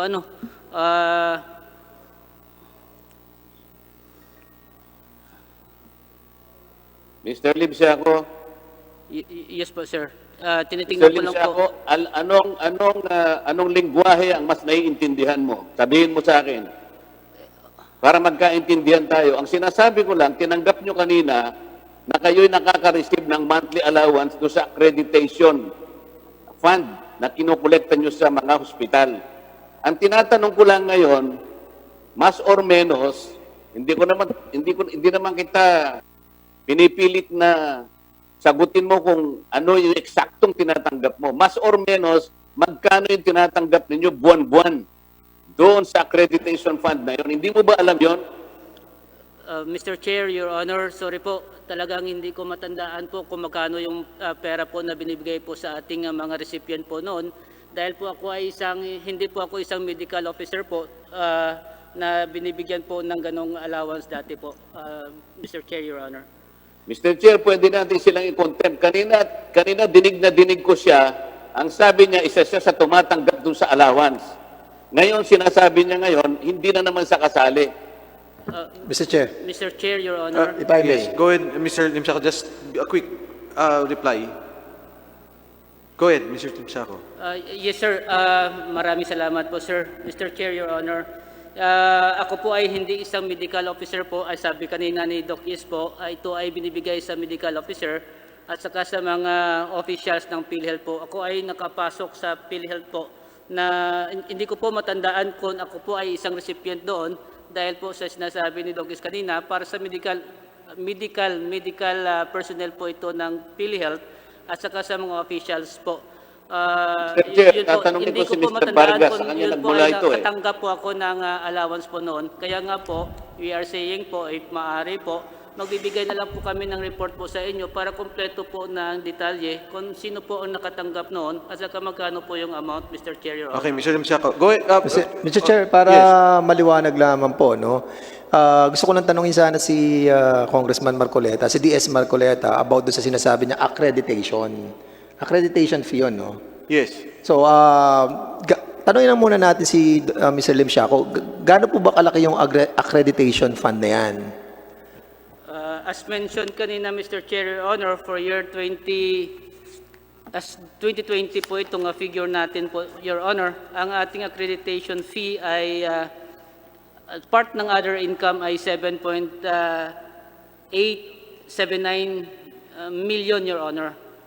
7.9 million. 7.9 million, Your Honor. This is 2020 po nga figure po as of June po. Teka, wag 2020. Magbigay ka ng whole year, 2019. Ang 2019 po, Para klaro, kasi half year yan eh. Mr. Chair, kanina may binanggit silang 20 million pesos. Yes. 2019 po, sir, is 26.7 million, Okay, million, Your Honor. And 2018 po, 26.9 million, Your Honor. Okay, average of 27 million, Honorable Marcoleta. Mr. Chairman, tanungin ko lang isa muna si Mr. Limsiaco since ikaw naman sumasagot. Magkano sweldo mo, Mr. Limsiaco, sa PhilHealth?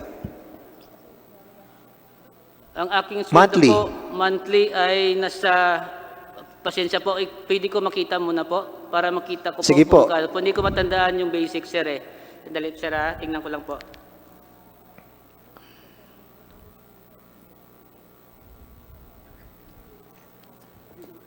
Bibigyan ko na. Pasensya na, DS Marcoleta, no? Para lang ma-relay yung gusto mong mapalabas na nakukuha ng mga board of directors.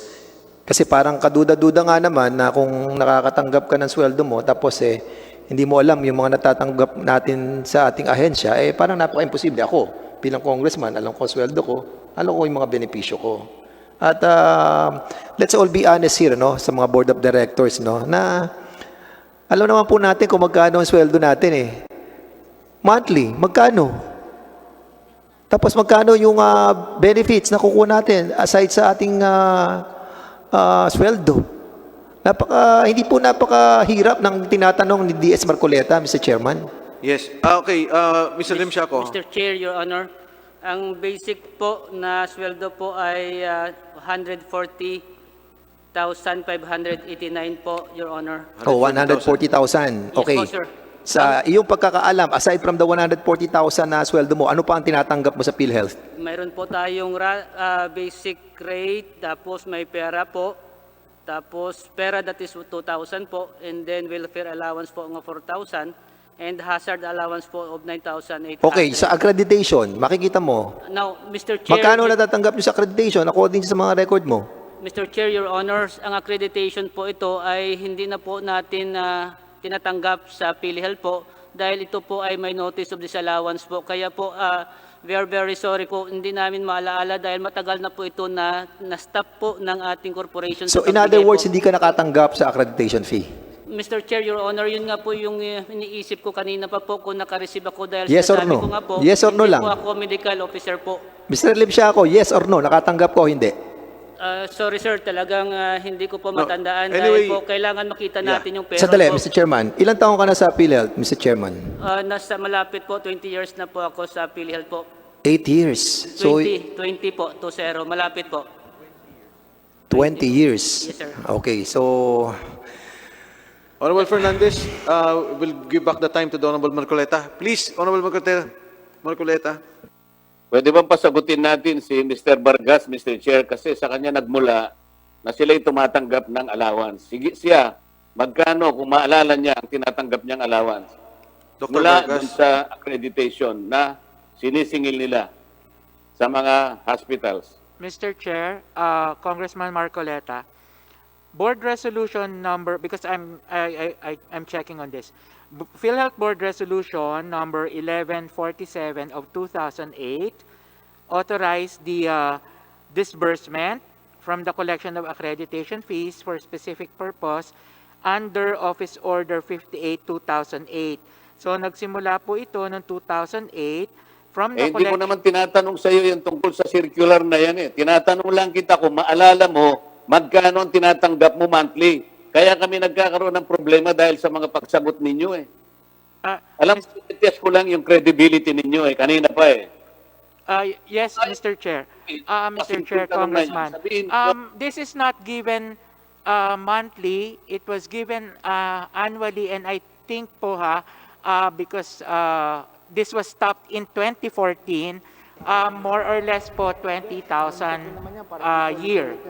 Mr. And Chair, natigil nga po if siya I ng may, 2014. para matulungan lang natin si DS Marcoleta, no, since nasa Hindi, SUMSA. kaya kong tanungin sila, No. DS Dan, hindi ko kailangan ng tulong. Sila yung dapat tulungan eh. Yeah, hindi, what I'm Dapat trying... refresh yung memory ng mga yan. Sapagkat Tatanong ko lang- kanina sinabi niya, meron silang monthly tinatanggap. Siya Yes, mismo correct. nagsabi eh.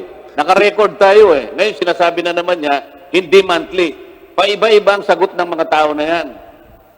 Okay. Mr. Chair. Mr. Vargas, can you clarify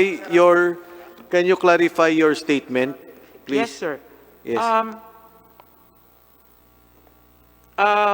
Again, this started in 2008 and stopped in 2014. Ito po ay binibigay, as I recall, and I'm checking, annually po. At ito po ay nakabase doon sa nakukolekta na accreditation fee. Tapos po, ito po ay ibinibigay, depende po doon sa percentage distribution para po sa mga holding the medical positions, 55%. Yun naman pong sa mga holding mission critical positions, they are provided the 35%. So that's around 90% of the collected accreditation fee, and the 10% is retained for other purposes. So iba-iba po siya, taon-taon, depende po sa accreditation fee, and was stopped in 2014 because may notice of disallowance. So sa pagkakaalala mo nga, ilan at magkano ang natatanggap mo? Sa pagkakaalala mo, napakasimple ng tanong eh. Ang dami mo pang binasang circular eh. Mr. Chair, sa pagkaalaala ko po ay around 20,000 annually po. O yun lang, dapat sana kanina sinabi nyo na yan eh. Para hindi na sana tayo tumagal. Alam mo kung paano namin kayo sinusukat? Sinusubok lang namin kayo. Kung talagang pati pagsagot ninyo, talagang makakakuha kami ng katwiran at katotohanan sa inyo. Masyado kayong paligoy-ligoy kapag ka alam ninyo na maring tatamaan kayo. Mr. Chair, meron ba tayong truth serum dyan? O kaya siguro pinakamaganda rito, tatagal kasi tayo eh. Kung meron tayong truth serum, sigurado tayo na lahat ng isasagot sa atin yan, nakasalig sa katotohanan. O kaya, kumbaga sa mga engkanto, Mr. Chair, kung meron tayong kumukulong kawa na yan ay pahalukay natin kay Congressman Barbers, lilitaw yung mga tao, yung mga itsura ng mga tao, nakasama at sangkot sa mga sindikato. Kaso wala tayong kumukulong kawa, Mr. Chair, kaya hirap na hirap tayo, pinagtsatsagaan natin silang tanungin, paligoy-ligoy naman sila. Sana wag ganon. Katulad po kanina, napansin ko po si Miss Santiago, actuary yan Bakit po siya sumasagot sa mga tanong na wala namang kinalaman sa actuary? Siguro because of that, I will move, Mr. Chair, na isama natin ang subject ng actuary sa ating pagdinig sa mga susunod na mga araw, sapagkat sa listahan mo ng subjects, hindi kasama ang actuary. Kasi siya yung sagot na sagot doon sa mga tanong, at tingin ko naman, walang kinalaman sa actuarial study o kung saan. Para matanong din natin siya kung paano natin mapagsasaligan yung kanyang actuarial estimates, samantalang yung credibility ng database ng PhilHealth ay talagang questionable. Kapag yung data mo, Mr. Chair, questionable, walang actuarial estimates o kahit anong actuarial study ang magagawa mong matino dyan hanggat hindi nila na-perfect yung credibility ng kanilang actuary. Mr. Chair, kanina narinig ko, meron pala silang integrity office. Totoo pa ba yun, Mr. Chair? Narinig mo rin ba yun? Congressman Marcoleta, again. Kanina po meron nag-testify na meron palang integrity office sa PhilHealth. Naalala niyo po ba't narinig po ba niyo yun? It was Mr. Lim Siaco who mentioned that, or Hindi po, merong representative yata yung isang vice president na hindi nakadalo ngayon sapagkat sabi mo nga, isa siya sa may sakit.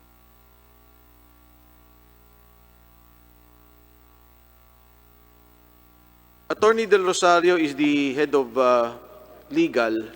Pero wala siya ngayon, Mr. Chair. Siya ay kinatawan lamang ng isang staff niya yata at siyang nagsabi na merong integrity office pala ang PhilHealth. Do we have that in Zoom? Nasa Zoom po siya kanina, nakita ko. Yung pong kasama ni Attorney Del Rosario kanina, parang tatlo sila. Yung po ba yun, Honorable Marcoleta? Yes, Mr. Chair. At siya yung nagsabi na meron silang integrity office, merong nagtanong sa kanya, parang tinanong ni Minority Leader Benny Abante kung ano na yung nagawa nila to at least mitigate yung mga nangyayaring napapansing mga hindi mabuting nakikita sa loob ng PhilHealth. Kanina nandyan sa Zoom Can we please can we please have the Office of the Legal? Kasama po natin kanina sa Integrity Office.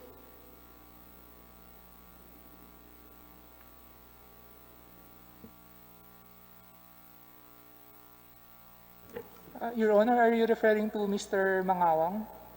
Yes, Mr. Mangawang, is he still there?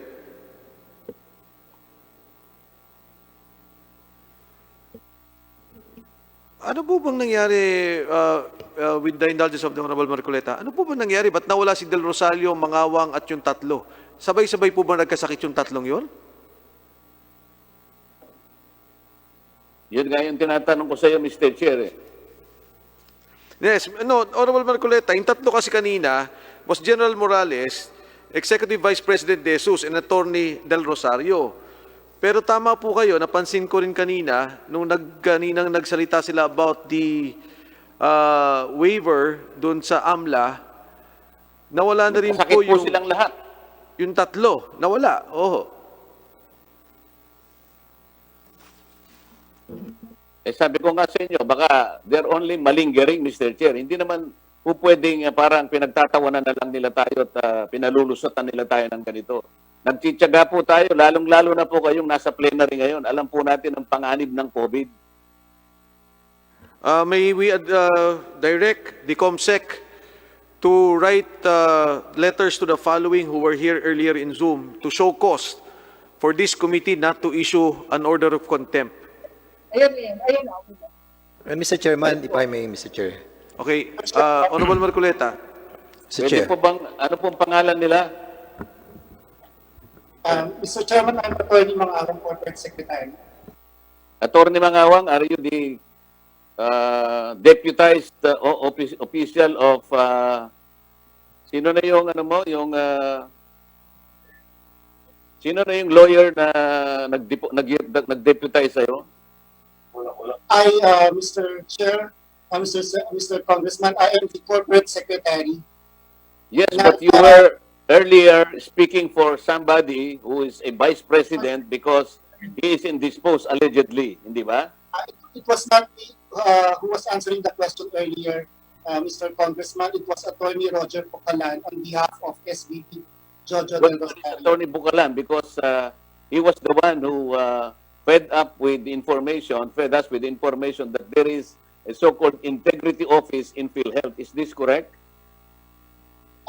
That's what I heard also, Mr. Congressman, from Attorney Roger Pocalan. What do you mean you heard? Hindi mo alam na ikaw ang corporate secretary, sinabi niya merong integrity office, and now you are still supposed to verify kung totoo o hindi? Yes, there is integrity. I think monitoring committee is the name of the committee as part of the whistleblowing protection policy. That's the Who are the members of this integrity committee? Mr. Congressman, I have to check the corporate order, but the head is the SVP for legal sector. Who is? Who is Attorney Jojo Del Rosario. Who just fallen sick Yes. hours ago. Yes, Mr. No, he had hypertension yesterday during the Senate hearing. And he had to go to the Senate clinic, I think twice, Mr. Congressman. Paano makakasiguro ang committee ito, attorney, na itong committee ito ay merong integrity para gawin yung function na inaasahan ng PhilHealth at ng publiko? Paano kami makakasiguro na itong opisinang ito is functioning within the objective set for itself, for the purpose of at least allaying the fears of the public, and as well as supporting and helping this committee press out the problems involving PhilHealth? Mr. Congressman, I think we just have to require the Integrity Monitoring Committee or Management Committee to submit a report of what it has done since its creation. So palaging ganun na lang. And then we will take the report as it is, na parang totoo yun. Na parang we hold it as true. Sino magbe-verify na totoo yun o hindi for our consumption? For example, may I give you some examples? Pwede ba namin i-require ngayon ang PhilHealth officials through this integrity office that all key officials of PhilHealth should submit to the committee the respective SALNs and ITRs para lang makumpara namin? Will that be possible to be undertaken by the integrity office? Yes, Mr. Congressman, I think the corporation has already submitted copies of the SALN of the key officials of PhilHealth. What about ITRs? Including ITRs from the from our fund management sector who has copy of all our ITRs. Where did you submit it? In the committee? The hearing this? Yes, Mr. Congressman, we submitted all our SALN through the corporate planning department. Mr. Chief, is it true that the key officials of PhilHealth have already submitted the respective SALNs and ITRs to this committee? Mr. Congressman, can we refer the question to the SVP for Management Services Sector, Mr. Dennis Mas, because the HRD is under this office, who has the copy of all the SALN of key officials of the corporation. Good afternoon, Congressman, Mr. Chair. I am Dennis Mas, Senior Vice President for Management Services. I handle HR and General Services of PhilHealth. At PhilHealth, we have this PhilHealth Whistleblowing Committee. This is in compliance with the GCG Memorandum Circular 2016-02, dated April 22, 2016. The coverage of this PhilHealth Sorry to cut you short, Mr. Mas. No, I'm only asking you if you have already submitted, or if it is possible for this committee to submit copies of your SALN Sir, and ITR. I understand, to sir, this we committee. already submitted the SALN of all the request as requested by the Committee on Public Accounts. I understand we already submitted. Mr. Chair, can you please confirm that? Yes, we have not yet received the SALN.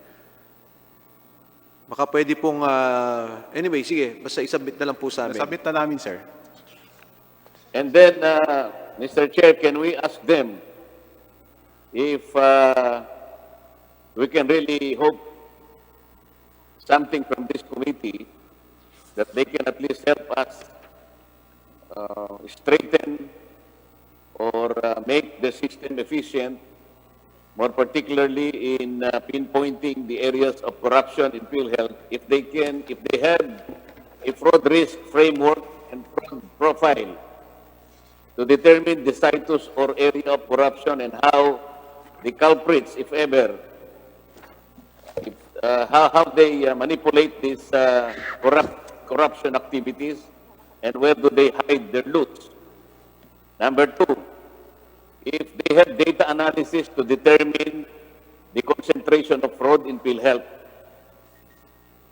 So that, Mr. Chair, if we can ask them to undertake and organize this task force or frameworks, they will probably be able to plug the loopholes as soon as possible dahil marami na talaga ang nawawalang pondo sa PhilHealth na alam na nating kahit hindi pa natin napapatunayan ng lubusan, dito lang sa mga datos na pinresent mo, Mr. Chair, and on the assumption that the COA is quite accurate in submitting all this data, preliminary data to the committee, nakakakilabot, Mr. Chair. If I can go now to the ACR or the all-case rate, Mr. Chair, which is the subject matter of today's hearing, sino po bang pwedeng sumagot maliban kay si Dr. Vargas na lang bang sumasagot dyan? Wala na po bang ibang sumasagot? Honorable Marcoleta, before you proceed, nagsubmit na po pala sa HR pero hindi pa po submitted sa atin. So at any rate, I think you are asking for an official submina from this committee. Parang subpoena, sir. Pero Opo. na-prepare na ho namin. Yes. Pag release yun ng subpoena, i-release namin lahat. Yes. So if Na- there are no file na ho. yes, if there are no objections, we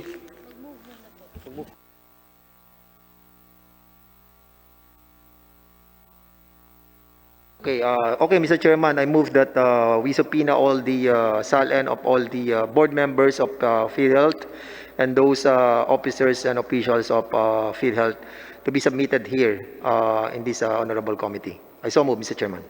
motion for the submission of the subpoena. We will also include in the motion what was relayed earlier by the Honorable Deputy Speaker Villafuerte on the waiver of the AMLA. So with that motion, there being no objection, motion is carried. So Committee Secretary is directed to issue the subpoena to the Philhealth Corporation. Honorable Marcoleta, you may continue. Salamat po, Mr. Chair. Bago po tayo napunta sa sistema ng all-case rate, ang matandang sistema ay yung tinatawag nating fee-for-service. Tama po ba yun sa PhilHealth? Mr. Chair, yes, Mr. Congressman Marcoleta. Ito pong fee-for-service ay ipinatupad hanggang 2014 lamang po. Tama po? Tama po. At pagkatapos tayo ay pumalaot na sa ibang sistema, kung tawagin nga natin ay all-case rate. Mr. Chair, tama po. Ano po ba yung dahilan kung bakit pinalitan natin yung fee for service at ipinalit natin yung all case rate.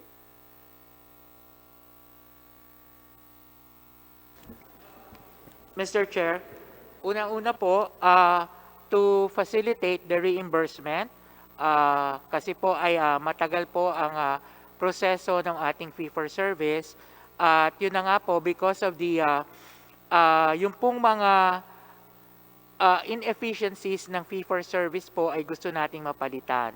Pangalawa po, to provide the immediate information to our members pagdating po sa kanilang benepisyo, dahil pag tinanong po kung magkano ang benepisyo ko, halimbawa po dun sa binabanggit na sakit, masasabi po natin kaagad-agad, hindi katulad po ng nung tinatawag po na fee for service. And yun nga po dito, para po maging mas maayos po yung paraan ng pagbabayad natin. Sa mga tweet, Mr. Chair, ang sinasabi ni Dr. Vargas, kaya pinalitan yung fee for service, ay merong advantages na makukuha. Ang sinasabi niya, mapapacilitate po yung pagbayad, ma-address natin ang inefficiency, at kung ano-ano pang mabubuting bagay na nilalayon noong all case rate. Sa palagay niyo ba, Mr. Chair, Mr. Vargas, ito po bang layunin na ito ay natupad ngayon?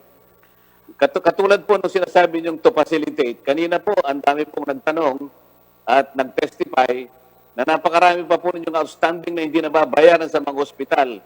Anong pinag-iba ngayon ng fee for service at saka yung all case rate na hindi naman yung na-address yung talagang pinakalayunin kung bakit pumalaot kayo sa ibang sistema?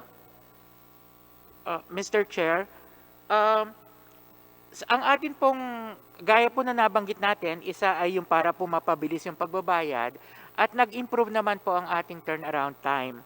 However, meron talaga pong pagkakataon or may mga claims po na hindi kaagad natin mababayadan, lalong-lalo na kung ito ay mga claims na kailangan nating ibalik sa mga ospital para po mag-comply sila. However, meron pong mga pag-aaral na gawa na it actually improved po the turnaround time. Ngayon lamang pong panahon syempre ng pandemya ay kahit po kami ay hindi kaagad-agad nung una nakakapagproseso or nabawasan ang pagpoproseso dahil meron din po kaming mga sumunod din po kami dun sa mga ECQ or MECQ. Pero again po, pagdating po dun sa mga maayos na claims, bumilis naman po ang ating pagbabayad. Dr. Vargas, ang ibig mo sabihin, ang consideration lang rito ay pagpapabilis. Hindi ba meron pang ibang considerations na mas importante dyan? Napabilis nga, pero napabilis din yung pagnanakaw ng pondo. Malaking problema pa rin, hindi ba? Katulad nitong case rate na ito, na sa aking tingin, ito ang pinakaugat kung bakit nagkakaganito ang pondo ninyo. Kanina po, yung pneumonia, ang talagang classic na example dito. Kung halimbawa, ang pneumonia po ay sa standard case rate ninyo is 15,000 pesos lang. Depende naman kasi sa grade o level ng hospital. Halimbawa, ang grade ng hospital level 1. Mas mura po yung kaysa sa level 2 o kaysa sa level 3. Paano kung halimbawa, ang nagastos niya sa 20 pesos na case rate ng pneumonia, ang nagastos niya lang halimbawa 10,000 pesos or 15,000 pesos, hindi ba mandatorily babayaran mo rin yung 20,000, Dr. Vargas, kahit na yung service na ibinigay sa pasyente is less than that amount? Tama po? Mr. Chair, tama po because ang ating pong case rate ay fixed amount. Tama. Kanino po ngayon mapupunta yung ibinayad yung 20,000 pesos, samantalang ang nirender lang ng ospital, halimbawa level 1 lang, ay 10,000 pesos. Kanino mo mapupunta yung 10,000 pesos? Babalik po ba sa inyo yun? Dahil, Mr. Chair, dahil po yung Ang paraan... tanong sa inyo, babalik ba sa inyo yung 10,000 pesos sapagat ang nagasta ng ospital na yun ay 10,000 pesos lang? Hindi po. Ito yung problema. Hindi babalik sa Philhealth. Kanino mapupunta? Mr. Chair, Nasa ospital po, kasama rin po Okay. ang ating doktor because kasama po dun sa rate natin ang bayad sa doktor. Ito nga ang problema, Dr. Vargas, napakasimple nito. Binayaran mo ng 20,000 yung pasyente ng pneumonia sapagkat all case rate nga eh. Mandatory babayaran mo eh. Ang pinaka-problema ang sinasabi ko sa inyo, hindi naman sa lahat ng pagkakataon, 20,000 nga yung bayad eh. Paano yung maraming pagkakataon, maraming instances na 15,000 lang ang binayad o kaya 10,000 lang? Ibig sabihin yan, ang Philhealth nagbibigay ng pondo, binabayaran ang isang serbisyo kahit hindi yun ang kanyang actual na serbisyo. Ang tawag po dyan, technically, is malversation, Dr. Vargas. Kung hindi nyo po nakikita ang legal implication yan. Bakit? Sana man lang po kung bumabalik sana sa inyo eh. Eh hindi. Kapag ka nagkasakit po at saka binigyan nyo ng 20,000 na ito na po yung kargada nun, all case rate, wala na po, hindi na po babalik yun. Money down the drain na po yun. Kaya po, nalulugso ang pondo ng fill rate ng dahil doon. Wala kayong sistema. Sana ang sistema po, ma-verify ninyo, okay, parang temporary lang yung 20,000. Pagkatapos, nung makita nyo na 50,000 lang, dapat i-refund sa inyo ng ospital. Sapagkat yun po naman ay hindi ginasta. Pera po ng ano yun, ng miyembro yun eh. Ganun dapat po para hindi naging ganyan ang kalagayan ng pondo natin. Bakit po noong 2012, Dr. Vargas, 23 cases lamang po ang pinag-aralan nyo sa case rate? 23 cases lang, hindi po ba? 2012, diyan kayo nag-umpisa. Tinetesting lamang po ninyo yun, di ba? Mr. Chair, opo, nung 20, yes po. Pagkatapos po ng 2014, nung mawala na yung fee for service, ginawa nyo ng lahat. Ano ang philosophy behind that? What is the logic behind encompassing all cases? Samantalang ang tinesting po ninyo is 23 lang. Pwede ba nyo ipaliwanag yon sa isang napaka-ikli at napaka-simpleng maling paliwanag? Mr. Chair, I would like, if you would allow me po, Mr. Congressman,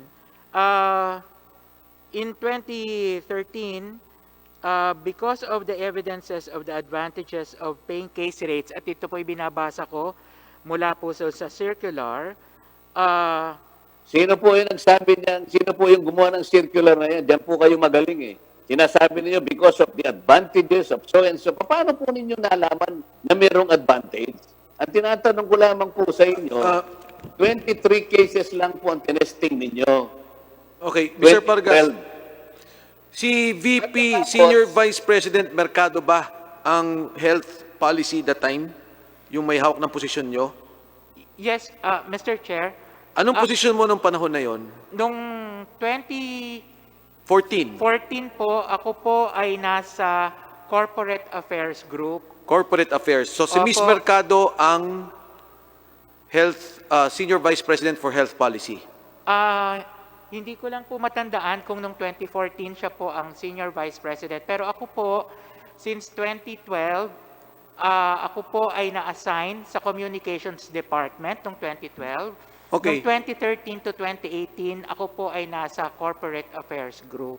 Okay. Ako po ay nalipat sa dito sa posisyon na ito na-appoint noong April of 2019. At 2019 ka lang. Opo. So, eto, tanong ko sa iyo, 2019 ka lang pala, no?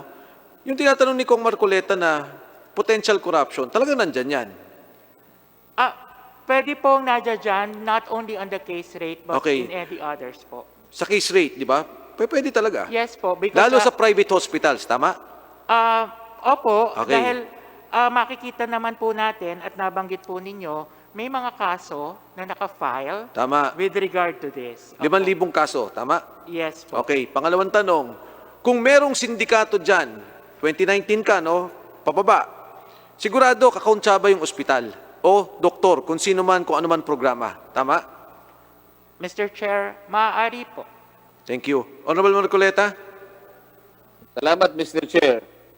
At talaga namang lumilinaw na ang pinakaugat ng pinaka-problema dyan ay yung case rate na yan. Kasi sa case rate, tinatawag nilang fixed rate allowed by policy.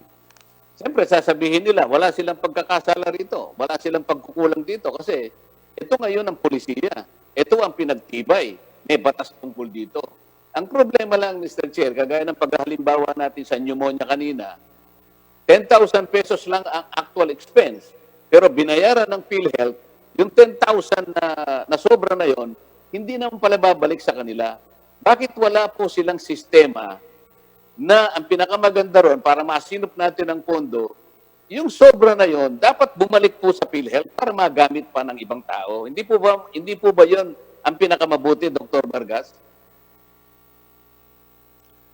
Mr. Chair, opo, pero kung titingnan din po natin, kaya po ang isa sa naging, and in 2017 po, ay at least naman po ay pagsunod na rin sa findings ng COA, ang management po ay nag-propose na rin sa board ng una, either we retain it as a status quo, or second, babayadan po kung ano, kung lower than the case rate, babayadan po kung ano yung aktual. Kasama din po dito either yung sinasabi na tiered payment, yung pong binabanggit nyo kanina. Bakit nga hindi po ganun ang gawin ninyo? Opo. Yung sobra, kinakailangan po ay kunin mula doon sa ospital sapagkat hindi naman nila nagamit yon. Ibig sabihin, kung ano po talaga yung nagastos lamang, kailangan kunin natin yung sobrang pondo na yon para maibalik sa PhilHealth, magamit po ng iba. At sa ganon, may iwasan po natin yung conditions ng corruption. Kaya po nagkakaroon ng ganitong mga pangyayari. Nagiging natetempt po yung mga nasa loob na gamitin ito sapagkat napakalawak ng area ng possible corruptions. Hanggat hindi nyo tinatakpan yung butas na ito, palaging dito manggagaling po yung anomalya na may kinalaman sa pondo. Mr. Bibigyan Vargas. ko po kayo ng isang magandang halimbawa. Paano nyo i-resolve ito? Ito pong merong isang mag-anak. Yung kanila pong anak na babae ay ipinasok sa Manila Doctors Hospital sapagkat nagkaroon ng bukol yung kanyang lieg. Pagkaraan po ng isang araw, na-diagnose po siya na meron po siyang COVID. Noong July 16 po, nasa akin po yung mga dokumento Nagbigay po hindi ko po alam kung ano yung CF2 form mula sa PhilHealth yun. Yung pong doktor ng Manila Doctors Hospital, ang nagngangalang Christine Karingal, pinirmahan niya yung CF2 form ng PhilHealth reflecting a deduction or benefit of 143,000 doon sa pasyente. Pagkatapos, July 16 po yon. Kasi na-confine sila ron at sila nagkaroon na rin ng quarantine dahil nga ang sabi ng Manila doctors, nakapag-contact siya ng COVID. Ang nasakit ito, Dr. Vargas, July 17 o kinabukasan, nagbago yung statement of account ng Manila doctors na walang bigla yung 143,000. Wala na yung benefit na yung binura nila. Alam po ba ninyo kung anong dahilan? Nasuri daw sa x-ray na wala naman palang COVID yung pasyente.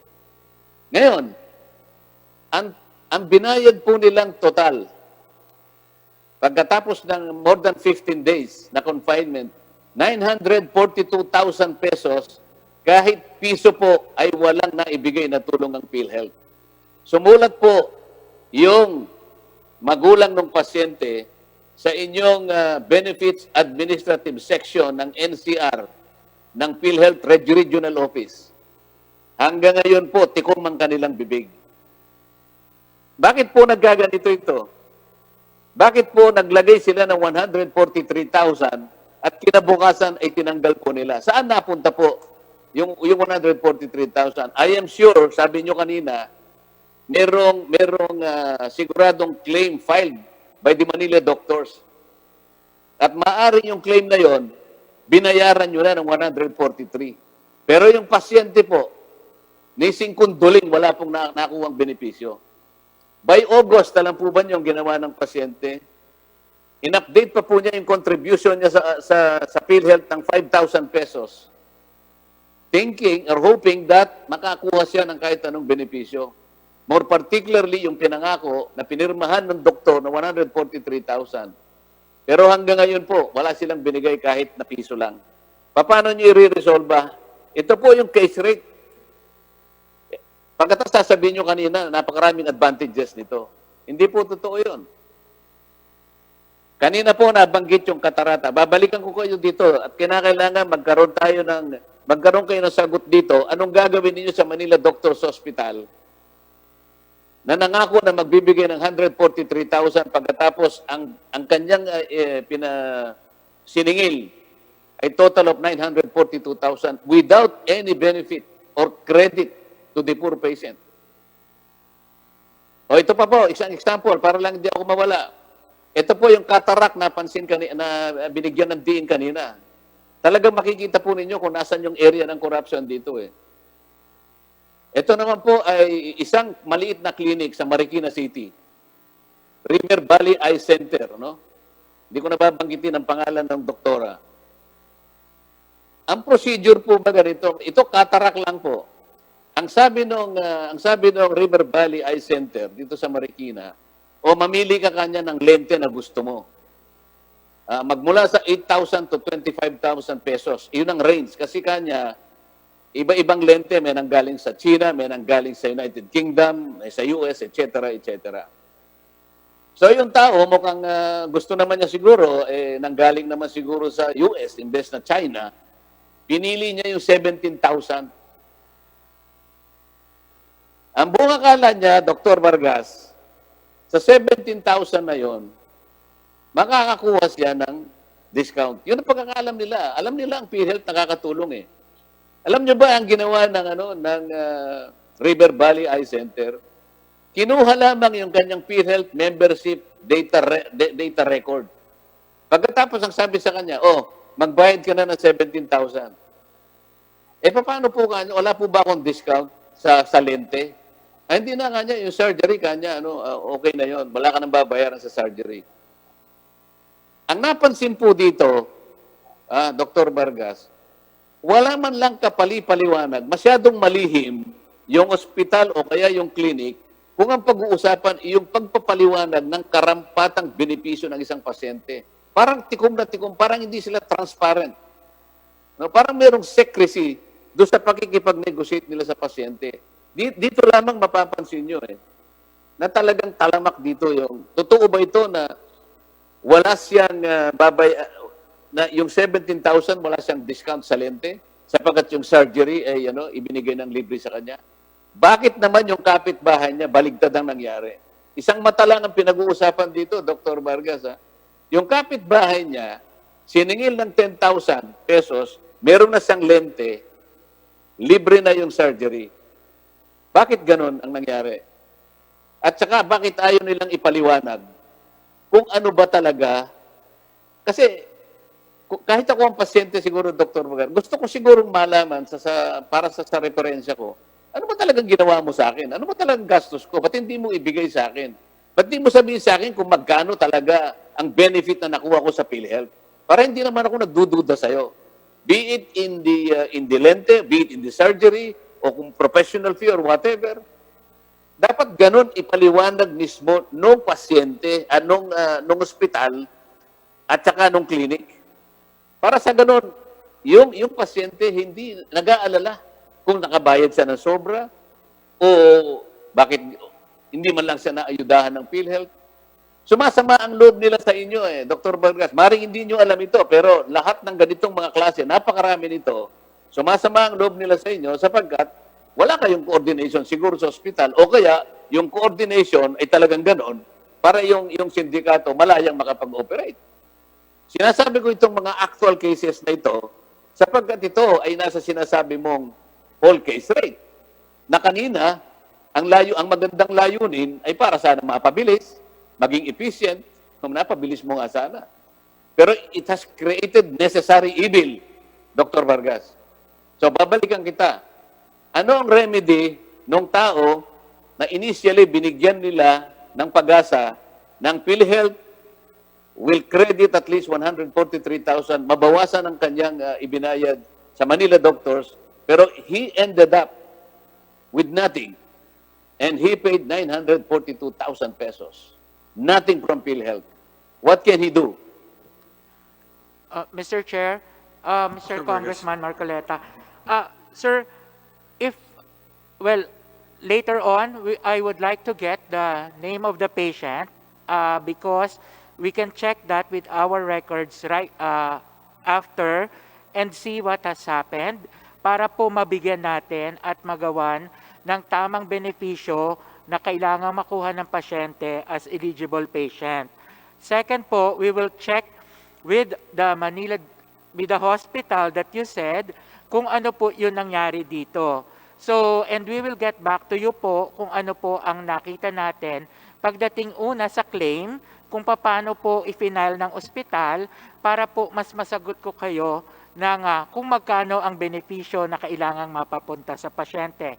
Pangalawa po, pagdating naman po doon sa mga cataract cases, ang atin pong package for cataract is 16,000 at ito po ay hindi lamang para sa surgery. Ito po ay para po doon sa surgery at para sa bayad sa doktor. Pero doon po sa hospital charges, kasama po doon ang lente. Kasama rin po yung bayad sa operating room fee. Tapos yung pong binabanggit ng doktor na surgery na sinasabi niya, ayon po sa inyo ay libre, doon po sa case rate, may kasama po doong porsyento na para sa doktor, para sa surgery talaga. So ang isa po natin kailangan din nating ma-check, again, because we pay for the fixed rate, pero kung halimbawa po ang gusto ng pasyente na lente ay mas mahal, then maaari nga pong siya ay masingil ng ating mga ospital or ng clinic na binanggit nyo or ng doktor pagdating po doon. But again, we have to check on the data or on the claims. Ganon din po yung isa nyong nabanggit, kaya nga po, yon po. Pangalawa po is siguro po, kailangan din namin talagang palakasin ang information campaign para po ang ating mga pasyente at ang ating mga miyembro ay mas alam po nila kung ano ang benepisyo na makukuha sa PhilHealth at dapat po itong benepisyong ito ay mai-demand po nila sa ating mga doktor at sa ating mga ospital. Because yun po yung talagang benepisyo na dapat makuha sila. Sa makatwid, inaamin mo rin, Dr. Vargas, na talagang yung pagpapaalam o yung information sa mga kababayan natin ay talagang mababa sapagkat nangyayari itong mga bagay na ito katulad nitong actual cases na sinabi ko sa iyo na kung saan napapansin nila malihim yung pakikitungo ng ospital sa kanila kapag ka ang kanilang tinatanong ay yung ayudang makukuha nila sa PhilHealth. Nahalata nila ito eh. Isang napakalaking bagay ito, sana mapansin nyo na dito talaga nag-uugat ang ito ang pinag-uugatan ng anomalya. Kung ito'y malinaw, kung ito'y transparent, hindi siguro kayo mapupunta sa ganyang kalagayan na ngayon ay dinidinig natin ang napakalaking sigalot na bumabalot ngayon sa PhilHealth. Opo. Kaya nandito yung pagkukulang. Kaya kanina, tinatanong kita, baka mas maganda pa nga siguro kung fee for service na lang sapagkat itong fixed rate na sinasabi ninyo, nasasayang, nawawaldas ang pondo natin sapagkat mapipilitan kayo na bayaran yung isang serbisyo sa isang pasyente kahit na ito ay mas mababa doon sa original ninyong binayaran. Ngayon, wala pa lang kayong mekanismo para sana yon ay ma-recoup ninyo o makuha pabalik para yun sana ay mapaikot natin uli, magamit pa ng marami nating kababayan. Yun ang pinaka-mahirap at pinakalantarang area ng corruption na nakikita ko ngayon. Mr. Chair. Mr. Dr. Vargas, well, number one, gusto ko lang pong ilinaw na yung case rate under the PhilHealth now ay hindi po dapat tawagin na all case rate. Kasi nga ho, maraming obserbasyon na talagang mali. So, wag natin bigyan ng masamang konotasyon ang all case rate. Nagkataon lang naman, sinasabi namin, mali yung policy nyo. Yung fee-for-service naman na Honorable Marcoleta, iniiwasan na rin ng maraming healthcare systems sa kadahilanan na kung minsan tinataasan ng mga ospital, yung mga pribado, yung pagbayad. Kaya nga po yung sinabi natin sana, gawing ceiling. Yan yung ceiling ng pinakababayaran at pag-aralan ng tama kung magkano talaga ang dapat na bayad. Ngayon, Dr. Vargas, naintindihan ko, 2019 ka pala nandyan, no? But I think, first, number one, you don't defend the all case rate because you don't need to defend it. Okay, nasa corporate ka dati, pero hindi mo kailangan depensahan yan. And number two, kasama sa reforma dyan, yung baguhin yung ganitong sistema. Ano yung pinakatamang angkop na sistema para yung binabanggit ni Congressman Marcoleta ay magawa natin. Yung tamang pagbayad at hindi masayang ang pondo ng PhilHealth. Mr. Chair, Congressman Marcoleta. Opo, una po do sa puntos po ni Congressman Marcoleta, our facilities and our professionals that we accredit, actually po, they sign a performance commitment sa PhilHealth. So, kasama po dyan sa performance commitment ang pagbibigay ng tamang impormasyon sa ating mga professional lalo, no? So kung ito may mga ganito po katulad ng nabanggit nyo na hindi man lamang nag-explain or hindi man lamang nagsasabi, again, if we can get the names of the doctor so that we can call their attention. Kasama naman po yan dun sa ating tinatawag na healthcare provider assessment monitoring. Doon naman po sa binabanggit ni Chair, tama po kayo. Sa ngayon po actually ay kami po ay pumupunta or tumutungo sa pagpapalit ng panibagong provider payment mechanism at ang tinitingnan po natin ngayon ay kung ano yung nasusulat sa batas ng Universal Healthcare Law. Sa ngayon po ang aming talagang ginagawa, especially po nung pumasok na ako dito sa sektor, at ito naman po ay dala na rin ng mga direktiba, nag-OIC po ako ng 2018, no? April, na-appoint lang ako ng 2019. Kami po ay naggumagawa ng costing exercise. Ito po yung talagang pangangalap ng tamang presyo ng mga serbisyo na ibinibigay upang pagdating po, since meron na po tayo nitong tinatawag na costing, ay makakagawa na po tayo ng provider payment mechanism na kung saan i-determine na din po natin kung magkano ang dapat bayadan ng isang pasyente. Yun po yung tinatawag natin na co-payment. Magse-set po tayo ng tinatawag na fixed co-payment. Okay, Dr. Vargas, yung pong details na yan, you can discuss it within the PhilHealth because Yes. within Okay, the law, Mr. Chair. binibigyan namin kayo ng sapat na luwag para gawin yung tamang policy. Ang tanong ko sa inyo ganito, kanina sabi nyo, no, 3 bilyon ang nawala sa tansya ninyo on the all case rate. On the past years, nakita nyo naman yung pinakita kong COA audit reports. In the filing of the case, without necessarily pointing to anyone, willing kayo mag-sign ng affidavit kung magkano yung nawawalang pondo from 2018, 2019, nung kayo umupo, na 3 billion for 2020, I do not know, 2019, I do not know for 2018, but are you willing to sign an affidavit dun sa nawawalang pondo sa PhilHealth? Mr. Chair, again, gaya po ng binanggit ko kanina, sa larangan po noong tinatawag nating provider payment mechanism, kami po ay nagbabayad ng fixed amount. So, sa tingin po natin, hindi po siya Dr. nawawala. Vargas, simple po yung analysis, no? Yung underpayment, wala po yun eh. No? Nagbayad kayo ng mas mababa kung ano yung dapat. Ang sinasabi natin yung overpayment. Ang sabi nyo, hindi. Hindi naman overpayment ang inyong concept. Parang kanina binanggit nyo po. Pero it's actually an overpayment. Kasi kung 15,000 ang pneumonia, nagbayad kayo ng 10, may 5,000 na umover. Particular pa ako sa mga private. Now, based on what you said kanina, because under oath ka naman, and we can give that to the courts, ngayon tinatanong kita, are you willing to sign an affidavit based on that overpayment na nakikita nyo, the 22% na lumalabas na pondo sa PhilHealth? Hindi mo naman kasalanan yan eh. But I'm asking you right now, will you help the government file that case if ever without pointing to anyone? Mr. Chair, I am willing to help the government po. Again, just like po nang binanggit ko rin kanina, because I am under oath, the data was provided to me by our Yes, Dr. po. Vargas. It's all data. At makikita rin ng gobyerno yan, from the region to finance. Are you willing to sign an affidavit to that effect? Because if you will not sign the affidavit, I would think from 2018 to 2019, tinolerate nyo yan at kasama rin kayo. Mr. Chair, I will sign an affidavit, of course, based on the data. Okay. Honorable Marcoleta, please continue. Salamat, Mr. Chair. Mr. Vargas, marami akong nabasa ring mga polyetos ng PhilHealth at dinidepensahan nga itong ACR na yan, kung tawagin nga ninyo all case rate. Natatandaan ko na merong nakalagay sa mga pamphlets ninyo na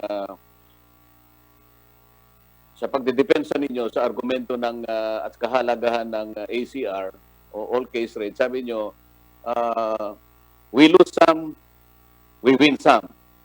At pagkatapos nakalagay doon, we gain efficiency. Tama ba yung nakita kong mga paglalahad doon, Mr. Vargas, na para bang meron kayong itong sa yung all case rate, maring may natatalo kayo, meron naman kayong pinananalo, pagkatapos actually nag-gain kayo kanyo ng efficiency. Nakalagay sa mga pamphlets ninyo. Mr. Chair, gaya po ng nabanggit natin, because this is a fixed case rate, meron pong mga pagkakataon na maaari tayong makapagbayad ng mas mababa. So yun nga po yung tinatawag natin, you may lose in some. Or yun pong mas mataas because it's a fixed case rate, because yun naman po yung you may win in some. However, under the principle po ng ating case rate, it works on the averages po. So you confirm that minsan manalo kayo, minsan natalo kayo. Tama? Yes, Mr. Chair. Okay. So pwede mo ba akong bigyan ng example, itong committee ito? Ano yung pinapanalo natin? Katulad po, Mr. Chair, ito po ay sa isang healthcare provider po, kung halimbawa po ay sila po ay nagke-claim ng 6,000, pero ang fixed case rate po natin is 8,000, babayadan din po natin ng 8,000. Kung ito naman po ang kanila pong, for example, ang kanila pong claim ay 40,000, pero ang gawin mo lang 10,000 para madali. 10,000. 10,000 ang kanilang claim, pero ang atin pong case rate is 6,000 lang. 6,000 din lang po ang ating babayadan. And then, saan po pumapasok yung binabanggit Dr. natin? Vargas, tanong lang po. Di po ba kung ako'y nagpunta ng ospital at ang case rate ay 6,000, 8,000, sabi nyo kanina, no? Example nyo, 8,000, pero po ang case rate ay, ang nagastos ay 6,000, babayaran nyo pa rin ang 8,000, tama po? Yes, Mr. Chair, including the PF. So pumunta ako ng ospital, private hospital, ang babayaran ko ngayon ay 10,000.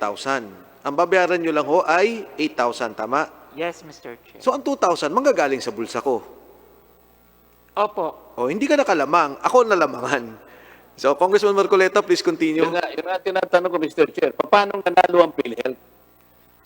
Ito po ay especially po doon sa ating pinalabas na no balance billing, na kung saan nga po ay hindi po dapat sinisingil na yung ating mga pasyente kahit po ang kanilang nagastos or ang nagastos na ospital ay mas malaki. So kung halimbawa po 8,000 ang kanilang nagastos, 6,000 lang ang babayadan natin, pero yung natitirang 2,000, hindi po yun dapat sinisingil sa pasyente. At ito po, nung sinimulan natin yung 23 case rates, yan po ay kasama nating ipinalabas para nga po doon sa mga kulang na ibabayad natin at doon sa sobrang ibabayad natin, siya po ay mag-average dahil hindi naman po dapat magbabayad ang pasyente. So initially, doon po yun pumapasok. Kaya po doon, kung ikaw ay mas efficient, ang pag-ooperate mo, ang pag-treat sa ating pasyente, so maaari pong may pagkakataon na yun pong kulang or yung sinasabi na labis ay siya po yung mag-average dun sa kulang naman. So yun po yung kaya po naglabas din tayo, hindi lang ito case rates, kundi naglabas din po tayo ng financial protection policy na no balance billing. However, hindi pa po, yun nga po, gaya ng nabanggit kanina ni Chair, yung ating no balance billing ay hindi pa rin po para sa lahat. Pero under the universal healthcare, sinasabi po na dapat ito ay para sa lahat at ang mga ospital ay binigyan na rin ng ilang porsyento kung gaano kadami ang dapat no balance billing or no copay at kung ilan yung dapat may copay. So doon po pumapasok yung konsepto po ng averaging. Dr. Vargas, napakahaba ng kwento kasi ang tanong ko lang, bigyan mo kami ng halimbawa paano nanalo ang PhilHealth. Yun ang pinaka-particular na gusto kong ipaliwanag mo. Paano nanalo ang PhilHealth? Andyan na nga yung kalagayan ng pondo nyo. Ang sabi nga ng actuary nyo nung nakaraang pagdinig, baka 1 taon na nga lang ang buhay ng inyong ng inyong pondo Kaya nga tinatanong ko, under the system of ACR, ang sabi nyo, you win some, you lose some. Mas particular ako doon sa ipapanalo ng PhilHealth sapagkat yan, makapagbibigay ng kabutihan sa pondo. Pag maganda ang pondo, mayabong ang pondo, matatag ang pondo, masaya ang tao, makikinabang ang tao. Ang sabi nyo, you lose some, you win some. Ang tinatanong ko, paano kayo nananalo? Ba't kayo napunta sa ganyang kalagayan na halos malugso na pala yung pondo?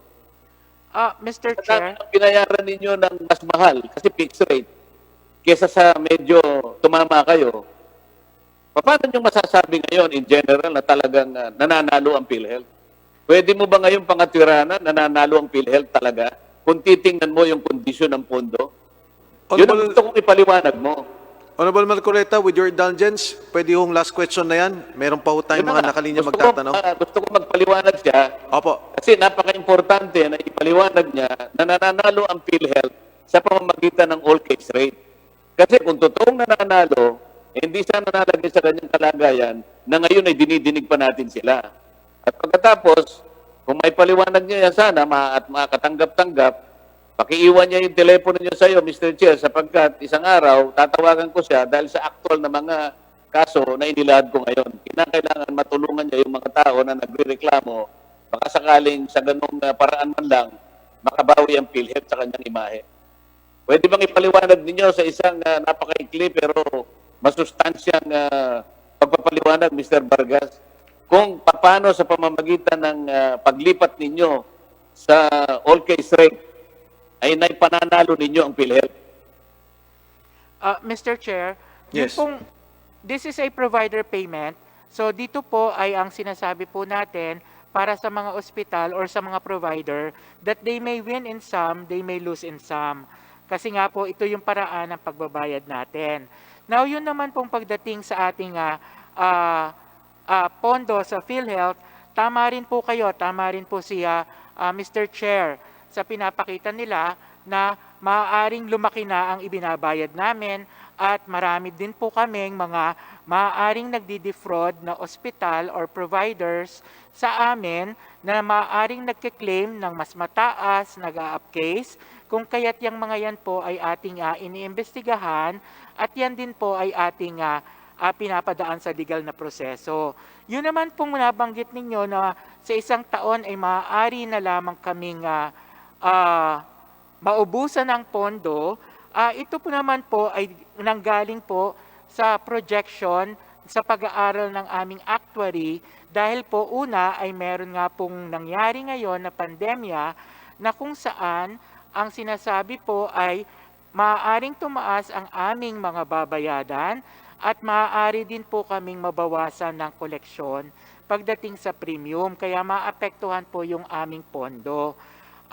Pero gaya nga din po ng nabanggit ni Chair at saka po ninyo kanina, dito po sa ating current system ay maaaring may nangyayaring fraud at itong fraud na ito na iniimbestigahan natin ay maaaring nanggagaling sa ospital, maaaring gagaling sa ating mga binabayadang providers, or again, sabi po baka pwede ay galing din sa aming mga korporasyon or within the design of the policy itself. Mr. Chair, hirap na hirap talaga akong maintindihan ng paliwanag niya. Ganito na lang, para matapos ako. Alin yung mas marami. Yung panalo ang PhilHealth o yung talo? Deputy Speaker Marcoleta, parang wala naman pong naipaliwanag na nanalo ang PhilHealth. Yun na nga eh. Kaya nga siguro, hanggang doon na lang siguro yung kanyang kayang ipaliwanag, pero ako hindi ko kayang tanggapin yun sapagkat mula sa kanila, sinasabi niya, they win some, they lose some, they gain efficiency. Wala akong makitang efficiency na maski yung man lang na ipanalo eh. Ang katibayan, Mr. Chair, na walang naipanalo ang PhilHealth ay itong ginagawa nating pagdinig ngayon, na ngayon ay nagsasakripisyo tayong lahat para lang matulungan natin ang ating bayan sana, maibalik natin ang pagtitiwala sa PhilHealth. With that, Mr. Chair, sana makuha mo ang telepono ni Mr. Vargas para kahit paano matawagan siya ng mga taong binanggit ko kanina, makatulong naman yung ipinangako ng PhilHealth para sa kanila. Salamat po, Mr. Chair, sa inyong pagbibigay ng panahon. Thank you, Honorable Marcoleta. Dr. Vargas, ang isa po sa mga pwede niyong sabihin na hindi naman talaga natalo, pero parehong talo ang situation, is public hospitals. Kasi pag nagbayad po kayo ng let's say 15,000 at naging 20,000 po yung, pneumonia, 15,000, pero ang totoong bill, 10,000, yung 5,000 na yun, papasok ko sa public hospital eh. Pero, yun po, para pumunta lang from one public fund to another public fund. Pero in a private hospital setup, talo po talaga tayo. Pero sa katotohanan, no, ang pasyente, either way, public or private, kung ano yung ceiling ninyo, out of pocket na niyang idadagdag yun. Sa sarili niya ng bulsa kukunin. Kaya kung meron lang pong sasabihin nating tabla sa public hospital, pero sa private to talaga, nandyan yung corruption. And I see your cases, yung fraud cases ninyo, almost 5,259 ang kaso ng mga panluloko. Kasi nga, hindi lang naman to kaso ng maliit na bayad, malaking bayad sa isang maliit na panggagamot, kung hindi may nameke ng tao.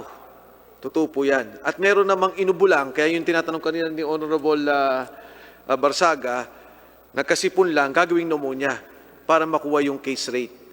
Kaya kung makikita nyo, yung diferensya from DOH, iba kayo parate. 500,000 lang ang pneumonia sa kanya, 700,000 sa inyo. Consistently, since 2014 to 2019. At yung katarata nga at yung iba pang madali na itagong pamamaraan para makakuha ng pera, lumalabas din ho naman eh sa yearly COA reports at mismong sa inyong finance kung magkano yung lumalabas na pondo sa pagbayad kung anong klaseng operasyon. Mr. Chair. Honorable Fernandez? Yeah, since na nandito na rin po tayo doon sa percentage, na kanina tinanong natin kung ano yung ratio ng overpayment saka underpayment, and a while ago sinabi na 78% yung underpayment at 22% yung overpayment. At yung 22% na sinasabi kanina ni Mr. Vargas ay nagko-correspond yun sa 3 bilyon noong 2019. At we're asking also na mapadala sa atin yung mga previous years, no? And aside from that, Mr. Chairman, I think we need to find out also yung mga records ng mga different private and government hospital para ma-differentiate po natin, yung kung nagtutugma, no? At considering, Mr. Chairman, that itong binanggit mo na mga kaso ng mga iba't ibang hospital, simulan po natin dun sa mga hospital na may mga kaso para makita po natin kung magbabalanse yung sinasabi nilang overpayment sa 22% na 3 billion doon sa isasubmit sa atin ng mga hospital. So, in that case, Mr. Chairman, I move that we summon also the different association ng hospitals na kung saan sila po ay binigyan ng akreditasyon ng Philhealth and submit to us, Mr. Chairman, doon sa records nila sa underpayment na nagko-correspond sa kanilang hospital at yung overpayment na nagko-correspond din po sa kanilang pong collection. In that case, Mr. Chairman, somehow mababalansi po natin kung tama yung record ng Philhealth at tama rin yung yung record ng mga different hospitals, Mr. Chairman. Yes, thank you. I so move, Mr. Chairman. Thank you, Deputy Speaker Fernandez. Kung papayagan niyo po, Deputy Speaker Fernandez, dito po sa mga may fraud cases, since 2018 to 2020, yan po yung unahin natin. Tapos hingin din po natin yung data ng mga malalaking alokasyon. So, Mr. Chairman, ang sinasabi mo po ninyo, do sa 2018 po na under at overpayment, they need to submit all those documents coming from the different hospital. Ito kasi yung mga fraudulent na mga hospitals na may mga kaso. Ano po natin, ipa-check natin sa committee kung particular ano po yung mga ospital na to. Kasi yung iba nakita ko, and review ko mga pa isa-isang kaso. But marami din dito yung maramihang kaso sa bawat ospital. But at anyway, Deputy Speaker Fernandez, your motion is to, if you want, no, let's focus on pneumonia at sino yung mga private hospitals na malaki ang binayaran. I think, Mr. Chairman, yung 5 pinakamalalaki na package, Okay. siguro i-categorize natin yung 5. Okay. Sa bawat hospital na isubmit sa atin yun. Para ngayon makita po natin ang difference, Mr. Chair. The committee secretary is directed to look into the list of the cases, fraudulent cases, na nandito po sa atin from 2018 to 2020, and the list of 2013 to 2020, if PhilHealth can give us kung ano po yung malalaking private hospitals, top 5, na nag-benefit dito sa, let's concentrate on pneumonia, because ito yung malaking ginagamit. PhilHealth is so directed, and the committee secretary is so directed. Mr. Chairman.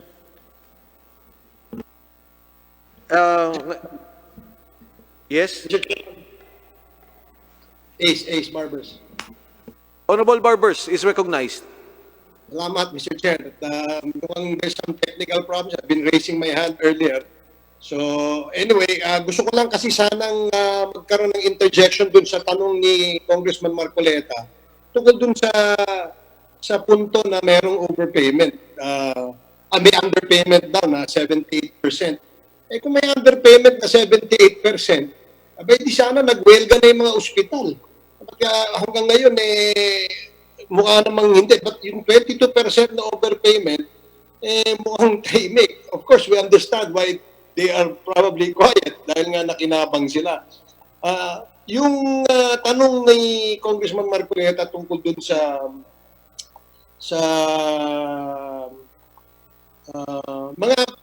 mga packages kasi, Mr. Chair, who determines kung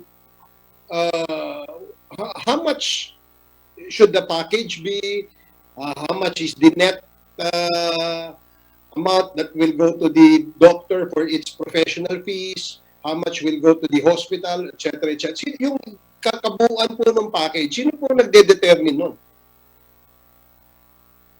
Mr. Chair, Mr. Yes. Congressman, we have a department in the corporation, the Benefits Development and Research Department, who does the research and who proposes the policy and actually to compute also on this. Let's say, take the case, for example, of an opta or an eye doctor, no? Nag-opera siya. Example lang, how much, di ba sabi natin isang mata, 16,000, am I correct? Yes, Mr. Chair. So, dun sa 16,000 na yun, o sa dalawang mata ay 32,000, dahil yun nga yung nasa case rate ninyo. How much, more or less, is the net amount that goes to the professional fee of the doctor? Para lang may idea tayo. Mr. Chair, for a while lang po, I'm checking lang po. Sumagot This ka is- ng tama naman, wag naman yung masyado maraming pasakalye. Dahil mong paligoy-ligoy kasi, Mr. Chair.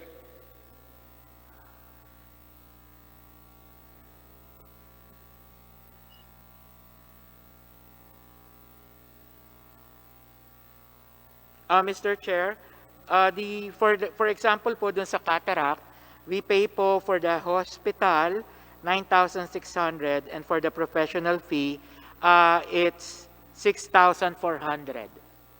6,400 is the net professional fee that goes Yes to the po. doctors And then for for both eye operations. Eye cataract. Ang rule po, Mr. Chair, sa cataract is kung ito po ay gagawin in one sitting for both eye, we will only pay po 16,000. Pero kung ito po'y gagawin with a difference of 24 hours, saka lang po tayo magbabayad ng dalawang pakete. Pero yun nga po, 9,000, roughly pagka po surgery, dun sa case rate, 60% po ay pupunta doon sa hospital, the 40% is pupunta sa Sorihano.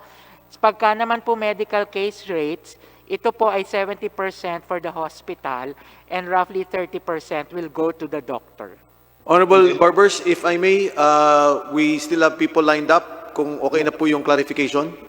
Yeah, isa na lang, very short, Mr. Chair, kasi kanina, yung sa, tungkol din sa case, I will again ask anyway sa IRM later on. Yun na lang, kasi nga, napupunta dun sa professional fee, napakaliit na amount, no, considering that we're charging 32,000 and yet what goes to the doctors for their professional fees just net of about 6,000 pesos. So meron and probably this is one of the reasons why doctors opt to become nurses abroad. They travel out of the country because of this. So having said that, Mr. Chair, I will go into other details with respect to the IRM if there will be a second round. Thank you, Mr. Chair. Yes, Honorable Barbers. The IRM will be taken up after this. The Honorable Congresswoman BH, Congresswoman Bernadette Terena is recognized. Yeah, thank you very much, Mr. Chair. Magandang hapon po sa inyong lahat. Thank you. Gusto ko lang po i-follow up yung aking hiningi last hearing na nagtataka ko na a lot of our fellow legislators are still asking the same questions. And I would like to reiterate, nasubmit na po ba yung hinihingi ko na proseso and guidelines as to how Philhealth decides kung sino ang mga binibigyan ng ating IRM. I remember last week, hiningi ko po ito, hoping na bago itong hearing na to, ay nasa akin na ang proseso at guidelines, pati na rin kung sino yung 770-something na institutions na nirelisan ng IRMs na ito. So I'd like to know, Mr. Chair, nag-submit po ba sila sa committee? PhilHealth.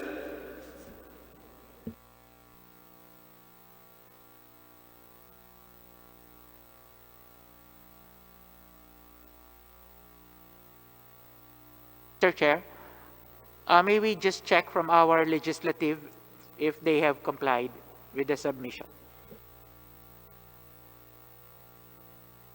Mr. Chair, according to them, yes daw po. Before you proceed, Honorable BH Herrera D., is the Senior Vice President Del Rosario also Jojo Del Rosario? Is that his name? His name, Mr. Chair, is Rodolfo Yes, but this is nickname Del Jojo Del Rosario Rosario. Jr. Is that his nickname, Jojo Del Rosario? Yes, Mr. Chair. Comsec, can you please check the page of Mr. Jojo Del Rosario because he posted something at 2:25 in the afternoon. Nung naghahanap tayo dito na magkikipag-usap at magsasalita, wala siya dito pero nakapag-post siya sa Facebook ng isang message. At any rate, Comsec, kindly look into this ASAP. Honorable Congresswoman BH Bernadette Herrera D., please continue.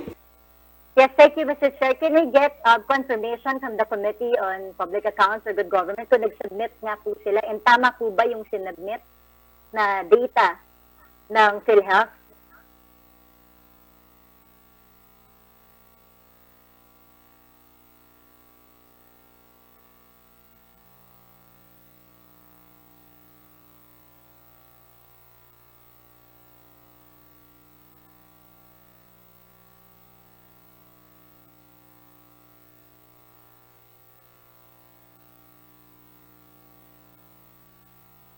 Mr. Chair?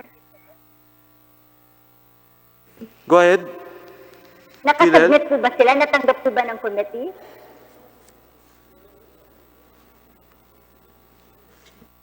Sec is recognized. Kindly reply to the Honorable Herrera D.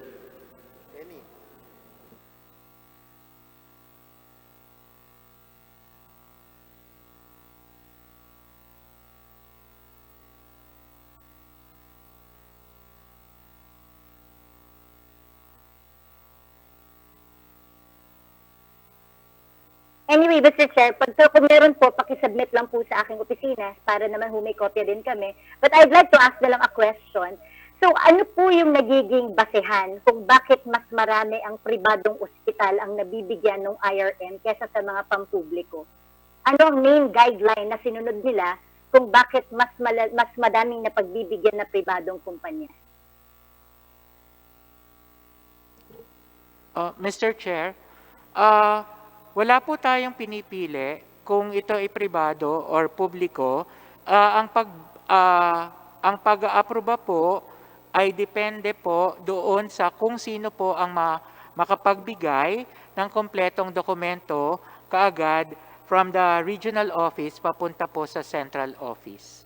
So Requirement po. Sige po, patuloy po. Opo, Mr. Chair. So again, depende po kung kailan po siya na-receive at yun po. And then kung kailan po siya marirelease. I think we have the data also, Madam Mr. Chair, when we receive the complete documents and when we actually release or approve the IRM. Nagdo-due diligence po ba tayo kung ang mga kumpanya ay SEC-registered, mga active na businesses, or sila ay mga nagbabayad ng mga buwis sa ating gobyerno, at sila ay mga good standing businesses sa ating bansa? Mr. Chair, Madam Congresswoman, sorry po. Is this aligned with dun sa release po ng IRM or as a general process? Sa IRM? Well, sa IRM. As a general process, when you accredit, ano ba yan? Dapat ba accredited sila sa IRM? Meron bang accreditation process? O namimili lang kayo ng ibang ospital? Kung sino lang nag-submit sa inyo, pwede bang mag-submit ang lahat ng ospital? Opo. Hindi po, Mr. Chair, hindi po tayo namimili. Again, ito po ay nakabase po dun sa database na meron po kami. Kung ito ay accredited, chine-check din po natin. Tapos hindi, pero dun po sa binabanggit nyo kung ito po ay registered o hindi, because sa anim naman po ang ating requirement para ma-accredit is meron pong Department of Health license. So kasama po yon sa atin pong mga chine-check. Ang business permit po ba kasama sa requirement ng Department of Health license?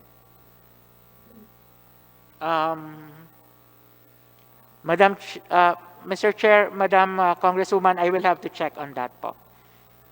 So, If the business permit is a requirement of the DOH license. Registered sa isang lokal na pamahalaan bago kayo ay mag-release ng pondo sa kanila? Mr. Chair, again, kasi po doon sa atin pong tinitingnan ay kung ito po ay accredited, ito po ay maaari nating mabigyan. And, so it doesn't matter kung sila ay rehistrado sa lokal na pamahalaan o hindi? Mr. Chair, with the license po, we assume that they are. So hindi kayo nag-due diligence?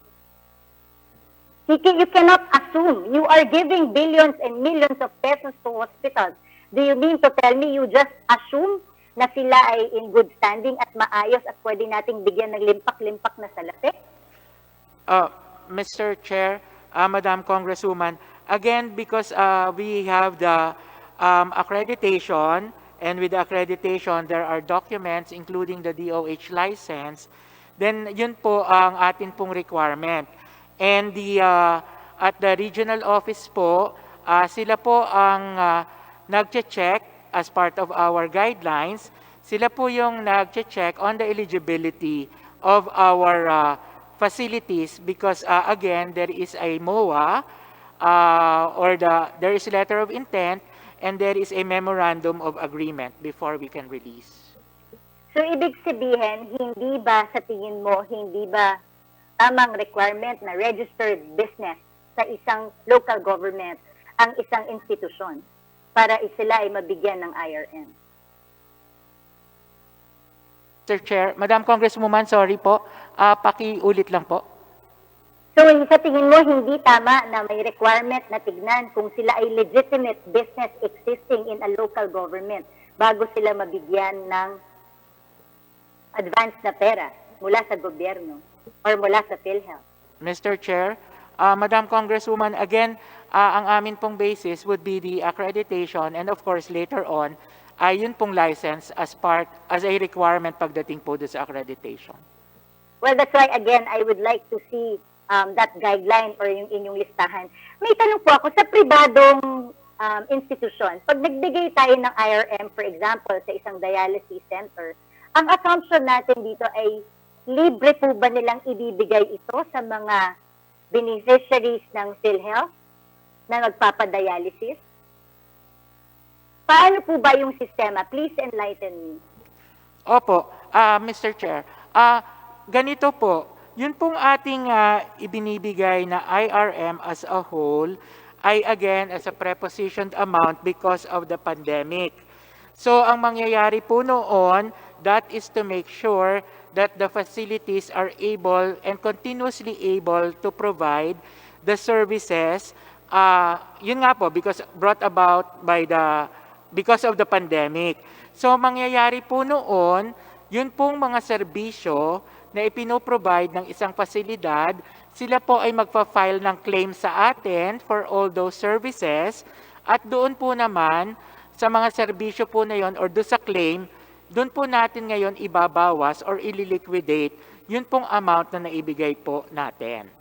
Pero is it supposed to be 100% free or may dinadagdag silang additional na presyo doon sa kanilang singilin pagdating sa pribado?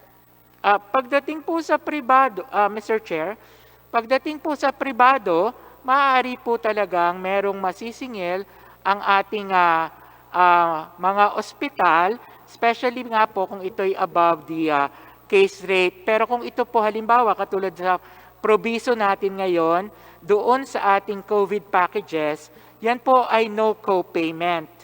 Kahit po sa gobyerno or sa pribado, yan po ay no co-payment, especially po doon sa ating identified standards.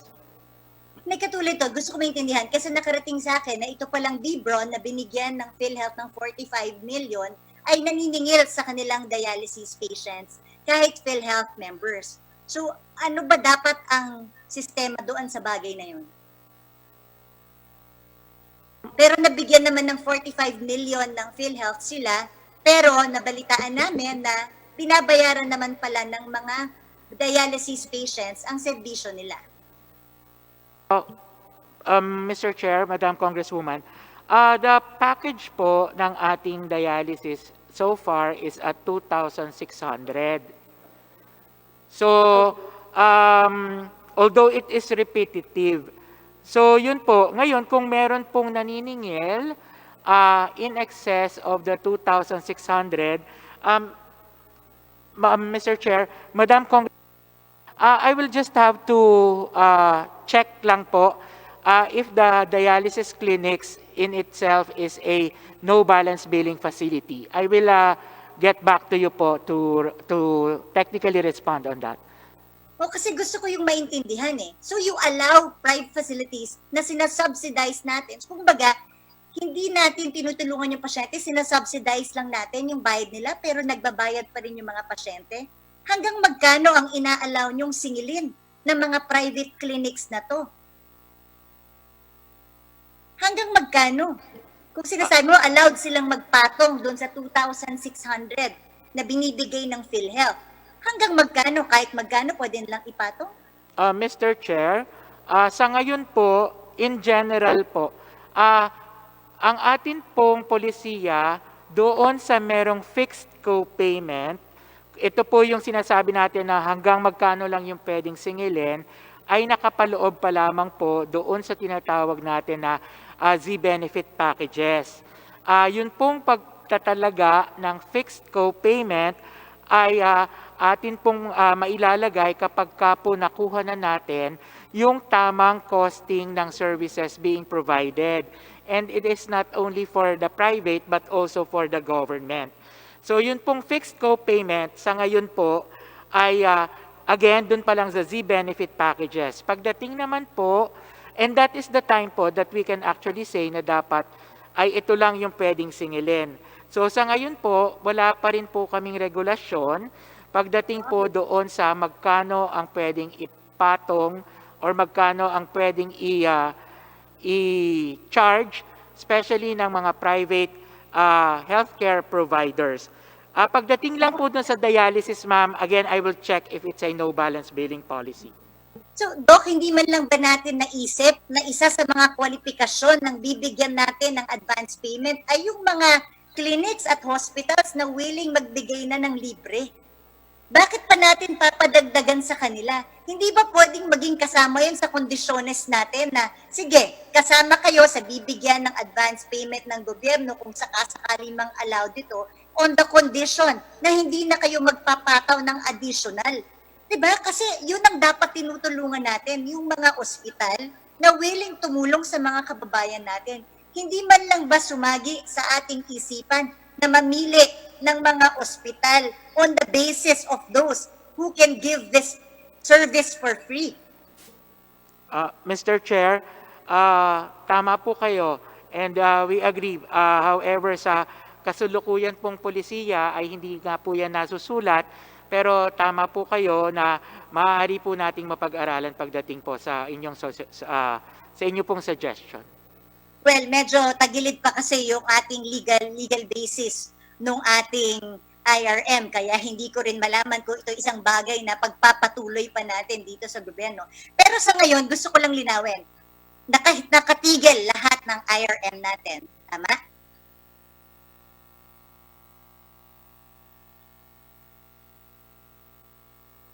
Doc, nakatigil naman po lahat, suspended lahat ng issuances ng IRM natin. Is that correct?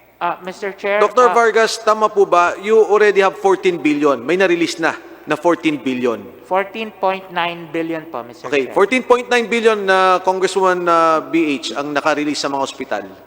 Opo, pero hindi na tayo nagre-release pa as of now. Nakasuspend tayo kasi I think ang budget nila dyan is 37 billion if I'm not mistaken, Mr. Chair. I'm just worried na baka mamaya nagtutuloy-tuloy pa rin, nagpa-facilitate at nag-accredit ang Philhealth ng bibigyan ng IRM.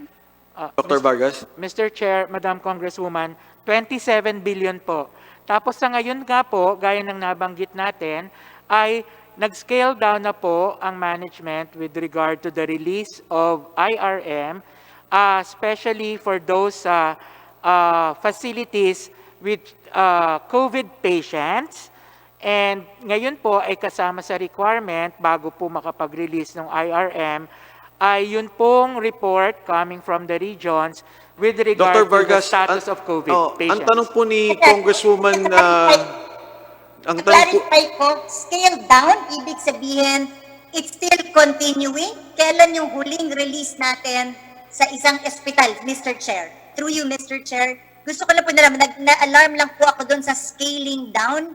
Ibig sabihin, we are continuing to release. Dr. Vargas? Mr. Chair, I'd like to check lang po if you would allow with our finance with regard to the kailan po yung huling release or disbursed. Ang una pong tanong ni Congresswoman Bernadette T. is tuloy-tuloy pa po ba? Mr. Chair, Your Honor, ang last po na release ng IRM po natin, sa tanda ko po, ay July 23 po. And I think this will be raised to the Philhealth Board po, ang tanong ni Okay, Congresswoman. so July 23 ang huling release at hindi muna tayo nagre-release. Yes po, yung nang tanda ko, Mr. Chair, and I think this will be raised to the Philhealth Board po. What would be the action of the board, instruction of the board, whether to continue or what action po ang kanilang gawin po dito? Yes. Honorable Congresswoman BH. Thank you. So yun lang, I would just like to make that clear that there will be no releases until the board takes action. And I think this committee also, Mr. Chair, maybe through you, we could also tell the board na until everything is sorted out, I don't think it's right to release, to continue doing so. Dahil as nakita naman natin, hindi pa rin natin na-establish yung legal basis nito. Dahil yun ang sinasabi pa ni Senator Ping that I'm still not clarified na nauna ang resolution or nauna ang circular bago sa board resolution. I would like to be clarified on that one. I don't know if it was discussed kanina, Mr. Chair. Gusto ko lang pong malaman kung ano yung sinasabi nila. Kasi nung time na nagtanong ako, ang basis na ginagamit ni General sa akin was the RA. But apparently, there was a circular and a board resolution na tinutungtungan dapat ng IRM na ito. na Yes. point out nga na nauna pa ang circular bago ang board resolution. Can we be clarified on this Yes. one? Congresswoman BH Herrera D, ang agreement po sana sa IRM is we take it after the all case rate issue. Okay. Sorry, Mr. Opo. Chair. Okay Pero po. okay lang naman po. Congresswoman BH, if you may wrap up your line questions. Maraming salamat po. Okay, Mr. Chair, so I will wrap up na on the IRM. If I hope, Mr. Chair, na maka-question ako tungkol sa IRM on the next hearing. At sana po malaman po namin kung kailan yung turn namin, Mr. Chair, para naman po alam namin kung kami po ay may pagkakataong magsalita. With regards to the all cases, so we are limited, as I understand, Mr. Chair, for this hearing, we are just limited on the all case rate issue. Ganun po ba yun? Yes, Congresswoman D. Would we have another hearing on the computer issue naman po, on the IT? Yes, Congresswoman D. In fact, I just have, ngayon lang po tayo nagkaroon ng confirmation. On Monday and Tuesday, we will have a hybrid session on this, a continuing session, which will include yung pong IRM and the computerization. Congresswoman BH. Thank you. So I will wrap up because my concern is mostly on the IRM and the computerization. Siguro my last question na lang, dun lang sa all case rate, is that isa po sa nakikita kong naging problema ng all case rate, and maybe it has been discussed a while ago, is the upcasing of claims. Marami po bang naging surges nito sa inyong obserbasyon, Doc? Yung pagdating dun sa upcasing na hanggang ngayon po kasi, like kahapon lang, ako po ay nakatanggap ng tawag mula po sa aking pinsan na pinipilit po sila ng ospital na i-declare na COVID patient yung pinsan ko. Kahit wala pa yung COVID results. And I think we know one of the reasons is because of this case rate system. Why is it still happening? With all these hearings, hindi pa pinagsasabihan ng Philhealth or wala bang ginagawa yung Philhealth? Kasi apparently, it's still happening in all hospitals na pinipilit nilang patanggap o COVID patient yan kahit wala pa ang resulta ng COVID test result. Dr. Vargas.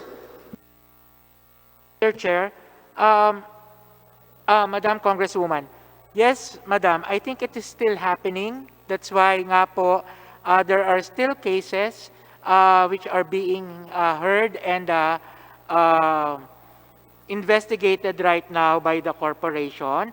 Yun pong tinatawag natin na upcasing. Opo, maaaring nangyayari pa rin po ito sa ngayon. So ano kayang pwede nating solusyon doon agad-agad? Pwede ba silang hindi makapag-claim ng kanilang all case rates pag ganyan? Para nang sa ganun, matakot naman tong mga ospital na to na pinipilit pa rin ipilit yung sakit dahil mas madaling kumolekta. Sana naman nakikita po ninyo yung nangyayari sa mga ospital ngayon. They want to make use of one sickness kahit hindi yun ang sakit ng isang tao just to be able to collect from you. Pero hindi naman niya dinidiscountan yung kanyang mga pasyente. Yun yung pinakamasaklap doon. And these are very real instances. Yung hospital po na sinasabi ko ito ay Capital Medical Center. Yan po ay isang sinumbong sa akin na pinipilit nila na sabihin COVID patient na lang daw po ang aking pinsan kahit na wala pa ang kanyang COVID result. So I would like you to take a look at that. Please get in touch with me. I'll be more than happy to supply you with information regarding this matter. These are very real situations, and it's not just happening in Capital Medical Center.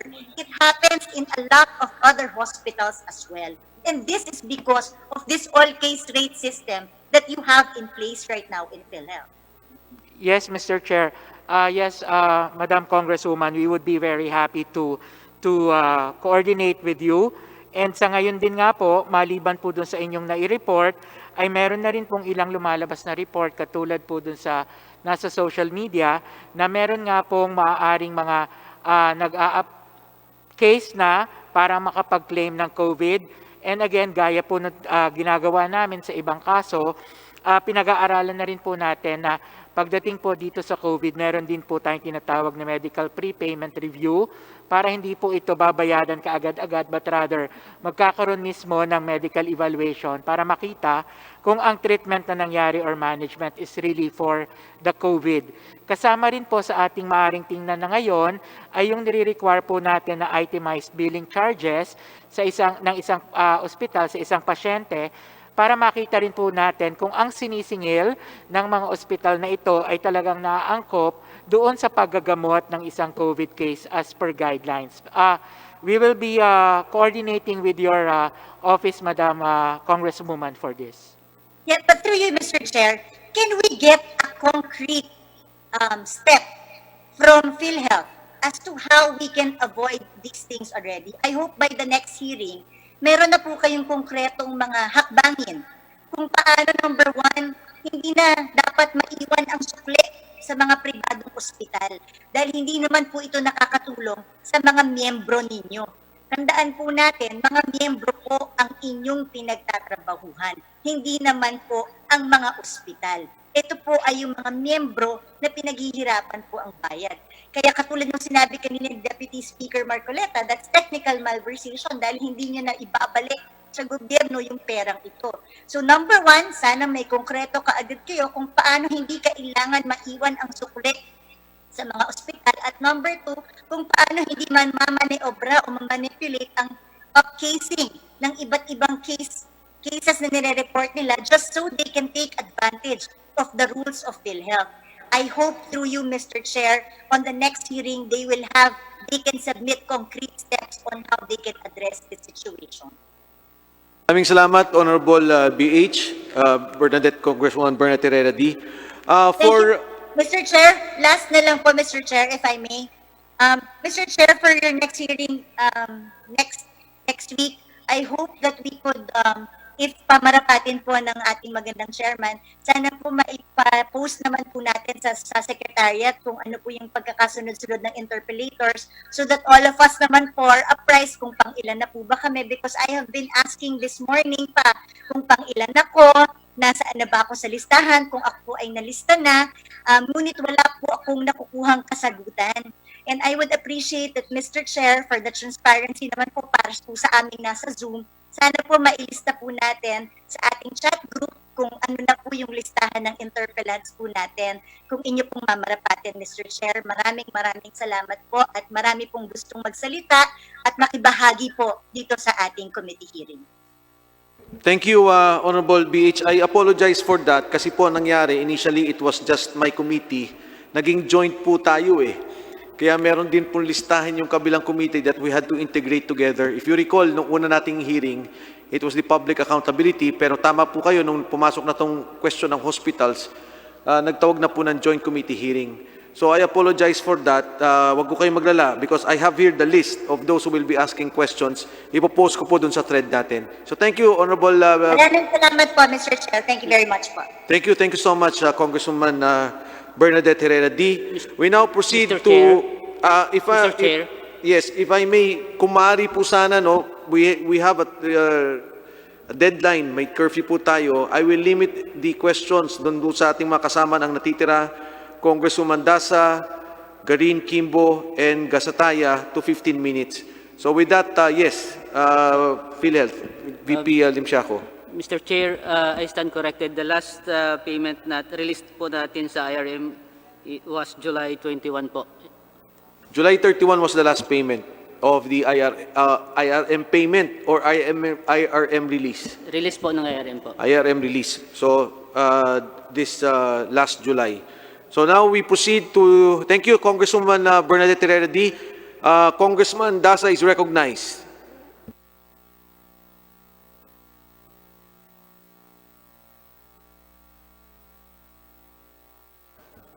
Congressman Paul Dasa is recognized.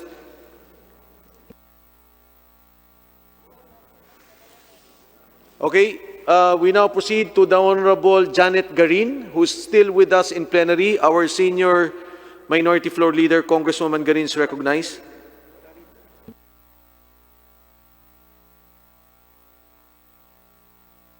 Okay, while waiting for the Honorable Garin, may we call on the Honorable Kimbo, who's still with us in Zoom. Congresswoman Kimbo is recognized. Thank you, Mr. Chair. Can you hear me? Yes, very clearly. Go ahead. Dr. Ish, good evening po. Mr. Chair, good evening po, Madam Congresswoman. So, nabanggit mo kanina, Doc, na ang overpayment is 22%. of your case rates, and then the underpayment naman is 78%. Tama po, no? Mr. Chair, Madam Congresswoman, yes po, as reported. All right, and which means because 22 plus 78 equals 100, zero po ang case rates na correctly computed. Tama? Mr. Chair, Madam Congresswoman, may I refer po to our actuary who provided the data? Sorry. I guess, Doc Ish, I don't even need an answer for that because 22 plus 78 is 100. So, ibig sabihin nun, wala kang case rates na tama.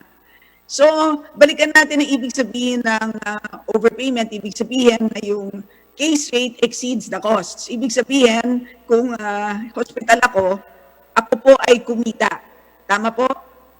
May profit doon sa case rate na yon. Mr. Chair, yes po.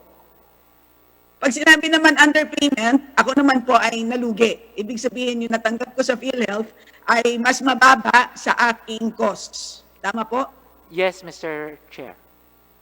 So ang ibig sabihin nun is the implication of your overpayment and underpayment is not really on the fund viability of PhilHealth, but rather on the profitability of the hospitals. Tama, di ba? Yes, Mr. Chair. Yes po. However po, of course, it is also a cost containment for the health insurance because again, if it is being, if the principles are being followed, then again, it's a pwede po siya maging cost containment as a provider payment mechanism. Tama po, but the cost containment is happening at the hospital side. Ito na nga po yung kanina pa pong sinasabi nila Chairman Mike, na ang implication is not on your fund, but rather on the hospital. Tama po? So anyway po, which means, di ba, na kapag public hospital, no, kapag may overpayment siya, kailangan niyang tipirin yon because 78% of the time naman, siya ay lugi. And because there's a no balance billing policy, ibig sabihin, hindi siya pwedeng sumingil ng dagdag doon sa pasyente. Diba? So in other words, kailangan niyang punuan ang kanyang lugi doon sa underpayment na 78%, doon sa nakuha niyang overpayment na 22% of the time. Tama po? Mr. Chair, tama po. And in other words, kung kulang pa, kailangan nang humingi ng subsidies ang hospital, and usually that is from the MAIP, yung Medical Assistance for Indigent Patients. Tama po? Tama po. Pagdating naman sa private hospital, doon may problema kasi pwede kang mag-balance billing. So, ibig sabihin, kapag underpayment ang nakuha mo from PhilHealth, pwede mong singilin yung kulang doon sa pasyente. Tama po? Tama po. In other words, sa private hospital, panalo parate. Kasi 22% of the time may overpayment, which means may kita siya. Pagdating naman sa 78% of the time na underpaid siya, pwede naman po niyang singilin ang pasyente. So in other words, ang sistema na ganito always assures hospitals that they can make some profits. Tama po? Tama po.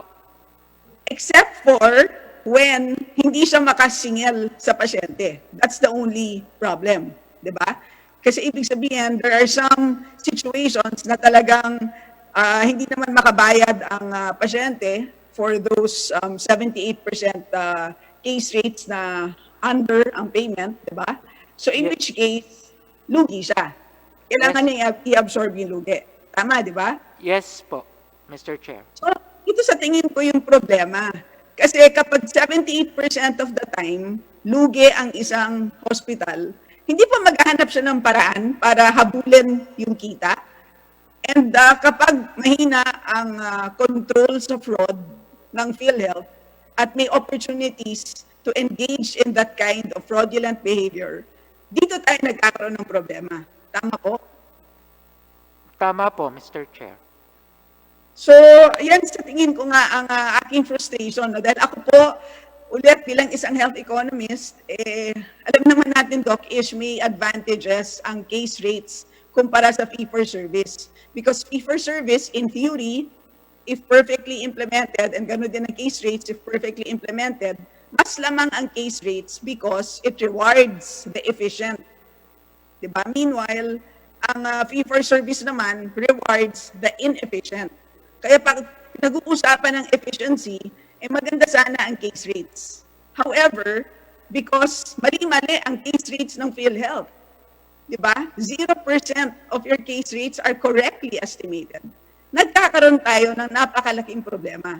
And the big problem really is nagkakaroon talaga ng incentive na mag-engage in fraudulent behavior ang ating private hospitals.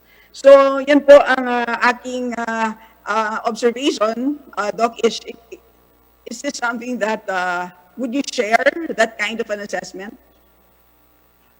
Mr. Chair, Madam Congresswoman, tama po kayo because for one, we really need to make the proper costing of healthcare services in order to make sure for us now to one,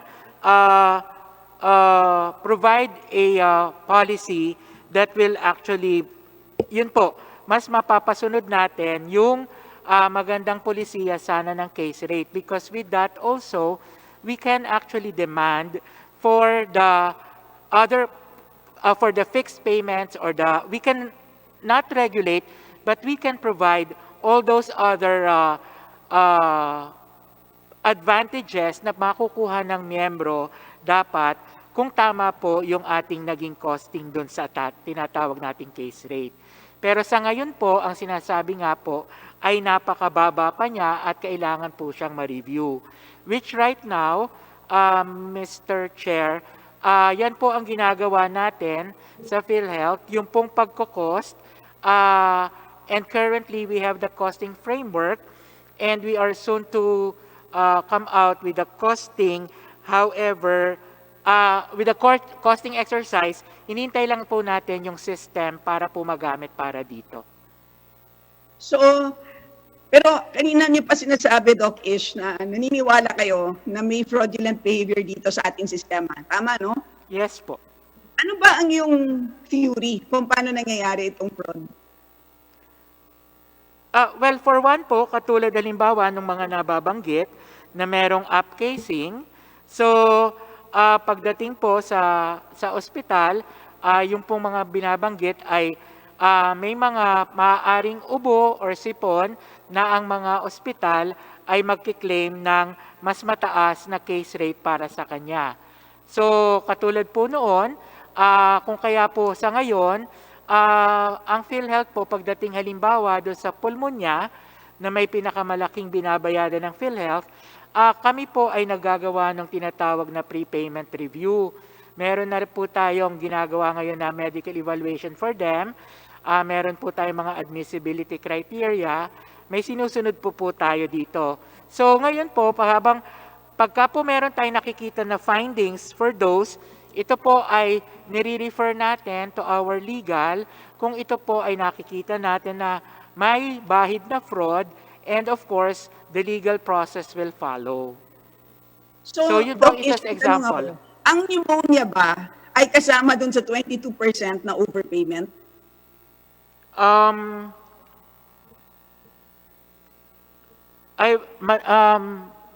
Mr. Chair, Madam Congresswoman, I will have to ask our actuary, again, because the data came from them, what are the cases actually included in the supposedly overpayment and even the underpayment.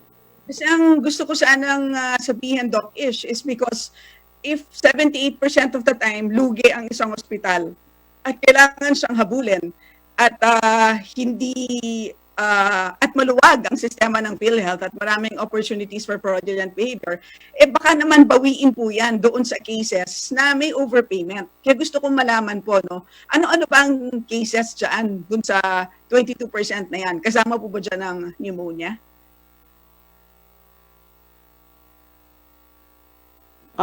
Mr. Chair, Madam Congresswoman. We will get the details po kasi sa ngayon, what we have as a summary, yung po aggregated. So we'll dig deeper into the overpayment and underpayment po, Madam Chair. Madam Congresswoman. Madam, actually, itong listahan po, ha? Mr. Chair, is it possible for me to share a screen? What's that, Honorable Kimbo?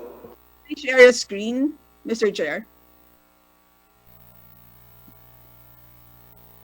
Ayan po.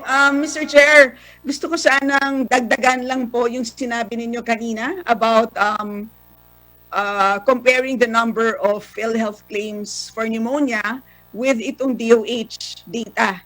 Nabanggit niyo na po, Mr. Chair, kanina na in 2018, ang Philhealth claims is 757,000. Pero ang ayon sa DOH, ang tao lamang na may pneumonia noong 2018 ay 503,000. So itong difference po na 757,000 minus 503,000, which is about 253,000, baka ito na po yung tinatawag na ghost claims o di kaya upcasing. No? Ibig sabihin ng ghost claims is wala naman pong pasyente na may pneumonia, pero for some reason ay pumasa sa claims processing ng PhilHealth ito at nasama po siya sa pagbayad ng claim. O di kaya hindi naman pneumonia ang sakit dahil lang sabi ni Doc Ish kanina, chest x-ray lang ang kailangan. But in many cases po, pati CBC kailangan eh. Kailangan din ng blood test para malaman kung talaga may pneumonia ang isang pasyente. So, ito po ba, Doc Ish, is a possibility na ganito kalaki? 253,000 ang excess claims. And if we multiply that by the average value of PhilHealth claims for pneumonia, which is 14,445, ang value po niyan is 3.6 billion pesos. So meron po, in 2018, may posibilidad na nawalan po tayo ng 3.6 billion pesos nang dahil lamang sa pneumonia. And Honorable Kimbo?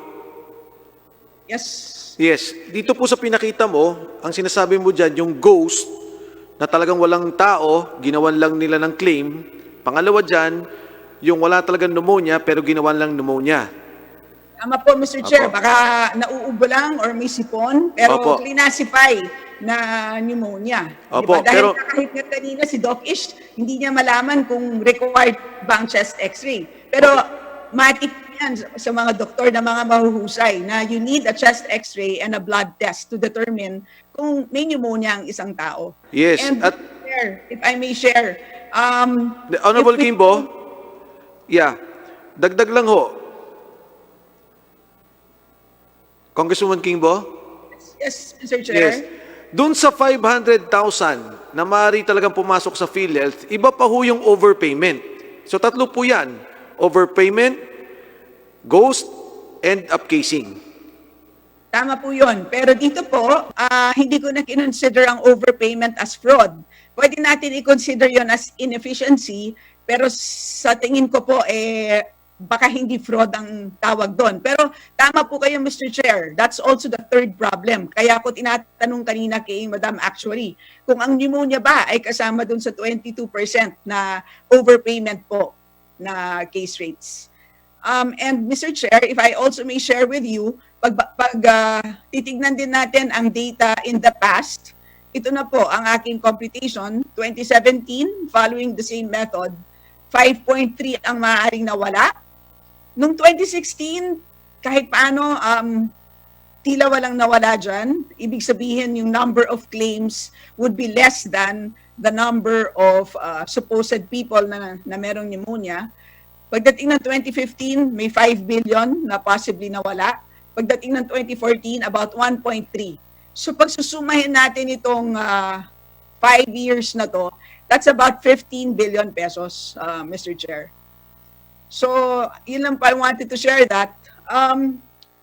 Ito po ang isa pang concern na gusto ko sanang i-raise sa inyo. When I was computing itong possible leaks, no, napansin ko po na ang ginamit ko na number na PhilHealth claims is from the official report of PhilHealth. Ito pong tinatawag nilang stats and charts. So Doc Ish, can you please confirm na tama naman ang aking pinagkukuhaan ng datos pagdating sa claims, yung tinatawag na PhilHealth stats and charts? Tama po ba? Mr. Chair, yes po, yung pong stat and charts, yan din po ang nakalagay po sa ating website. Okay.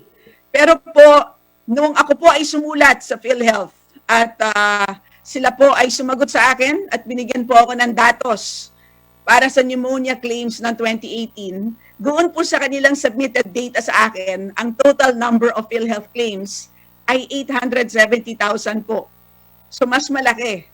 So, yan ang tanong ko sa inyo, Doc Ish. Ano bang paliwanag dyan? Bakit magkaiba po? Dahil malaki ang implication. Kung talagang 870,000 ang claims noong 2018, ang possible fraud, ang possible overpayment dahil may ghost o kaya upcased claims is 5.7 billion at hindi 3.6. And again, sumulat na naman po ako at last night po, twice na kasi akong nag-request ng data sa PhilHealth, no?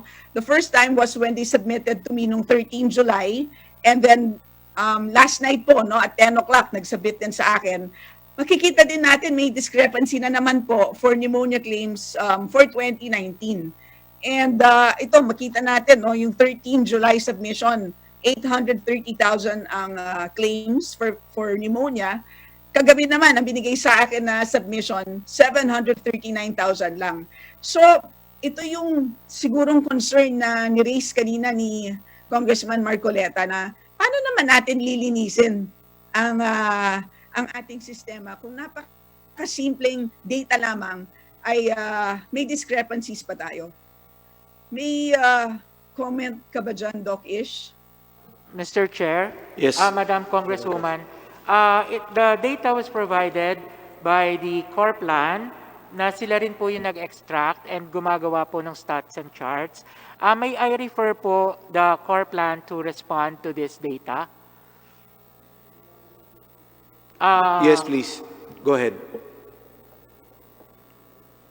Siguro, Mr. Chair. Mr. Chair. Before you continue, Honorable Kimbo? Habang hinihintay natin si... No, she's here. She's here. Okay, sige po. Okay, go ahead. The PhilHealth is recognized, the core plan. Yes, Mr. Chair. Yung mga data po na ine-extract sa stats and charts, depende po sa script na ginagamit. Kung halimbawa po, based siya sa date of admissions, o kaya sa payment date, o kaya po sa receive or refile date. Minsan po, depende rin ho yan kung kailan in-extract. Kasi everyday ho, gumagalaw ho ang database. Dahil may pumapasok po na claims at meron pong nababayaran na claims. Pero ito po ay, Mr. Chair, is reported for the whole year. Maintindihan ko po yan kung yan ay interim report. Pero 2018 was a year and a half ago. So dapat, by now, dapat malinis na po ang mga datos na yon. So, anyway po, nire-raise ko talaga to dahil napaka-importante po nito. As you can see, ang discrepancy po na about 100,000 already means something like an additional 2 billion pesos na maaaring nawawala po sa fraudulent claims. So, Mr. Chair, siguro hinga na lang po natin siguro ng report ang PhilHealth tungkol dito. Baka they need to really look into this and explain to us ito pong discrepancy. Yes, we will do that. The corporate group of PhilHealth will be checking on it, Honorable Kimbo. Honorable Kingo, can we go to your last question? Yes, just give me like 3 minutes. I have 2 more slides. Ito po, tinignan ko po ang regional claims, no? And as you can see here, dinivide ko po yung number of claims sa bawat region by the population. And as you can see, sa bawat region, ang laki po ng pagkakaiba. Halimbawa po sa NCR, merong 45 pneumonia claims per 10,000 population. Pagdating sa Mindanao naman, o pagdating sa Bicol, it's just 37. Pero pagdating po halimbawa sa Northern Mindanao, mataas, 140. O kaya sa Soc-Sargen, 149. So ang tanong ko dito is there any reason, Doc Ish, ikaw ay isang doktor, is there any reason for us to accept na dapat merong malaking pagkakaiba ng pneumonia incidents across regions? Kasi po, ang pagkakaalam ko, ano ba ang risk factors, Doc Ish, ng pneumonia? Well, Mr. Chair, one, since it's the pneumonia is an infectious disease, so technically po, ako sa paningin ko po, ay maaari pong dapat halos ay pare-pareho, or kung meron man pong variation sa regional data, ay maaari po na konti lamang. However, pwede rin naman pong magkaroon ng mas malaking variation sa isang lugar, especially po kung dito halimbawa ay mas dikit-dikit ang mga tao, mas madali po silang magkakaroon ng pagkakahawahan. Maaari din po kung may epekto halimbawa ang vaccination, ay sa isang lugar na mas mababa ang vaccination, ay maaari din pong mas mataas ang pagkakaroon. Ganon din po yung tinatawag na sa halimbawa po sa economic situation, maaaring para doon po sa mga lugar na hindi mababa ang resistensya ng mga tao dahil hindi nutritious sa mga kinakain, maaaring mas magkakaroon ng mas mataas na pagkakataon na magkakaroon sila ng hawahan or pagkahawa sa pagdating dito sa mga infectious diseases katulad po ng pulmonya. Pero kayo na rin po mismo, Doc Ish, nagsasabi na there should be no reason for us to expect na napakalaki dapat ng regional variation. So ang aking pong, kaya ko to pinapakita sa inyo, I didn't have time kasi nga last night po, 10:41 po ng gabi nyo binigay sa akin ng data na hiningi ko. Hindi ko na po natapos ang the rest dito. Is this something that you can fill up for me? Ang point ko lang dito is if we are expecting a fraud of a magnitude of about 3.6 billion pesos, ang tanong is, ano yung distribution ng 3.6 billion na yan sa mga regions? Diba? Kung ang iniisip nga po natin ay yan po ay depende sa galing ng isang regional vice president, dito po natin makikita kung saan ba talaga, sino ang magaling sa fraud control among our regional vice presidents. And ito na lang pong last na gusto kong ipakita sa inyo. No?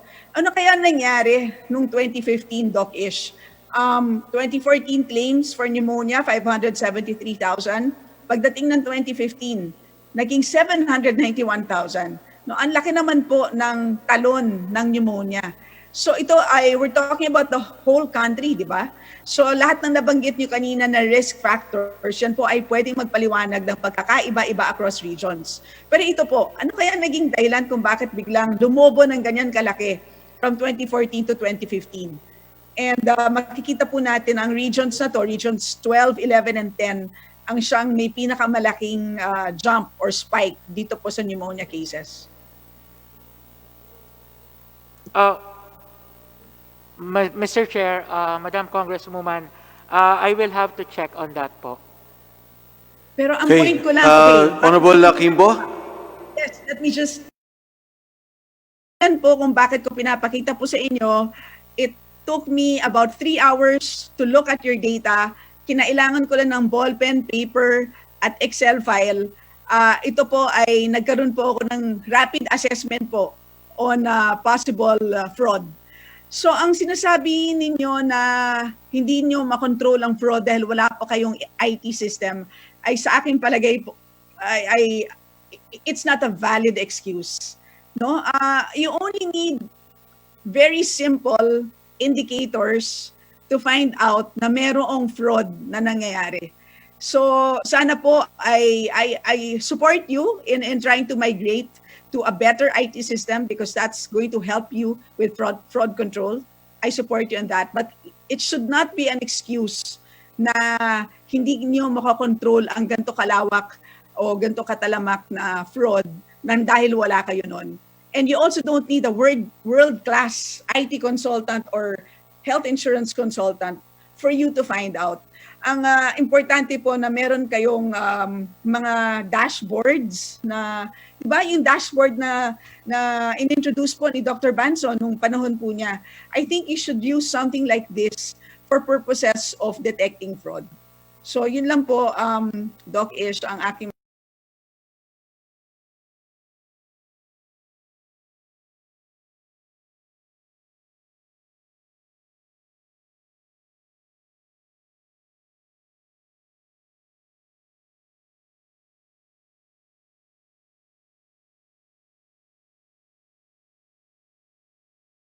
Yung mga nagtanong, kanina pa po ako nakapila, mukhang hindi po na observe no yung minority majority rule at yung oras po nung ilang minuto o ilang segundo pwedeng magtanong yung iba. So if I may, Mr. Chair, may I be allowed to proceed to my line of questioning? Yes, the Honorable Garin. Tawagan kita, Kinga.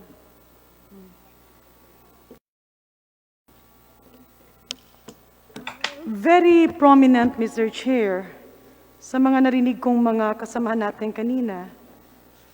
Ang katanungan po ng lahat is, how do we clean Philhealth?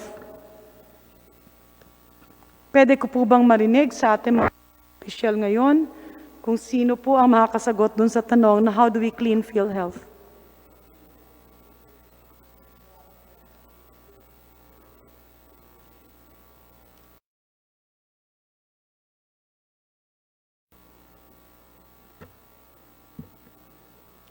Yeah, Mr. Chair, if may we request Dr. Vargas, Dr. Ish, to answer the question of how do we clean Philhealth? Mr. Chair, Madam Congresswoman, well, for one po,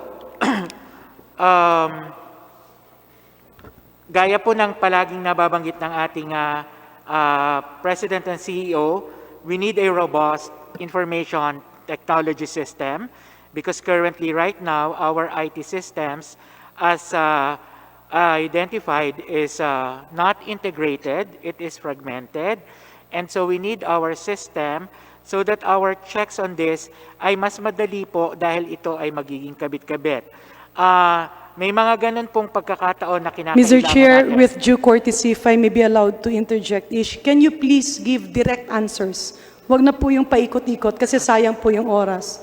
So, how do you intend to clean Philhealth? First, you said you need a robust IT. Next. We need to have policy changes po. What specific policy changes, Mr. Chair? Well, for one po, katulad nito, nakikita po natin yung sa provider payment mechanism na nagkakaroon po tayo ng mga issues. So we have to go and check what is the most appropriate provider payment mechanism that we can have. We also need to have a review on our business processes so that we can have a definite reorganization and organizational structural change para mo mas maging adaptable siya dun sa pangangailangan ng ating mga ngayon, especially going towards UHC, and of course, in making sure that we have people who are really capable on providing the services. Third is, of course, cleansing the organization because as it is, right now there are alleged corruption and there are alleged, wrongdoings, I suppose, happening as alleged again. And So, Mr. po, Chair, distinguished resource person, by your statement alone, you are admitting that there are a lot of wrongdoings and corruption in Philhealth. Mr. Chair, again, as I've said, those are alleged and No, Mr. Chair, the answer was very direct. How do we clean Philhealth? And Dr. Ish Vargas gave 4 answers. IT, policy changes, specifically on provider payment mechanism, review of business processes, and putting changes in the organization because of corruption, alleged corruption. If you are proposing, Mr. Chair, to clean Philhealth by that way, Therefore, you're admitting that there has been corruption or there is corruption in Philhealth. Mr. Chair, Madam Congresswoman, again, as I've said, there are alleged corruption, and so we have to really look into that. No, Mr. Chair, my point is this. Ang katanungan po, paano lilinisin ang Philhealth? Ang sabi nyo, magkaroon ng reorganization para mawala ang korupsyon at fraud sa Philhealth. Are you saying that you were just speaking and giving us flowery words to joderize the current status of Philhealth? Congresswoman Garin, kanina nga po inamin na nga ni Dr. Vargas, may 3 bilyon ang nawala. And if we go back to 2018, may nawawalang pondo, period. As to sinong nagiging corrupt, hindi pa natin alam. Pero as to the allegation of corruption, meron. Honorable Garin, please continue. Yeah, may we ask that direct question to Dr. Vargas? May nawawala po ba o hindi? Or wala?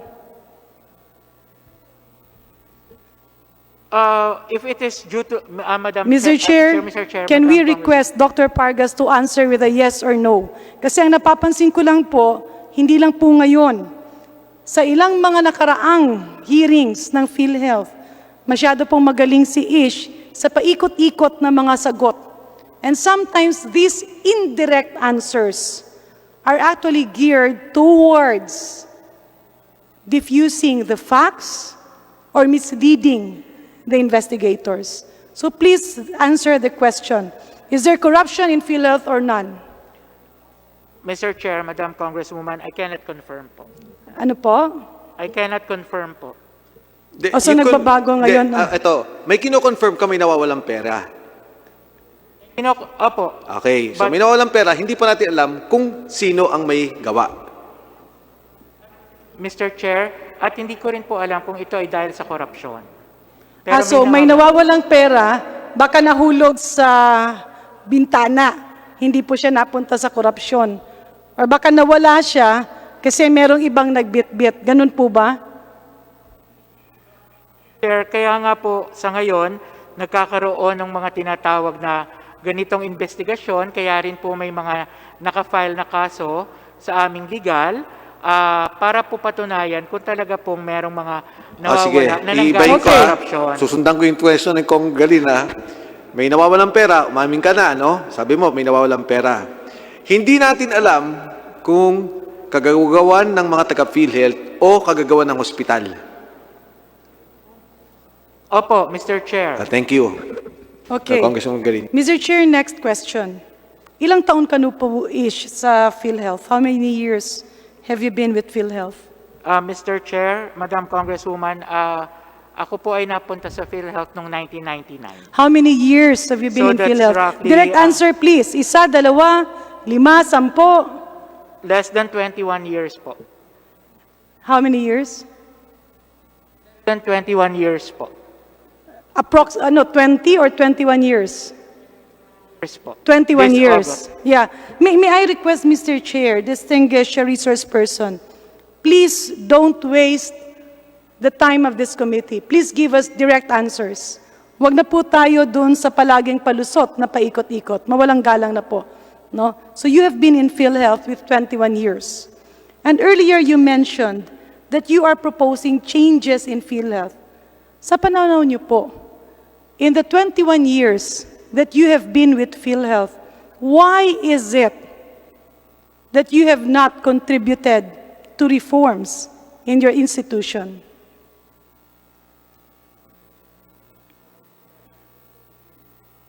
Please answer directly, Mr. Vargas. Mr. Chair, in my own ways po, tayo po ay nakatulong sa korporasyon.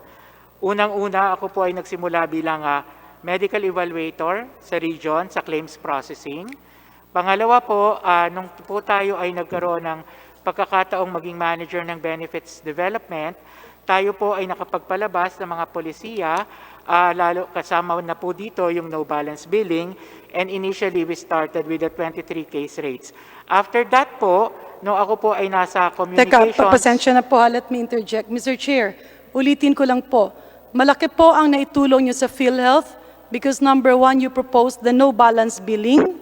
Number 2, you proposed the initial 23 case rates. Tama po ba ang naririnig ko? Kasama po kami dahil kami po yung nasa benefits during that time. Noon pong nagkaroon tayo ng initial 23 Mr. case Chair, rates, with no that, may balance. we request the Secretariat to request an itemized list of actions done by Dr. Ish Pargas on how he has contributed to cleansing the institution that has been connected for the past 21 years. Let me move forward.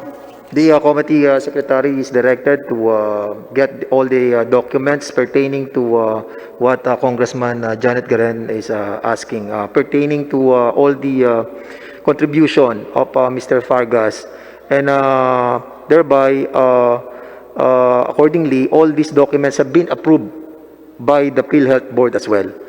So ordered. Thank you, Mr. Go ahead. Chair. Ayoko na po sanang magtanong, but then because I was here the whole day and prior to coming here, I was on Zoom listening to answers, to some of the answers. Medyo nakaka-insulto po kasi, lalo na kapag may mga naririnig tayong mga jodorizer or mga kasinungalingan. Unang-una po, let me point earlier the statement of our chair.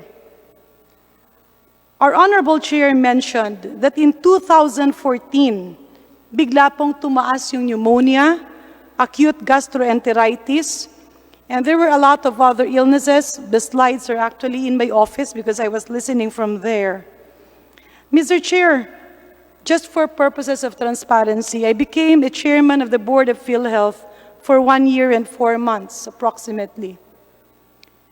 At ang una ko pong nakita na medyo nakakapagtaka, ito nga pong tinuro ng ating butihing chairman, Congressman Mike Defensor. And the Congress and Senate has passed a lot of good laws. Simulan ko lang po yung pinakamalaking reason why there are a lot of fraudulent claims related to pneumonia, gastritis, hypertension, name it, you have it. Pwede ko po bang tanungin, Mr. Chair, ang ating butihing resource person, kailan po ba ipinasa ang Senior Citizens Law?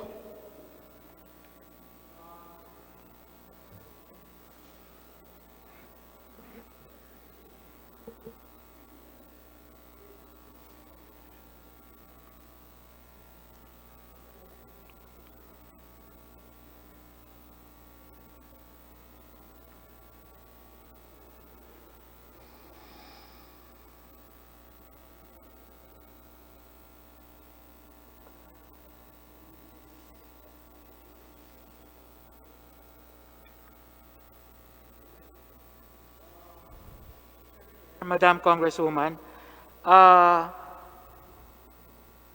the effectivity date of RA number 10645 or the Senior Citizens Law expansion is, I will have to check on this, is November 2014.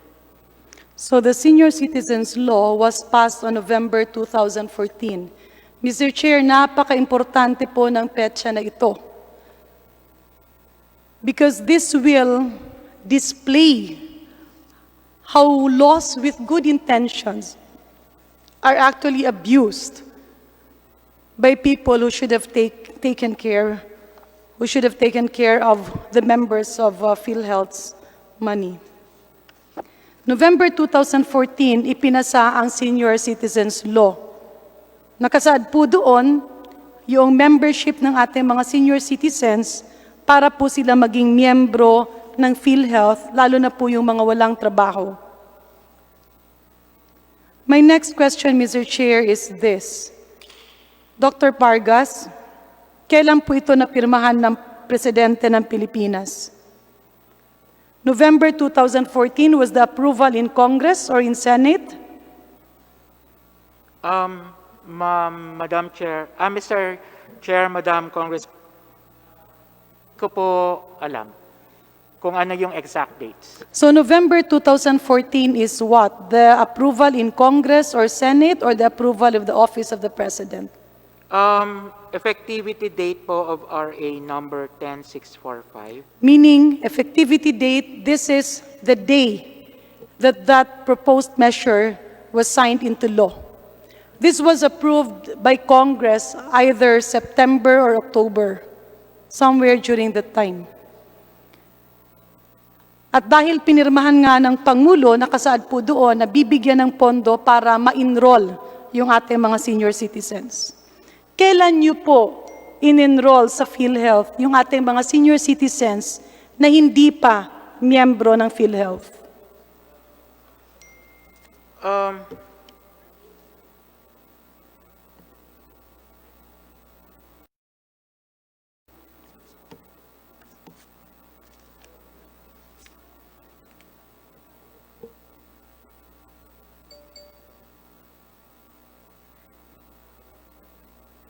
I would think sometime in 2015, Dr. Vargas.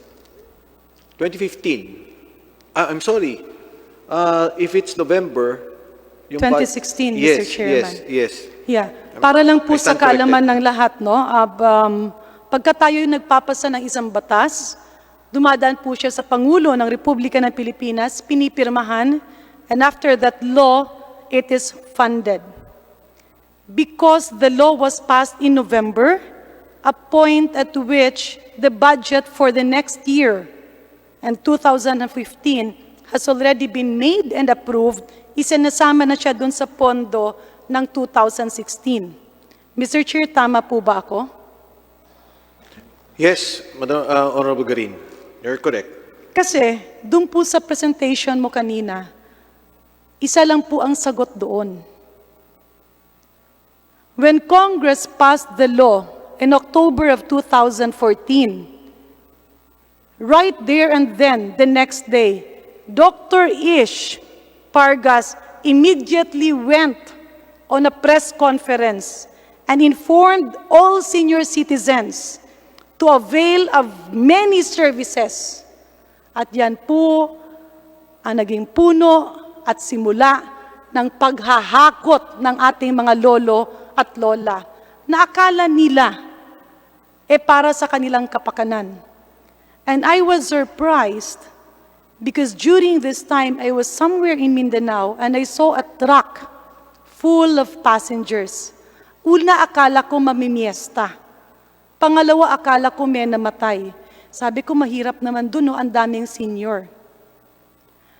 It was only after a few weeks and a few months that I realized na ito pala inahakot sa iba't ibang mga clinic, and the senior citizens law became an excuse for PhilHealth and their cohorts to rob the people's money. Can Dr. Ish Pargas affirm to that? Dr. Vargas? Madam Chair, Mr. Chair, Madam Congresswoman, there was a board resolution in 2014 that the entitlement to the identified programs for senior citizens shall commence on November 25, 2014, which is the effectivity date of RA 10645. It was a board resolution 1922, series of 2014, and after that po, a circular was issued also in 2014 as the implementing guidelines for the mandatory PhilHealth coverage of senior citizens. Okay, Mr. Again, Chair, pursuant to that. ang sinasagot po ng ating resource person, ang sinasabi niyo po, dahil nung 2014, nagkaroon ng board resolution na i-implement na yung panukalang batas na ito. When did you come out in a press conference and announce to the whole country and inform all the hospitals and the regional vice presidents to let the senior citizens avail of a check-up that brings them to the hospital where they are given free food, but their PhilHealth availments are actually depleted? Mr. Chair, Madam Congresswoman, I don't remember na po. I apologize. Pwede mo po bang ma-search? Bibigyan, may wifi naman po dito. Di ba may date po doon kung kailan nyo in-announce yon? And this was the subject of several meetings we had, Ish. And I even asked you several times. Why did you have to announce in public? Lahat ng senior citizens, magpakonsulta kayo, magpa-check up kayo, magpa-admit kayo, kasi libre na babayaran ang ospital nyo. And I asked you, why do you have to do that? You did it a day after Congress approved the bill on third reading, even before the President signed the law. So, Mr. Chair, let me move forward. Kasi hindi po mahirap hanapin yung date ng press ko na yon kapag ikaw yung nag-announce. Ibig sabihin, ginagawa pa lang yung batas, nakaantabay na yung mga magnanakaw. Dahil in-announce na kaagad at ready na yung lahat na pagkapirma ng batas, naghakot na ng mga lolo at lola. Despite the fact, Mr. Chair, that DBM did not release the funds for the enrollment. I am not saying that we don't give them free services. We should.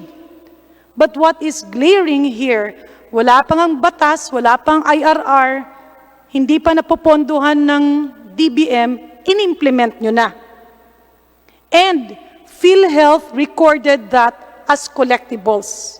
Kaya nga po, ni-record nyo na may collectible kayo ng Senior Citizens Premium ng 2014, Senior Citizens Premium ng 2015, and noong 2016, kinokolekta nyo times 3 the actual premium. That is the reason, Mr. Chair, kung pwede pong makuha ng komitiba yung mga datos at mga dokumento that will support what we found out, because that will explain the graphs that you presented earlier. Let me move forward.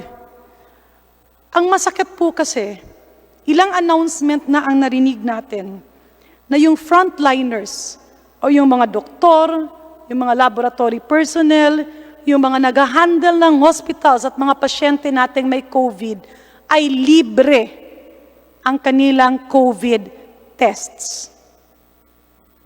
Do you affirm this?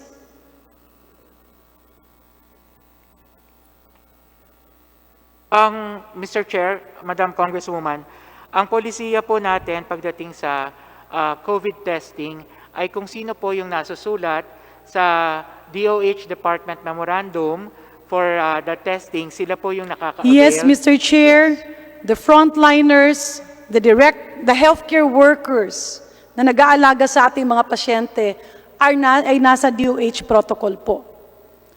At kaya nga po ang presumption ng lahat ay covered sila.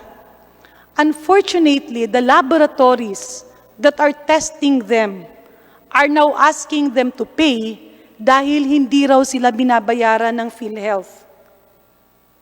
Kasi ang sagot daw po ng Philhealth, in-announce yan, pero wala pa yung guidelines. Do you already have the guidelines?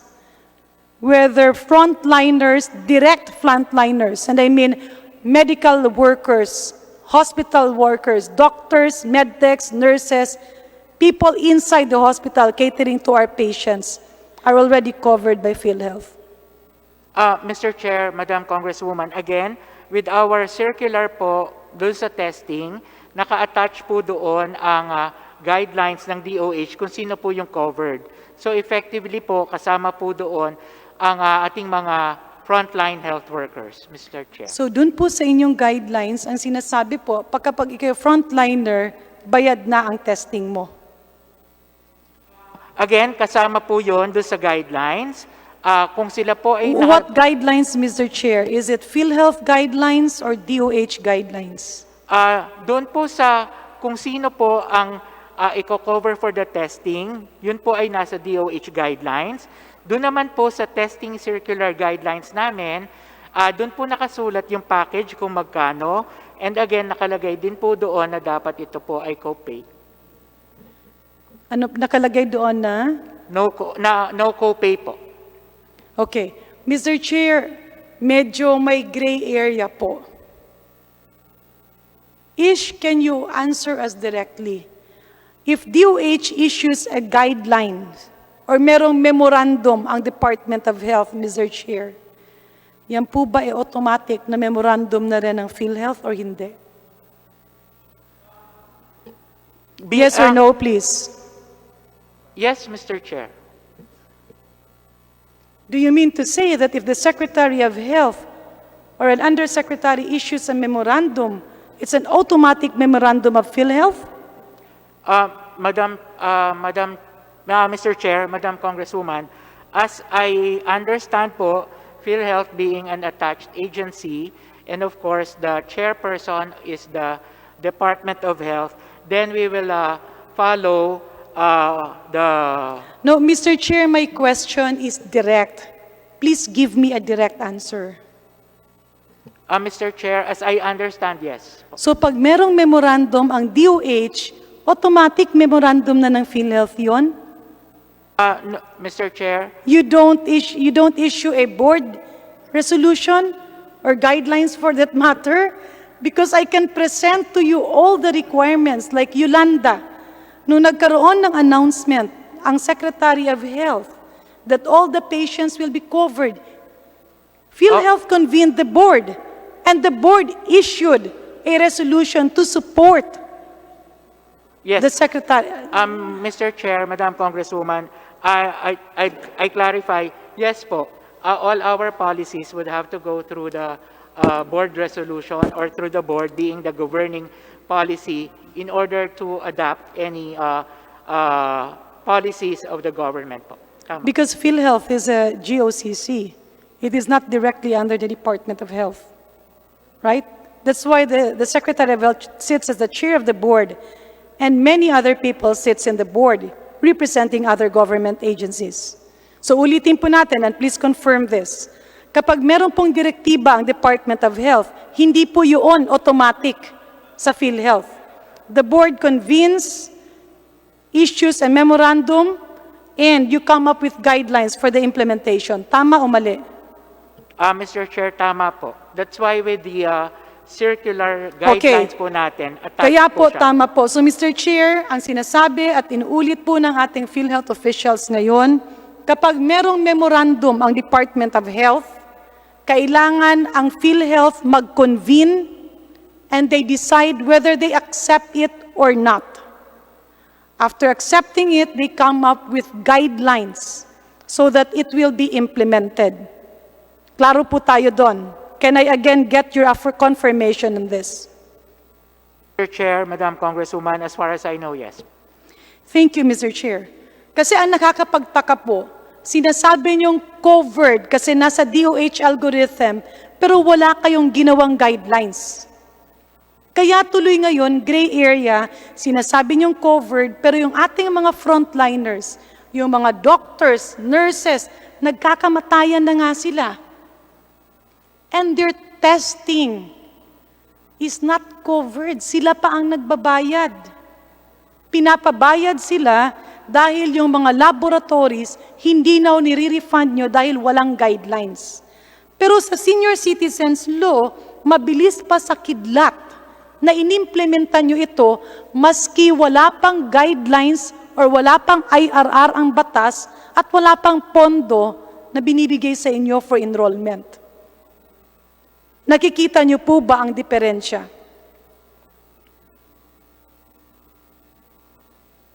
Yes, Mr. Chair. Madam Congresswoman, again po, just to say lang po, there was already a board resolution in November. Can you give me a copy of the board resolution? Yes po. We will provide po the This is a the board committee. resolution on the frontliners for COVID testing? No.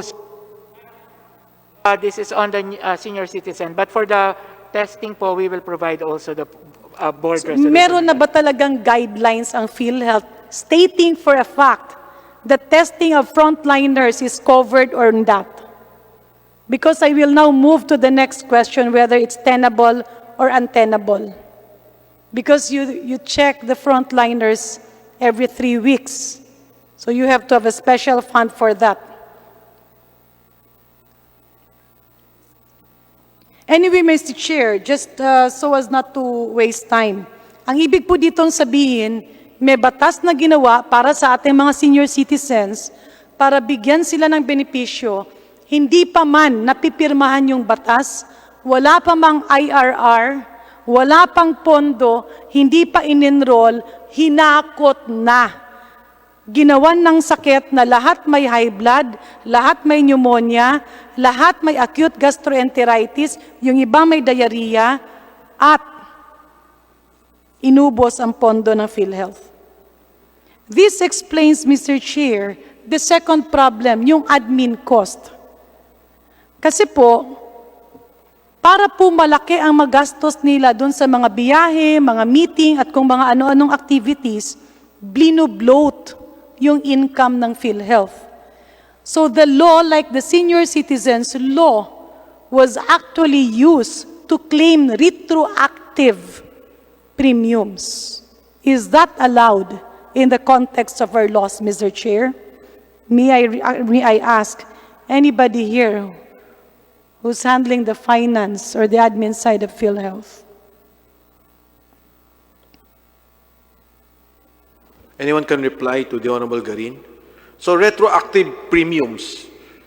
Ang nangyari po, pinag-uusapan pa lang sa Kongreso yung senior citizens law na you don't have to be an indigent, automatic member ka na. Nag-announce na sila, in-implement na nila. Kaya hinakot yung mga lolo at lola, chinek up kunyari, pagkatapos sangkatutak at bilyones ang siningil sa PhilHealth.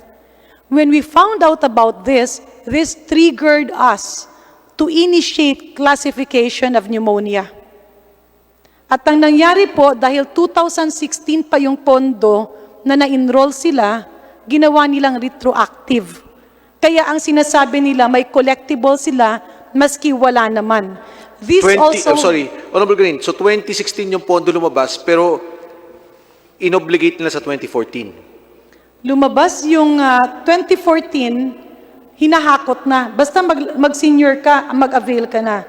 At ang ginawa naman, dun naman sa kanilang income, pinalabas nila na yung 2014 may binayad na premium. 2015, pinalabas din na collectible. Bakit? Kasi yung kanilang admin cost or yung gastusin sa mga biyahe at mga meeting is based on a certain percentage to the gross income. Siyempre, if you declare your income triple to what it is actually is, then you have a higher budget. Not only that, Mr. Chair, if we can also look at the issue of said premiums, there was also a time when they increased the premium of all the members. Honorable Green, yeah. Since I understand Dr. Vargas understands this, tama po ba yung sinasabi ni Congresswoman Garin? Mr. Chair, sorry, I will have to defer to the finance and to the... But I would assume that she knows what she's saying because she was there and she knew what happened. And Ish was the one who kept on announcing it and leading the program. Is this correct, Dr. Vargas? Again, Mr. Chair, I was the spokesperson then of the corporation. No. I'm not Now, with referring regards- to you directly. Ang tanong ko lang yung sinasabi ni Congresswoman Garin na merong mga nag-early enrollment tapos ginawa nilang 2016 lumabas yung pondo, naging payable ng PhilHealth. Po ako ang responsible for those billings and collection and on the finances po. Would you Mr. know- Chair, pwede ko bang, can I rephrase my question? Sige po. Yeah. In the meetings that you were present in PhilHealth and in all the official and unofficial discussions, Dr. Vargas, did you ever encounter a discussion wherein it was being questioned why you already implemented the program pero hindi pa sila enrolled at hindi pa nababayaran yung premium nila? Mr. Chair, Madam Congresswoman, I will have to recall po. Mr. Chair. Congresswoman Garin, may I know, sino po ba ang nag-head ng legal and finance at that time? Maybe we can ask PhilHealth, Mr. Chair. Would you know who was the head at that time of the legal and finance? Because these are all connected. Isa lang po ba yan o dalawang tao? Iba po ang sa finance during the time. Who was the head of finance at the time, Dr. Vargas? Kung sino po may alam, wala naman pong problema. Simple question. Mr. Chair, Madam Congresswoman, I'm not sure po. Baka po si Mr. Greg Rolyoda. According to our finance. Sino po? Mr. Gregorio Rolyoda. Mr. Gregorio Rolyoda. Rolyola. Sige, Comsec, can we invite the person at the time, 2014 po to, not 2015? Who was the head of legal at the time?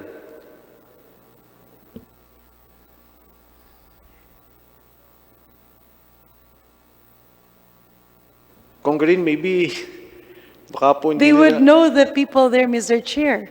They were going to the same office every day. So who's the head of legal at the time? Nakakapagtaka naman po na hindi marami kayong hindi ma-recall. I didn't know, Mr. Chair, that temporary amnesia is now a trend. Yes, Dr. Pargas. Mr. Chair, I am not sure for 2014-2015 if it is Attorney Jermaine Lim. Asuncion. Mr. Chair, Attorney Asuncion, Ed Asuncion. Attorney Asuncion. So, Comsec, kindly assist us in getting the name and if we can invite the persons mentioned. Mr. Relyoda is in Zoom right now. Gregorio Relyoda and Attorney Asuncion. Yan po yung dalawa. Mr. Chair, Madam Congresswoman, I am not sure with the legal during that time. Can confirm and we can check po. Okay. When the President was President Alex Padilla, who was the head of legal? Attorney Ed Asuncion. Ed Asuncion. Okay. So anyway, we'll just verify and we'll invite the person. Congressman Garin, kindly continue. Mr. Chair, in addition to that, ito po kasing scheme ng senior citizens, yan po ang masakit na kunyari, concern sa senior citizens, pero ginamit sila to do fraudulent acts para po hakutin yung mga lolo at mga lola at maging rason para ilabas yung mga bilyon-bilyong pondo ng Philhealth. There was also an instance where the collectibles that they are referring to, nagtaas ng premium ang Philhealth, and they also retroactively implemented it. Ibig sabihin, nagtaas sila ng premium, in-implement kaagad ng private sector, pero dahil yung mga government offices that would entail a budget from the DBM, meron pong finance cover yan, it was implemented after, I think, a year or two. Again, ginawa nila yon na collectibles. Para pong ang nagiging attitude, pag merong board resolution, agad-agad dapat nandiyan na yung pera, even if there is no corresponding appropriation. Kapareho po ng scheme ng senior citizens. Again, this was added as part of the collectibles. Maybe if Greg Rolyoda, the finance head, is on Zoom, he can answer that. Mr. Relyoda is recognized.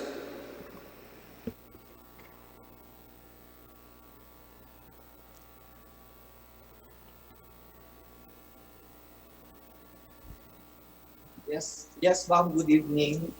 Right now, I am now the current regional vice president of NCR. The senior citizens po noon is that because of the board resolution with regards that the program is now to be implemented. So that's the reason, because of the enrollment of these senior citizens, what is really the listed list of senior citizens is the one that was recorded as a receivable in the DBM because of the implementing rules and regulation of that. So that was recorded, and Mr. Chair, got a unqualified opinion for those years when we book it up as receivables. yeah, Mr. Chair, i-clarify nga natin kay Yes, go ahead. Greg. Yeah, he mentioned that because there was a board resolution, they have to immediately implement the law. Tama po ba? Yun po yung naging basis namin, ma'am, for No, yes or no? Because there was a board resolution, you have to immediately implement the law. Yung ba ang ibig niyong sabihin? Yeah, that's the basis of our recording, ma'am. Okay. So pagka merong board resolution, maski hindi pa pirmado ang batas, or maski wala pang IRR, you have to implement it. Question is this: how can you implement a law if there is no accompanying IRR yet? The legal department can, I cannot answer for that, ma'am, but I think our legal later on can answer for that. Okay. Greg, you were the finance head. Pagka sinabing i-implement nyo ito, titingnan mo ba kung bayad na yung premium or hindi pa? To laymanize it, whenever you consider a certain person or a certain family as member of an insurance company, can he or she be a member without payment of his or her premium? Ma'am, because this is a mandated... Greg, yes or no? You're a finance person. Ikaw ang finance head. Let's say, sasabihin ni Congressman Mike Defensor, i-enroll nyo si Janet. Bigay nyo sa kanya ang lahat ng benepisyo ng PhilHealth. Pero, ayaw pang bayaran ng Kongreso ang premium ko. Am I already a member or not yet? Based on the board resolution that the effectivity of the senior citizens law, they are automatic members based on that. Mr. Chair, can we request Mr. Greg Rolyoda to just come to Congress on the next hearing? Mahirap po kasi yung pinapaikot-ikot yung mga sagot eh. Napakasimple po ng tanong, kaya pong sagutin yon ng high school student. Kapag ikaw ba gagawing miyembro ng insurance, kung hindi ka pa nagbabayad ng premium mo, miyembro ka na ba o hindi pa? The mere fact that there's an automatic membership of the senior citizen based on that board resolution, it is presumed that they are members. But I am willing to be there in the next hearing so that Mr. I can Chair, also I move that we request the presence of Mr. Greg Lyoda in the next hearing. And for the record, let us put it on record and check who are the people who are continuously twisting interpretations, legal interpretations. Kasi sa buong mundo, Mr. Chairman, ngayon lang po ako nakarinig ng insurance na maski hindi ka pa nagbayad ng premium, member ka na. Meaning, if we now deliberate on a law, because the board is a governing body, but supposed to be the day-to-day operations, including membership, will have to be provided by the career people inside the institution. Mr. Chair, if this is the way PhilHealth is operating, surely it's very obvious that they cannot continue existing. Kasi kung ang utak mo, miyembro ka na, maski hindi ka nagbabayad ng premium, edi ibig sabihin, talagang magko-collapse yan. So I would have further questions on that, Mr. Chair. Kay Mr. Greg Lyoda na lang, what was that instance where you also had a lot of collectibles pointing to the fact na nag-board resolution kayo, in-increase yung premium, pero wala pang pondo yung gobyerno, but you already considered it as added income, actual income. Can you also provide the documents for that? We will provide the documents for that. Honorable Garin, so Mr. Lyoda, so in the next hearing on Monday, we will resume on Monday 9 a.m.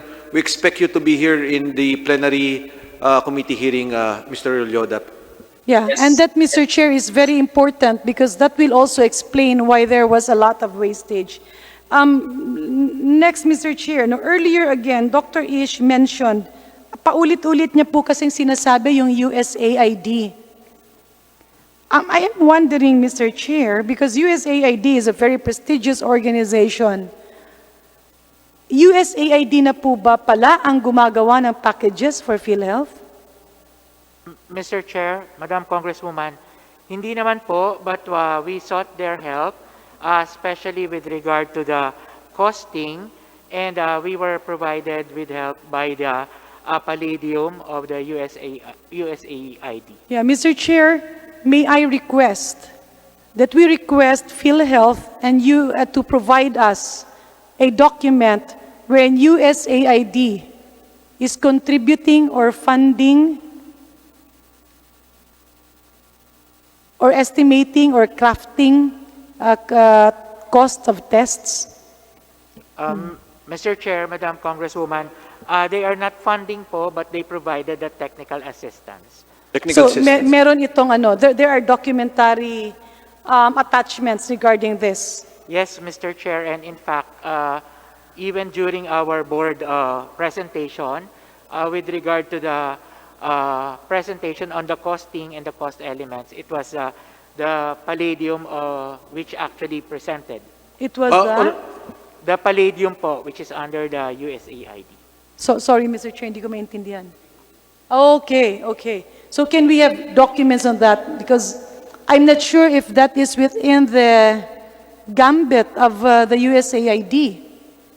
Kasi mahirap po yung ganun na it's very difficult for us to just follow hook, line, and sinker recommendations of groups who do not have the expertise in so far as health financing is concerned.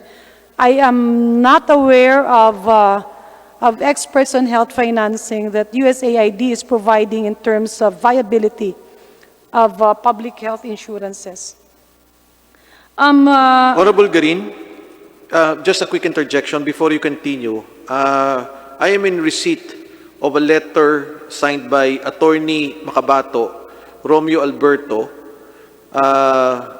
Datu Alonto, Johnny Sichua, and Dennis Adre, sometime in mid-2000, that they already wrote a letter. These are the Mindanao group about the all-case rate.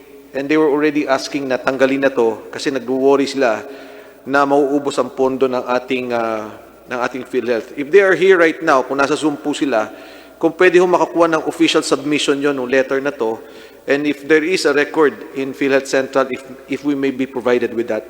So I'm sorry, Honorable Garin, please continue. Yeah, that's very good, Mr. Chair, because I personally, together with the staff that I brought in to PhilHealth, initiated the review of the case rates. Kagaya po ng pneumonia, it was just blanket pneumonia. At ang una po namin tinanong doon, paano isang araw pneumonia ka na? Because there were a lot of admissions na isang araw lang. Yun nga senior citizens law kunyari, hinahakot yung mga lolo at lola, ina-admit ng isang araw, lalagyan ng pneumonia, swak na kaagad. And this was very glaring. Kasi truck jeep alam nung lahat ng mga barangay. And there were actually seekers. So, reviews were conducted. In fact, we required a minimum of at least 2 to 3 days. Was it 3 days admission? Yes, Mr. Chair. 72 days, 96 days. 72 days admission. 72 hours, 96 hours. Kasi ang naging trend po, makikita mo, magpapa-admit ng Saturday, lalabas ng Sunday. Parang nag-one night na relax ka lang. Pero yun naman, relax din yung PhilHealth na uubos ang pondo. And it's very, scientifically speaking, it's impossible that you end up with pneumonia and you just get admitted for a day. So we requested X-ray results and all that. My question is this, Mr. Chair, why is it that the review of case rates stopped when I left PhilHealth? Bakit nyo hininto?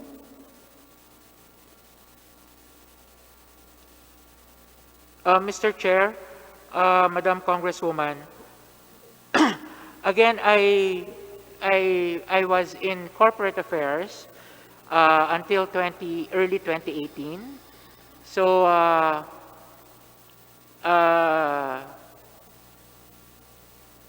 mean, during that time, Mr. Chair, Madam Congresswoman, I was not part of the Okay. sector. Direct question again, Mr. Chair. Hininto ba yung review ng case rates or hindi? Was it stopped or was it continued? Mr. Chair, I think it was continued because, again, as stated by Madam Congresswoman, for example, in the pneumonia, there was a requirement of the length of stay together with other diseases. No, Mr. Chair, pasensya na po. I think he did not get my question. My statement earlier said that I initiated review of case rates. When I left, it suddenly stopped. So yung tanong ko, bakit hininto o bakit pinahinto? Again, Mr. Chair. Not the case rates that were already adjusted. These were already implemented. Pero una lang yun eh. We only reviewed dialysis and pneumonia. There was supposed to be cesarean, AGE, pasunod-sunod na yun eh. Bakit huminto? Who made it stop? Again, Mr. Chair, I came back to the health finance policy sector only in mid-2018, so I cannot answer for this stopping or the question. Okay. The answer, Mr. Chair, is he refused to answer dahil hindi siya kasama doon sa opisina. Next question. Another strategy that we embarked on to curb fraud was the stop payment mechanism. Because if you review the history in PhilHealth, ang daming fraudulent claims, wala kang laban kasi ang isasagot sa'yo palagi, hintayin na lang na matapos sa Supreme Court. And that will take several years.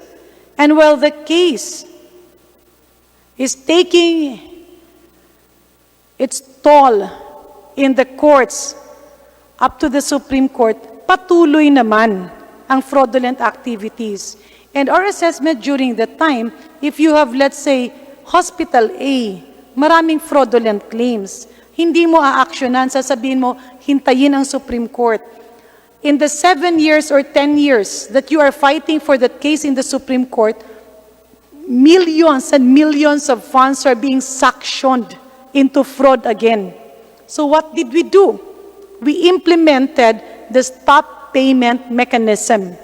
Ibig sabihin, pag ikaw ay maraming kaso, at hindi mo yan pinaparesolve at pinapatagal mo at pinapadelay, go ahead, take your time.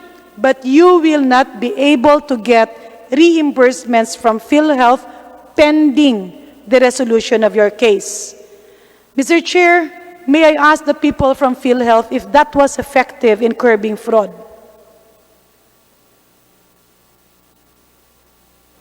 Anyone can reply? Bumababa yung fraud specifically on cataract, dialysis, and pneumonia when the stop payment mechanism was instituted? Do I take it that silence means yes? Let me move, Mr. Chair, to my next question. Who overturned the stop payment mechanism?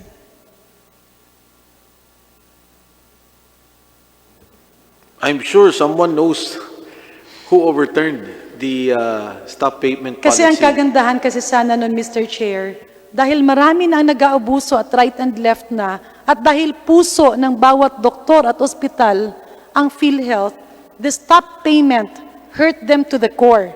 At marami ang lumapit at ang kanilang sinabi, okay, we're going to negotiate, we are going to stop fraudulent claims, we are going to align with the mandate of the Philippine Health Insurance, basta ipagpatuloy nyo na kami. And then nagkaroon ng mga settlement na kumbaga may fines, wala ng kaso, hindi na gagamitin yung mga abogado para pahirapan yung PhilHealth. And that was good. So my question is, why would you overturn something that was helping your institution? And now you start talking about reforms, about cleansing PhilHealth, pretending that you can implement universal health care? My God, that's next to impossible. How can you implement universal health care if you insist and persist to be blind and deaf to what is happening around all of you. So, Mr. Chair, may I request that PhilHealth produce documents that overturned the reforms that I initiated with huge and extreme difficulty in PhilHealth. Napakahirap po, Mr. Chair. Wala po akong sinabi nung mga nakaraang panahon, but my experience as chairman of the board was very difficult. First, board resolutions were not being headed to. Minsan, hindi pa pinapasa, nagiging bulag-bulagan, at naiipit at pilit na winawala. It is not true na takot sila sa board resolutions, just like what they are saying and pointing to in the case of the senior citizens, because our experience actually points to the fact that many of our decisions, lalong-lalo na yung mga resolution related to fraud being approved and passed by the board, ay hindi po pinapasa. Hahalungkatin mo pa yung bawat opisina, pupunta ka pa ba sa kababaan-babaang opisina at hahanapin mo only to find out na, oops, hindi pala inimplement. Ang isasagot sa iyo, ay, ma'am, hindi po nakarating sa opisina namin ang resolution nyo. That can be proven, Mr. Chair, if you look at the reckoning dates by which board resolutions and reforms on PhilHealth were passed, approved by the board, but remained unimplemented. So my next question, Mr. Chair, nung pong ino-audit na ang PhilHealth, right and left po na sinasabi, yung pera ng PhilHealth at yung pera daw ng senior citizens na 10.6 billion was diverted to DOH. Nagulat po ako because it's a big lie.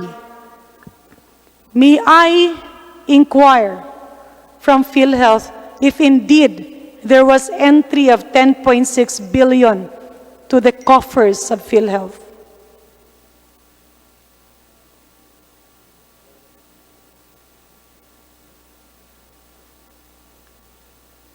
Can somebody from the finance department of PhilHealth or somebody from the legal office answer the question? Mr. Limsaco, if you can reply to that. Mr. Chair, Your Honor, good evening. Based on record of PhilHealth, Your Honor, wala ho kaming natanggap na sinasabi ni Congressman Garin na 10.6 billion, Your Honor. Mr. Chair, kung wala naman pala kayong natanggap, why is it that some of you here who are present here now kept on pointing to a 10.6 billion fund that was diverted from PhilHealth to DOH? Bakit pilit na gumagawa kayo ng mga kasinungalingan para pagtakpan ang mga pinaggagawa ng iilan? Honorable Garin, would you know in particular who came out with a statement on that? Jan Basa. I also saw Ish in many of the meetings in Senate and even here. And in fact, they had presentations to the board, explaining to the board na kaya walang pondo yung PhilHealth kasi dinivert daw sa DOH. Naniwala naman yung presidente during that time, si Dr. De La Serna, and their attention were diverted to issues that were actually non-existent. And that was why the real... I'm sorry, Dr. Vargas was quoted as saying that the 10.6... He was present in those meetings and during the times that the allegations, and I think he was the one who was always at the side of Dr. De La Serna. But it was Dr. De La Serna talking about it. Per the whole board was made to believe that it was inexistent, and during that time, I don't know, maybe like the people who were feeding the board wrong information ended up being promoted, Mr. Chair. Konsensya na po nila yun kung hindi nila aminin, kasi makikita nyo naman bakit yung iba dito ay nagkaroon ng mabilisan na promotion. And now some of them are senior vice presidents. Anyway, Mr. Chair, I just brought that out in the open because that is how strong the real mafia is. Kaya nilang gumawa ng kwento, kaya nilang magkunyari na may perang pumasok, kaya nilang magsabing may mga legal na basihan maski wala, at kaya nilang mag-implement ng batas maski hindi pa batas. Honorable Simply said, Garin, quick interjection. Magkano ho yung pondo ninyo for media, for PR? We all have that. I was in housing, I had that. In the other agencies, I had that. Magkano ho ang pondo ng PhilHealth sa media? For PR. Mr. Dimsiaco? Mr. Chair, Your Honor, sorry po, wala po akong figure dito. More or less. 300 million, 500 million, 1 billion? Mas maliit ata. Your Honor? Mr. Chair. Yes. Who is talking? May I This recognize? is Vice President Shirley Domingo. Yes, I'm Miss- handling the Corporate Affairs Group at the moment. Yes, VP Domingo, go ahead. Yes, sir. For this year, we have around 20 million for our budget for advertisements, prints. Around 20 million po for this year. 20 million. Yes, sir. Yun lang ho ang budget nyo for advertising? Yes, sir, for this year. Last year po, magkano po? I think it will be around. That, but the year before that was around 70 plus million. That would be around 2 years ago. But this was brought down for several reasons. Therefore, it will be around 22 million last year and this year. Salamat po, Vice President. I haven't I'm sorry, sir. I haven't the exact amount now, but it will be around that. Okay po. Salamat po. Salamat po dun.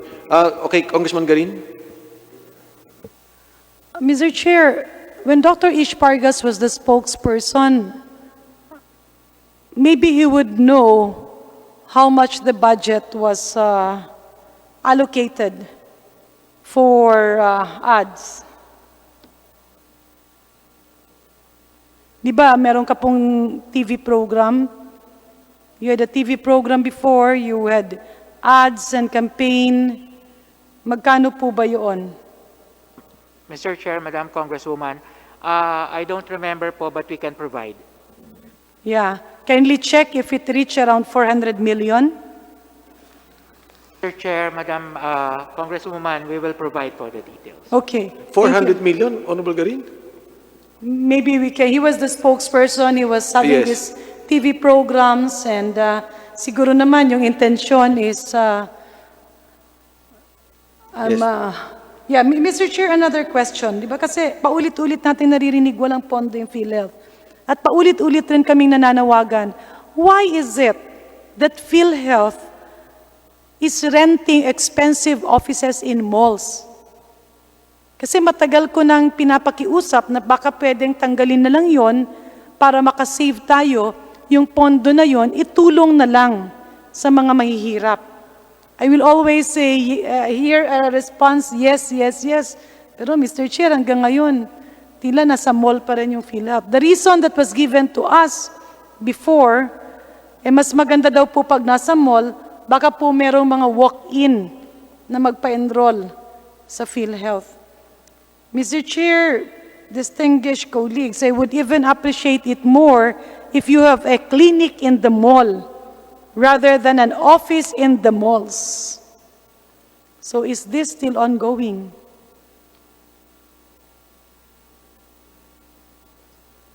Please answer. May mga opisina pa ba kayo sa mga rented buildings, sa mga malls? Kasi ang naging usapan natin, matagal na.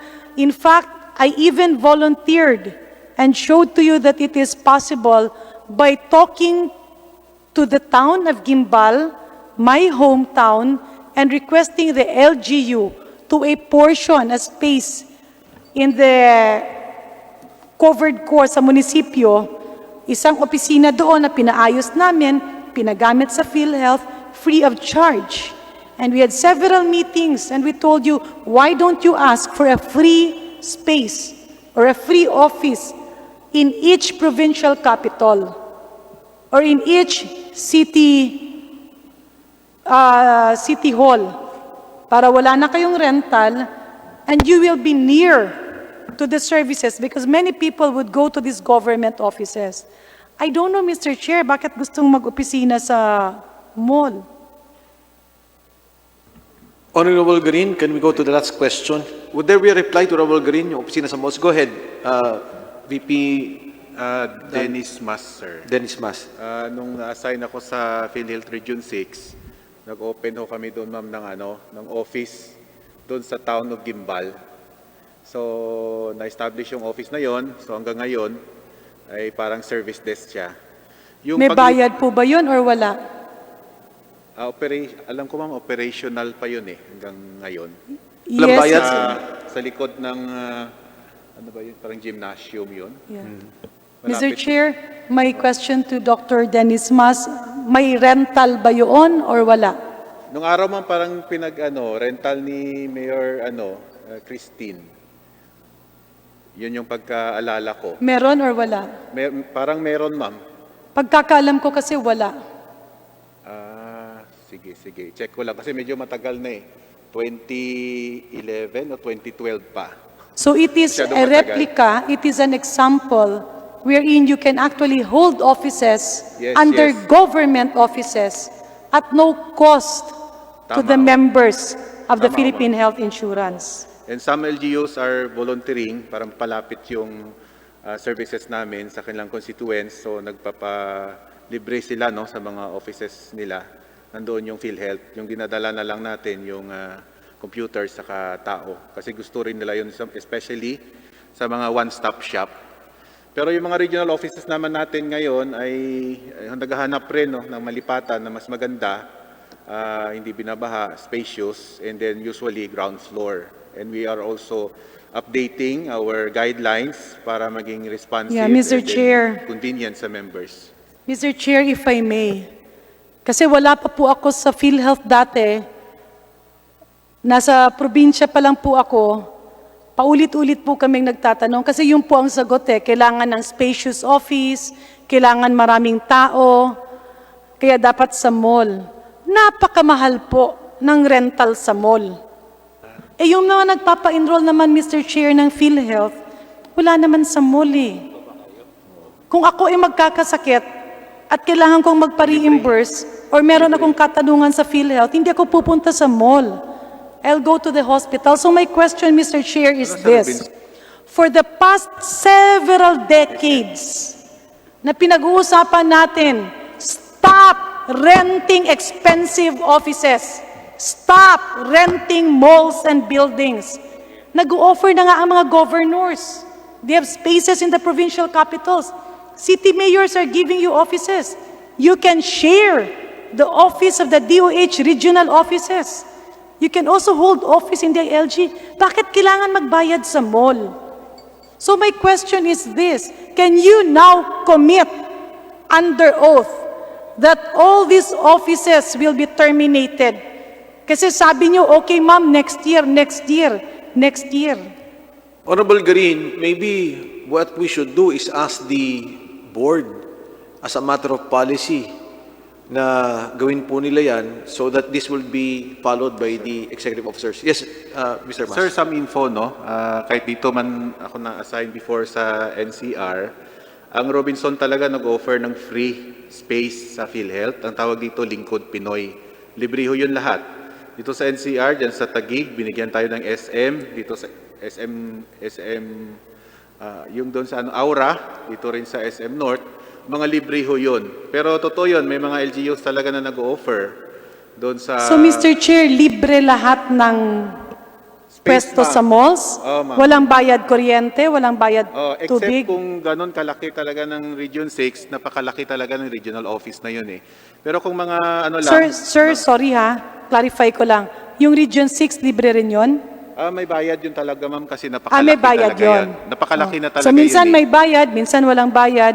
Or pwedeng libre yung maliit na pwesto, pero may bayad yung malaking pwesto. Yung maliliit ma'am nasa malls, libre yun talaga. Pero kung regional offices talaga ng mga 2,000 square meters, mga 3,000, hindi na talaga kaya. May bayad Mr. talaga Chair, yun. At saka dinadaan just to sa clarify, public I'm meeting. not referring to promotional booths. Bumabalik po kasi tayo, sir eh. Ang nangyayari kasi, pagka may problema, either hindi natin tinatanggap na may problema or naghahanap tayo ng palusot. Kasi sinasabi nyo ngayon, libre siya. These are promotional booths. Yung nandoon ka sa gitna ng mall or meron kang pwesto doon or sa hallway and you promote Philhealth. Sinong gustong magpa-enroll? Yun po ang libre. Pero yung mga malalaking opisina, may bayad yun. It's in your budget. Ang point ni Honorable Garin po, hindi po yung promotional booth nga, kundi yung opisina talaga. At any rate, Honorable Garin, maybe we can ask the board na kasama natin ngayon, na gawin na nila yung policy so that the executive can also follow. At wag na po magkaroon ng maging problema tong, because it's a very good suggestion na magamit talaga natin yung mga public offices for that. So if we may have the commitment of the board to assist us on this as part of our cost-saving measure for PhilHealth. Yes, ma'am. On my part, Mr. Chairman, naisip ko lang yung advantage of being in the mall. Kasi ngayon ko lang din naman narinig yan, being new in the board. Pero hindi kaya, gusto ko lang munang tignan the advantage of going to the mall. Kasi maraming tao dun sa mall. Kaya iniisip ko, it is accessible to people. Kaya baka yun ang reason. Yeah. Okay, ma'am. At saka hindi rin lang, kung malayong office, hindi pupuntahan ng tao yon. Okay, Pero ma'am. kung sa mall doon, even churches now, they go to the mall. Ma'am, Yeah, let's do this. Mr. Chair. Parang Ganito yun po. lang yung nakikita ko lang I'm sorry. Yes, madam. This is not the venue to debate on this. Pero yung point po ni Honorable Garin, pag-aralan po natin yan because ang intent natin is bawasan yung cost ng ating ng Mr. PhilHealth. Chair. So maybe if you can look at this as a policy because you are Yeah. part of the board. Honorable Garin? Yeah, Mr. Chair, if I may. Ma'am, tama po kayo na yung mall maganda siya kasi maraming tao. But we're talking about PhilHealth here. Yung transaction po ng PhilHealth, online yon. Kapag ikay empleyado, kinakaltasan yung sahod mo, nire-remit ng iyong employer papunta sa PhilHealth through the bank. Am I right? Pagka naman yung PhilHealth magbabayad, online naman, pinapadala naman dun sa account ng hospital or sa account ng mga clinics or doctors. In other words, the foot traffic, while it is high in malls, is not conducive for PhilHealth kasi wala naman talagang walk-in na nagpapa-enroll sa PhilHealth. Napakakonti. Yung mga nagpapa-enroll ng PhilHealth, either employee ka or grupo kayo, and if you look at the pros and cons, vis-a-vis the rental, walang pumupunta ng PhilHealth na magpa-reimburse ng gastusin. Honorable You Garin? do it in the hospital. Ma'am, Honorable Green, I don't think this is the time to debate on the rental policy of PhilHealth. You would have your own time in the board to discuss that. And Honorable Green, may I remind you of the time? Maybe we can go to the last question. Thank you, Mr. Chair. My last question is this. Paulit-ulit po kasi, nung inaudit ang PhilHealth, paulit-ulit pong rason ng ginawa na ninakawan ko raw ng 10.6 billion ang PhilHealth at nilipat sa DOH. For the record, Mr. Chair, that is a big lie.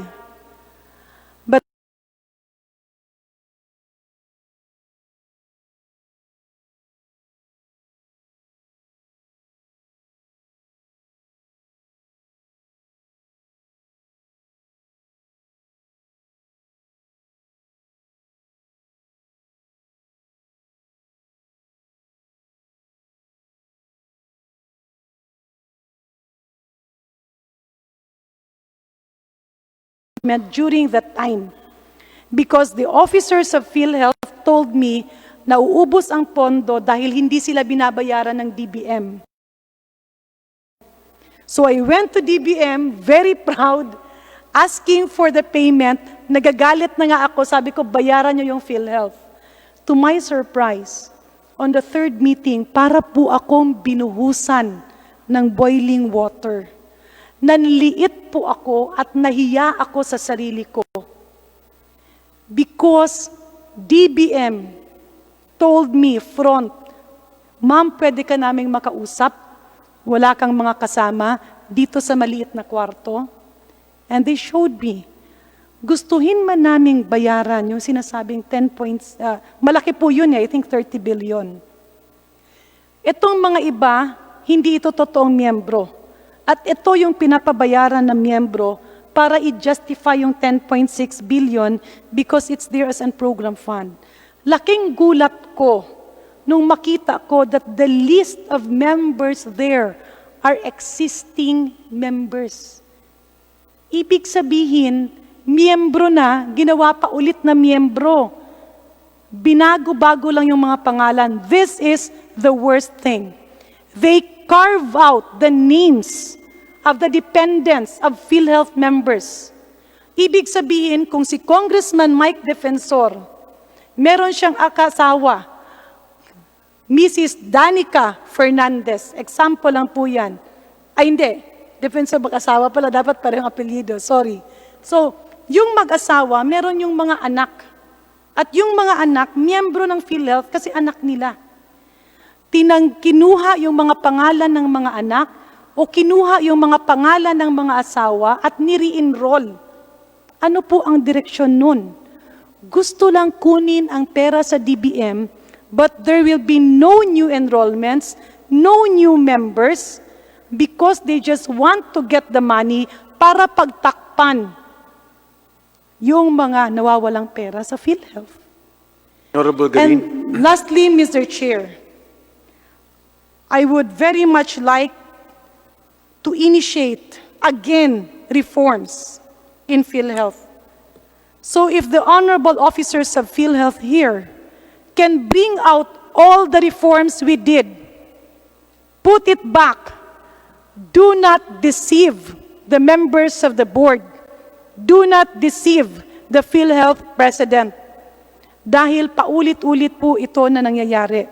This is worse than a pandemic because the pandemic comes every 100 years.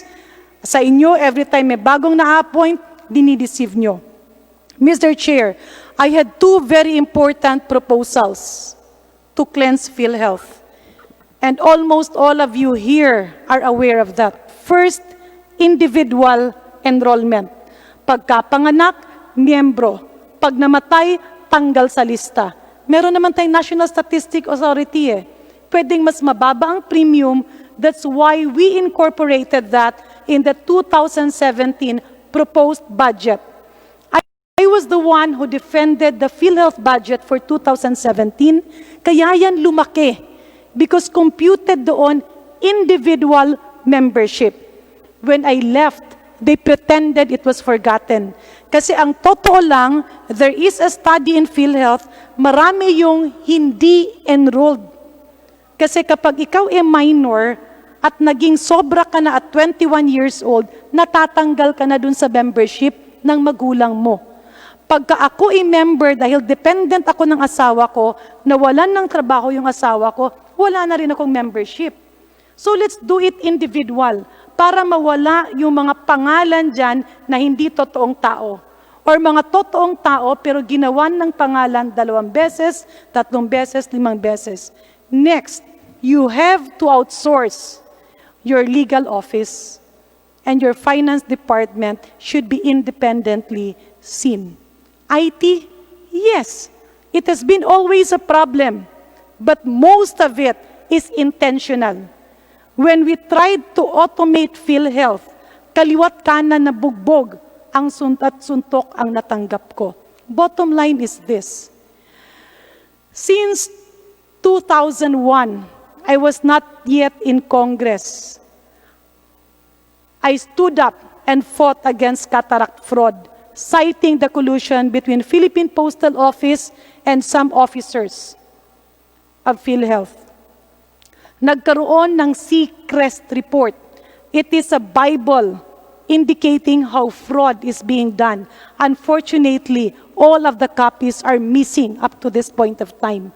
That study was commissioned by DOH in the early 2000s. Nagkaroon ng reforms noong 2004, nawala ulit, binalik yung reforms ng 2006, nawala ulit, binalik ng reforms ng 2014 and 15, nawala ulit. It will always be a repeated cycle. Talking about universal healthcare law, Mr. Chair, napakaganda ng batas na ito. But that will lead us to nowhere. If the people who has been continuously deceiving the minds of those who does not understand health financing, wala tayong mapupuntahan. Kaya ang tanong ko, Dr. Ish, you have been in PhilHealth for 21 years. We have a curfew. Yes, Mr. Chair. Did you ever do cash advance refund for Yolanda? Kasi yan ang palagi niyong reason.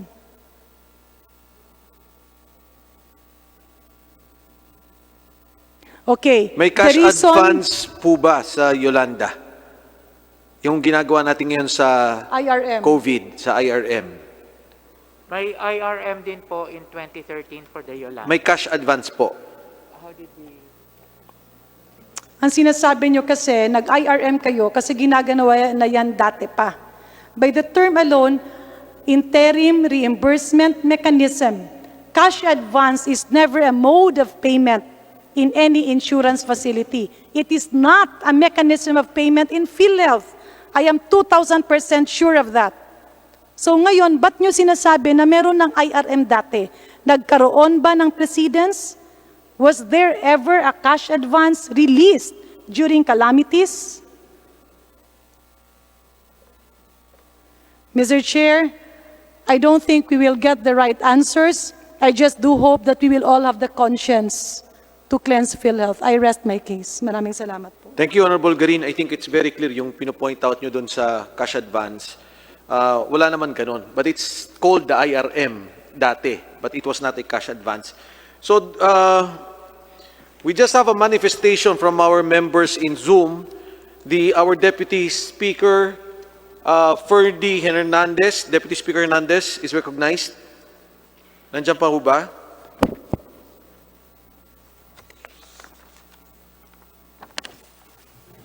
Yes, Mr. Chair. Yes, go ahead, Deputy Speaker Hernandez. Magandang gabi po, Mr. Chair. I would like to make a short manifestation because earlier during the hearing, medyo lumabas yung name ng SPMC, no? Yung Southern Philippines Medical Center. And parang it created an impression that it's getting preferential treatment o may favoritism. At bakit yung SPMC located in Davao City, Region 11, nagkaroon ng isa sa pinakamalaking claims, no, sa PhilHealth. Parang lumalabas, napapaboran ito, and bakit SPMC is getting that amount compared to other hospitals that are popular in name. Siguro for the information of everyone, kailangan lang natin makorek yung impression that SPMC located in Davao at saka yung Tagum Medical in Tagum City are major hospital, government hospitals po to, no? Yung SPMC, I think it's one of the biggest government hospitals in the country. May bed capacity ito ng 1,500 and more than 3,600 ang personnel nito. And not only general hospital ito, marami ditong specialty healthcare services that they offer.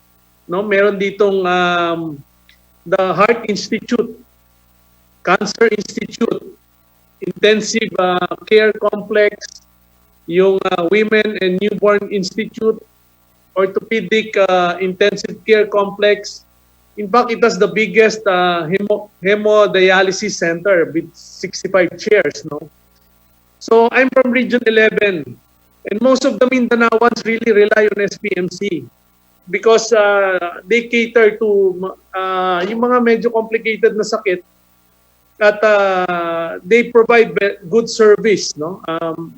Very accommodating yung SPMC, especially Mindanaoan. So hindi lang ho nag-cater yan sa Region 12. Ako from Region 11, we rely on SPMC na as a regional hospital.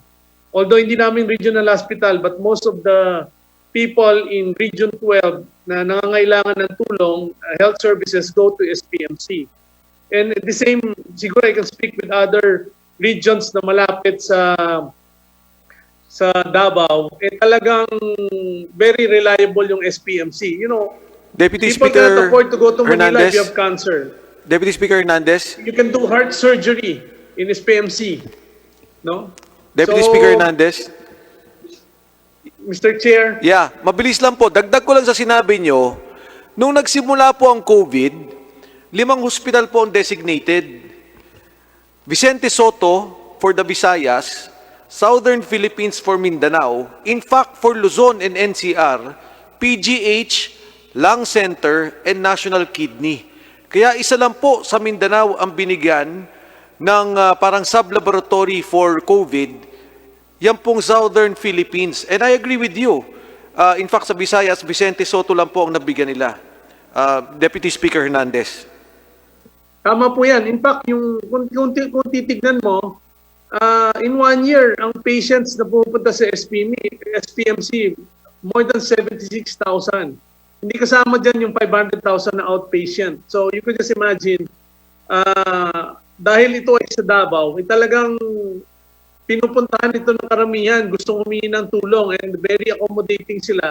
In fact, kung titignan mo sa Philhealth, isa sa pinakamalaking income yung SPMC, amounting to more than 1.2 billion ang income niyan. Kaya if you look at the average ng IRM niya, talagang mataas dahil talagang one of the most reliable government hospital in Mindanao, and they cater to all Mindanaoans. So yun lang, Mr. Chair, kasi parang nagkakaroon ng mali siya dahil located sa Davao, and parang isip nila napapaboran. Hindi po, I'm not from Davao, but most of the officials from LGUs and yung mga kongresista pagdating sa pasyente na talagang complicated at saka talagang kailangan ng special treatment, we always refer it to SPMC. Ganun po kalaki ang tulong ng SPMC, pati yung tagong medical sa mga Mindanaoan. So, that's all, Mr. Chair. Maraming salamat po. Thank you, Mr. Chair. Thank you so much, Deputy Speaker Ferdinand Hernandez. May I Mr. first Chair, one recognize sentence, Deputy Speaker Dan Fernandez? Mr. Chairman, that's the reason why parang itong computation po ninyo, no, on how do you arrive para doon sa distribution po natin sa IRM. Parang hindi po siya nagbabalanse. Ano? Ito pong average reimbursement per day nyo na minumultiply nyo sa number of days covered. Pag binalanse po natin dito kanina, I was listening to Congresswoman Kimbo. And now, ngayon ko lang na-realize, Mr. Chairman, that sa Visayas and Mindanao ay tigisa rin lang. So, parang yung computation ninyo ay mali. And that's the reason why, Mr. Chairman, we need a further computation para makita natin kung itong ginawa nilang formulasyon on how to arrive on the IRM fund is really correct or meron silang pinapaboran ng mga ospital. So, if we find out na ang computation ito na binigay po ninyo sa amin base sa submission ninyo dito sa mga naka-receive ng IRM at ginamit natin itong computation na to, talaga niloloko tayo ng Philhealth, Mr. Chairman. So, I think, Mr. Chair, we need a further analysis on this computation in relation dun sa mga ospital na nakareceive ng IRM. And in that case, Mr. Chairman, malalaman po natin kung tama yung distribution nila according sa formulation. Thank you, Deputy Speaker Fernandez. Honorable Garin. Mr. Chair, in relation to the Southern Philippines Medical Center, I was Secretary of Health for 1 year and 5 months. Sa experience ko po, one of the most efficient, organized hospitals in our country is Southern Philippines Medical Center. It is highly comparable to many private institutions in Metro Manila. Bakit po marami silang pasyente? Dahil ito po ang naging mukha ng ideal government hospital wherein even the private patients and even the private hospitals all over Mindanao refers to that hospital. So in fairness, Mr. Chair, I would agree that we have to look at IRM as a mechanism that can be abused. But if you look at SPMC or the Southern Philippines Medical Center, they have been a consistent top-notcher in PhilHealth funds because they have exemplified and perfected the mandate by which they actually get their earnings from PhilHealth, reinvest it for further services, and make it a premier hospital in the whole of Mindanao. They have PET scan, they have all the services that every Mindawanon would always aspire, unlike before that they have to fly to Manila. Bottom line is, SPMC made possible every health service available in Manila has been made available in Mindanao because of SPMC. And in my 1 year with PhilHealth, I have never encountered any suspicion or report related to fraud and related to SPMC. That's for the record, Mr. Chair. Thank you so much, our Senior Deputy Minority Floor Leader, the Honorable Garin. May I now recognize the Honorable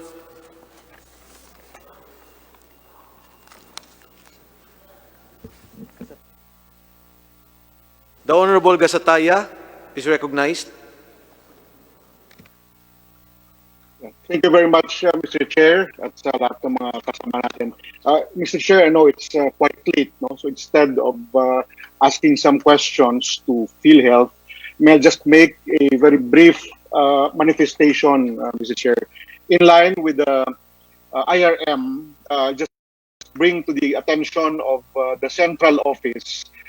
In Bacolod City, Honorable Chair, we have a regional hospital. No? This is the Corazon Luksin Montelibano Memorial Regional Hospital, Honorable Chair. Since March up to the present, this hospital caters to moderate as well as severe cases of COVID-19.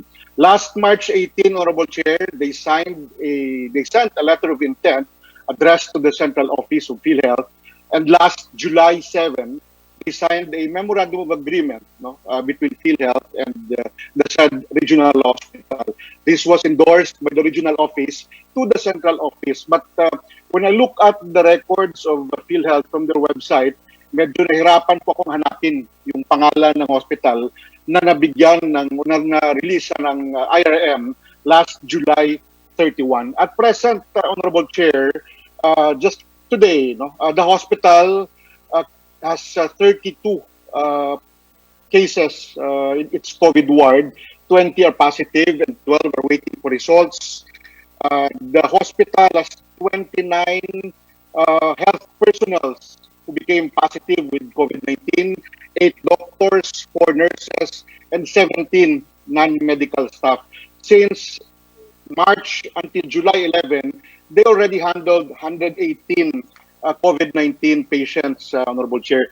So dito makikita natin that this government hospital kailangan ng tulong in terms of IRM.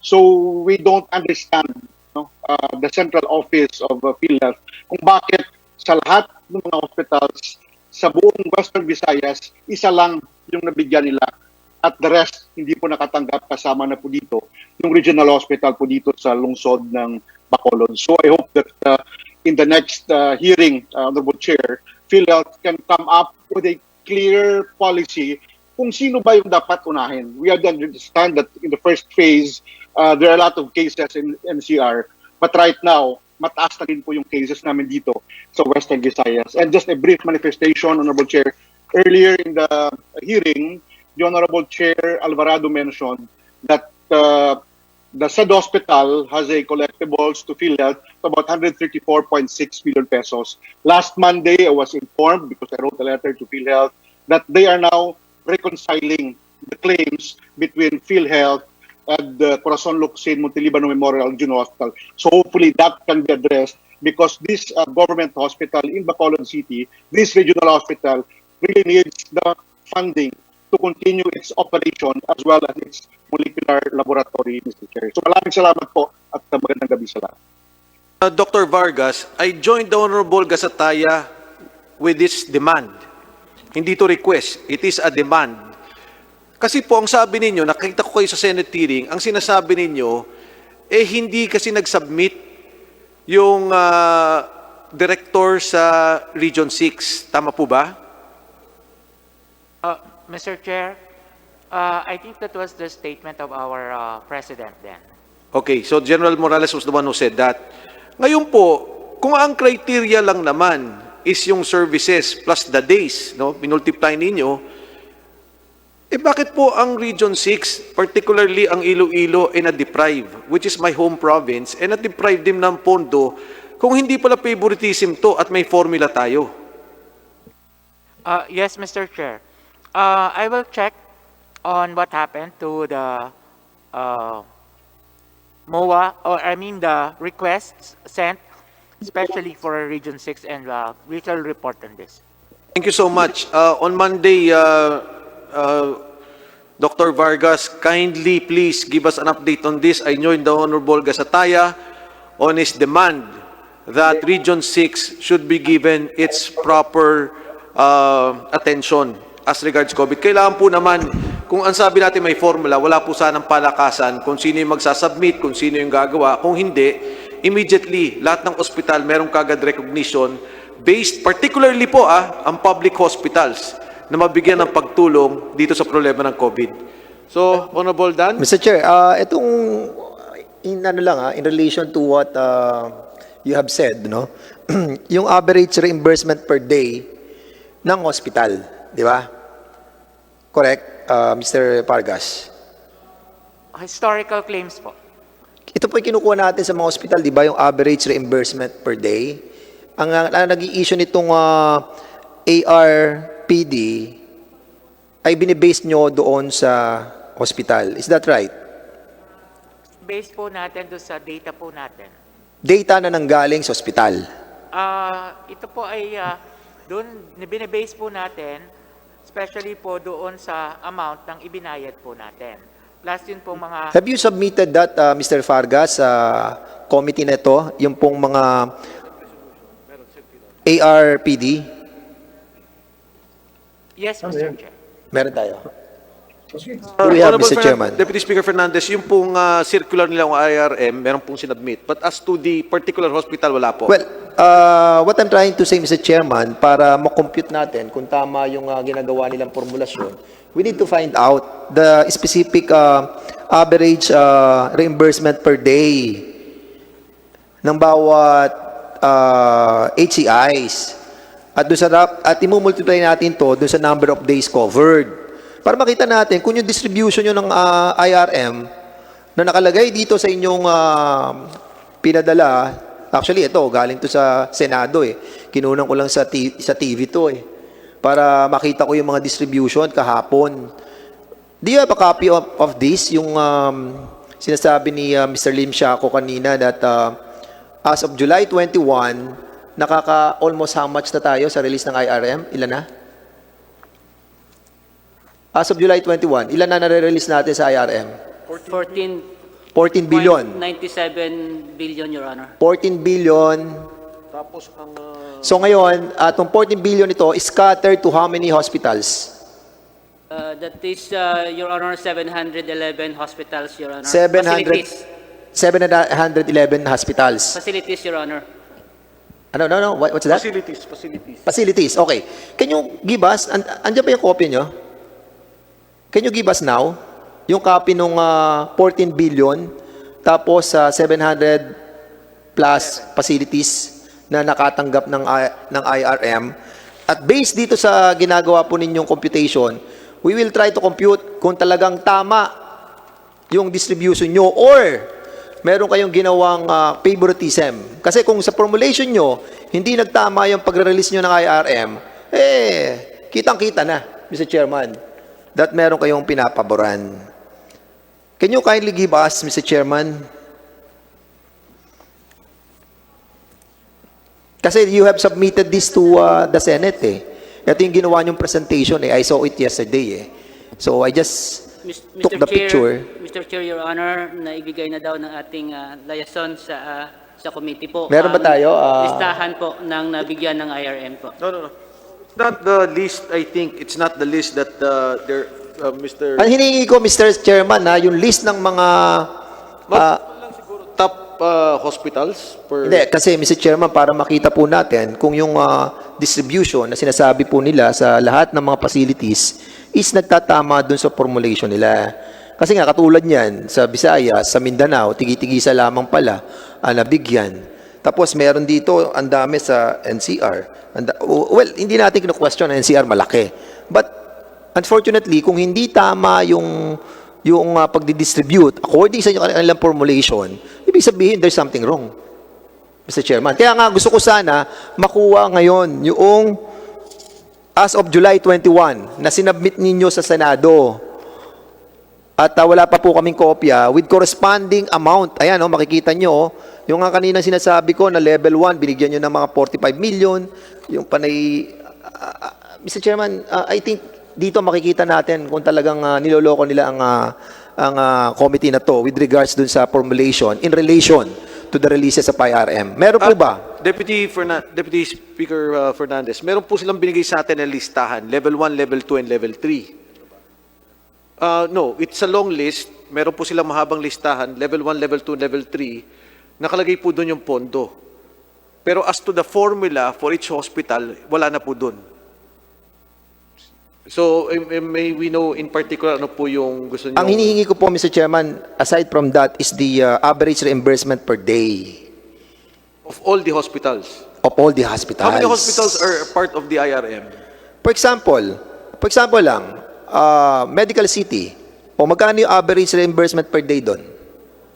Then, multiply mo doon sa number ng days covered. Tama po, Honorable Deputy Speaker Fernandez. Pero ang ibig ko sabihin, how many hospitals do we have in IRM? 700? Sir Chair, the released No. How many hospitals identified under IRM? 5,000 plus, I think, po, for all the facilities. Yes, you have 5,000, but you have released only 729, if I'm not mistaken. 700 what? As to date, 711. 711. 14 billion na i-distribute natin doon sa 711. Yes po. At ang computation ninyo is based on the average reimbursement per day multiply sa number of days covered. So yun ang gusto namin makita. Yung average reimbursement per day sa bawat ospital para malaman po natin kung tama itong ginawa niyong formulation. So, meron ba kayong kopya ngayon nung average reimbursement per day? Can you kindly submit it to us, Mr. Chairman? At nasa ganun po ay makompute natin. Pagdating po ng Monday, mabalansi po natin to kung tama po yung ginawa nila, Mr. Chairman. Yes, Philhealth is requested to submit those. Nga, Mr. Chairman, yung average reimbursement per day ng bawat ospital at saka yung number of days covered. Okay. So, may I continue, Mr. Chairman? May I continue? Okay, go ahead. Okay, tapos na po ba tayo sa case rate, Mr. Chairman? Tapos na. Well, technically we are, pero siguro pwede pang ituloy ho kasi ang Deputy Speaker Fernandez, yung curfew natin, mayroon din mga nasa Zoom na maaaring maipit. So, Mr. Chairman, I know napagod na rin ang chairman. Hindi pa tayo kumakain at mga resource speakers na nandito po natin. Gusto niyo po bang ituloy o pagod na po kayo? Gusto niyo po bang magpahinga na? You can take a leave of absence kung gusto po ninyo. Kung gusto nyo. Well, anyway, Mr. Chairman, sige, I will not continue anymore my interpellation on the second issue that we are going to tackle sana. No? Ang susunod po natin sana itatackle ay tungkol na po sa IRM, sa IT, sa financial management, which I'll be tackling on the next hearing. Deputy Speaker Fernandez, on Monday, our next hearing, you will be the first one, 9 o'clock. Maraming salamat po, Mr. Chairman. And I waited like 7 hours staying here with you. And I don't regret it. Dahil nga po, marami po tayong nadiskubre. At sana po lamang yung mga iimbitahan natin sa susunod, Mr. Chairman, ay please put strong words on the invitation para na sa ganun po ay hindi sila magdadahilan. Kung meron pa silang dahilan, pakita po yung medical certificate and we will validate na yung kanilang medical certificate is really true. Para na sa ganun, hindi po nagdadahilan yung iba nating iniimbitahan. So yun lamang po, Mr. Chairman, at maraming po salamat sa lahat ng ating mga resource speaker at sa iyo po, Mr. Chairman. Maraming po salamat sa pagbibigay mo ng pagkakataon na maliwanagan kahit sa ngayon po ay malabo pa ang mga sitwasyon na dapat po nating kaharapin. Maraming salamat, Mr. Chairman, at magandang gabi po sa ating lahat. Thank you so much, Deputy Speaker Fernandez. Una po sa lahat, nais ko magpasalamat sa lahat ng guests natin dito. Para po sa akin, no, isang malaking indikasyon na kahit paano yung pagpunta nyo dito ay pagpapakita ng pagpapatotoo ninyo dun sa sitwasyon ng PhilHealth at yung sinasabing mga naging problema nung nakaraan. In fact, kanina ho, nung nagsabi kayo na pipirma kayo ng waiver doon sa AMLAC, ay napakalaking bagay po yan. At I think very well appreciated, hindi lamang namin, kundi ng buong bansa. In the next hearing ho, Dr. Vargas, if I may request, or Mr. Limsiaco, yung record po ng Cardinal Santos doon sa compromise agreement ninyo, hindi po to yung recent, sometime I think in 2011, at saka po yung perpetual succor. Itong perpetual succor, may kaso pa rin to hanggang sa ngayon at nakasama rin siya sa IRM. I just want to get the documents on this for our next hearing on the all case rates issue also. Sa susunod po na hearing, ang iti-take up po natin ay yung interim reimbursement mechanism, yung PhilHealth Finance, yung pondo po ng PhilHealth which is related, at pwede na ho din na tayong pumasok doon sa IT, yung tatlong topics na yon on Monday. We would like to thank the members of the board. Ma'am, thank you po sa pagpunta nyo dito. And also our officers who are here right now, nandito po sa plenary at nung nandito sa atin din sa Zoom. I'd like to thank also the members of this committee, the Public Accounts Committee, and the members of the Good Government and Public Accountability. And of course, our Deputy Speaker, Dan Fernandez, for staying with us tonight. Ang susunod po nating hearing Monday, 9 a.m. And we will proceed with the topic of IRM, PhilHealth Finance, and the IT procurement. Maraming salamat po sa inyong lahat. And we will temporarily suspend the session until Monday, 9 a.m.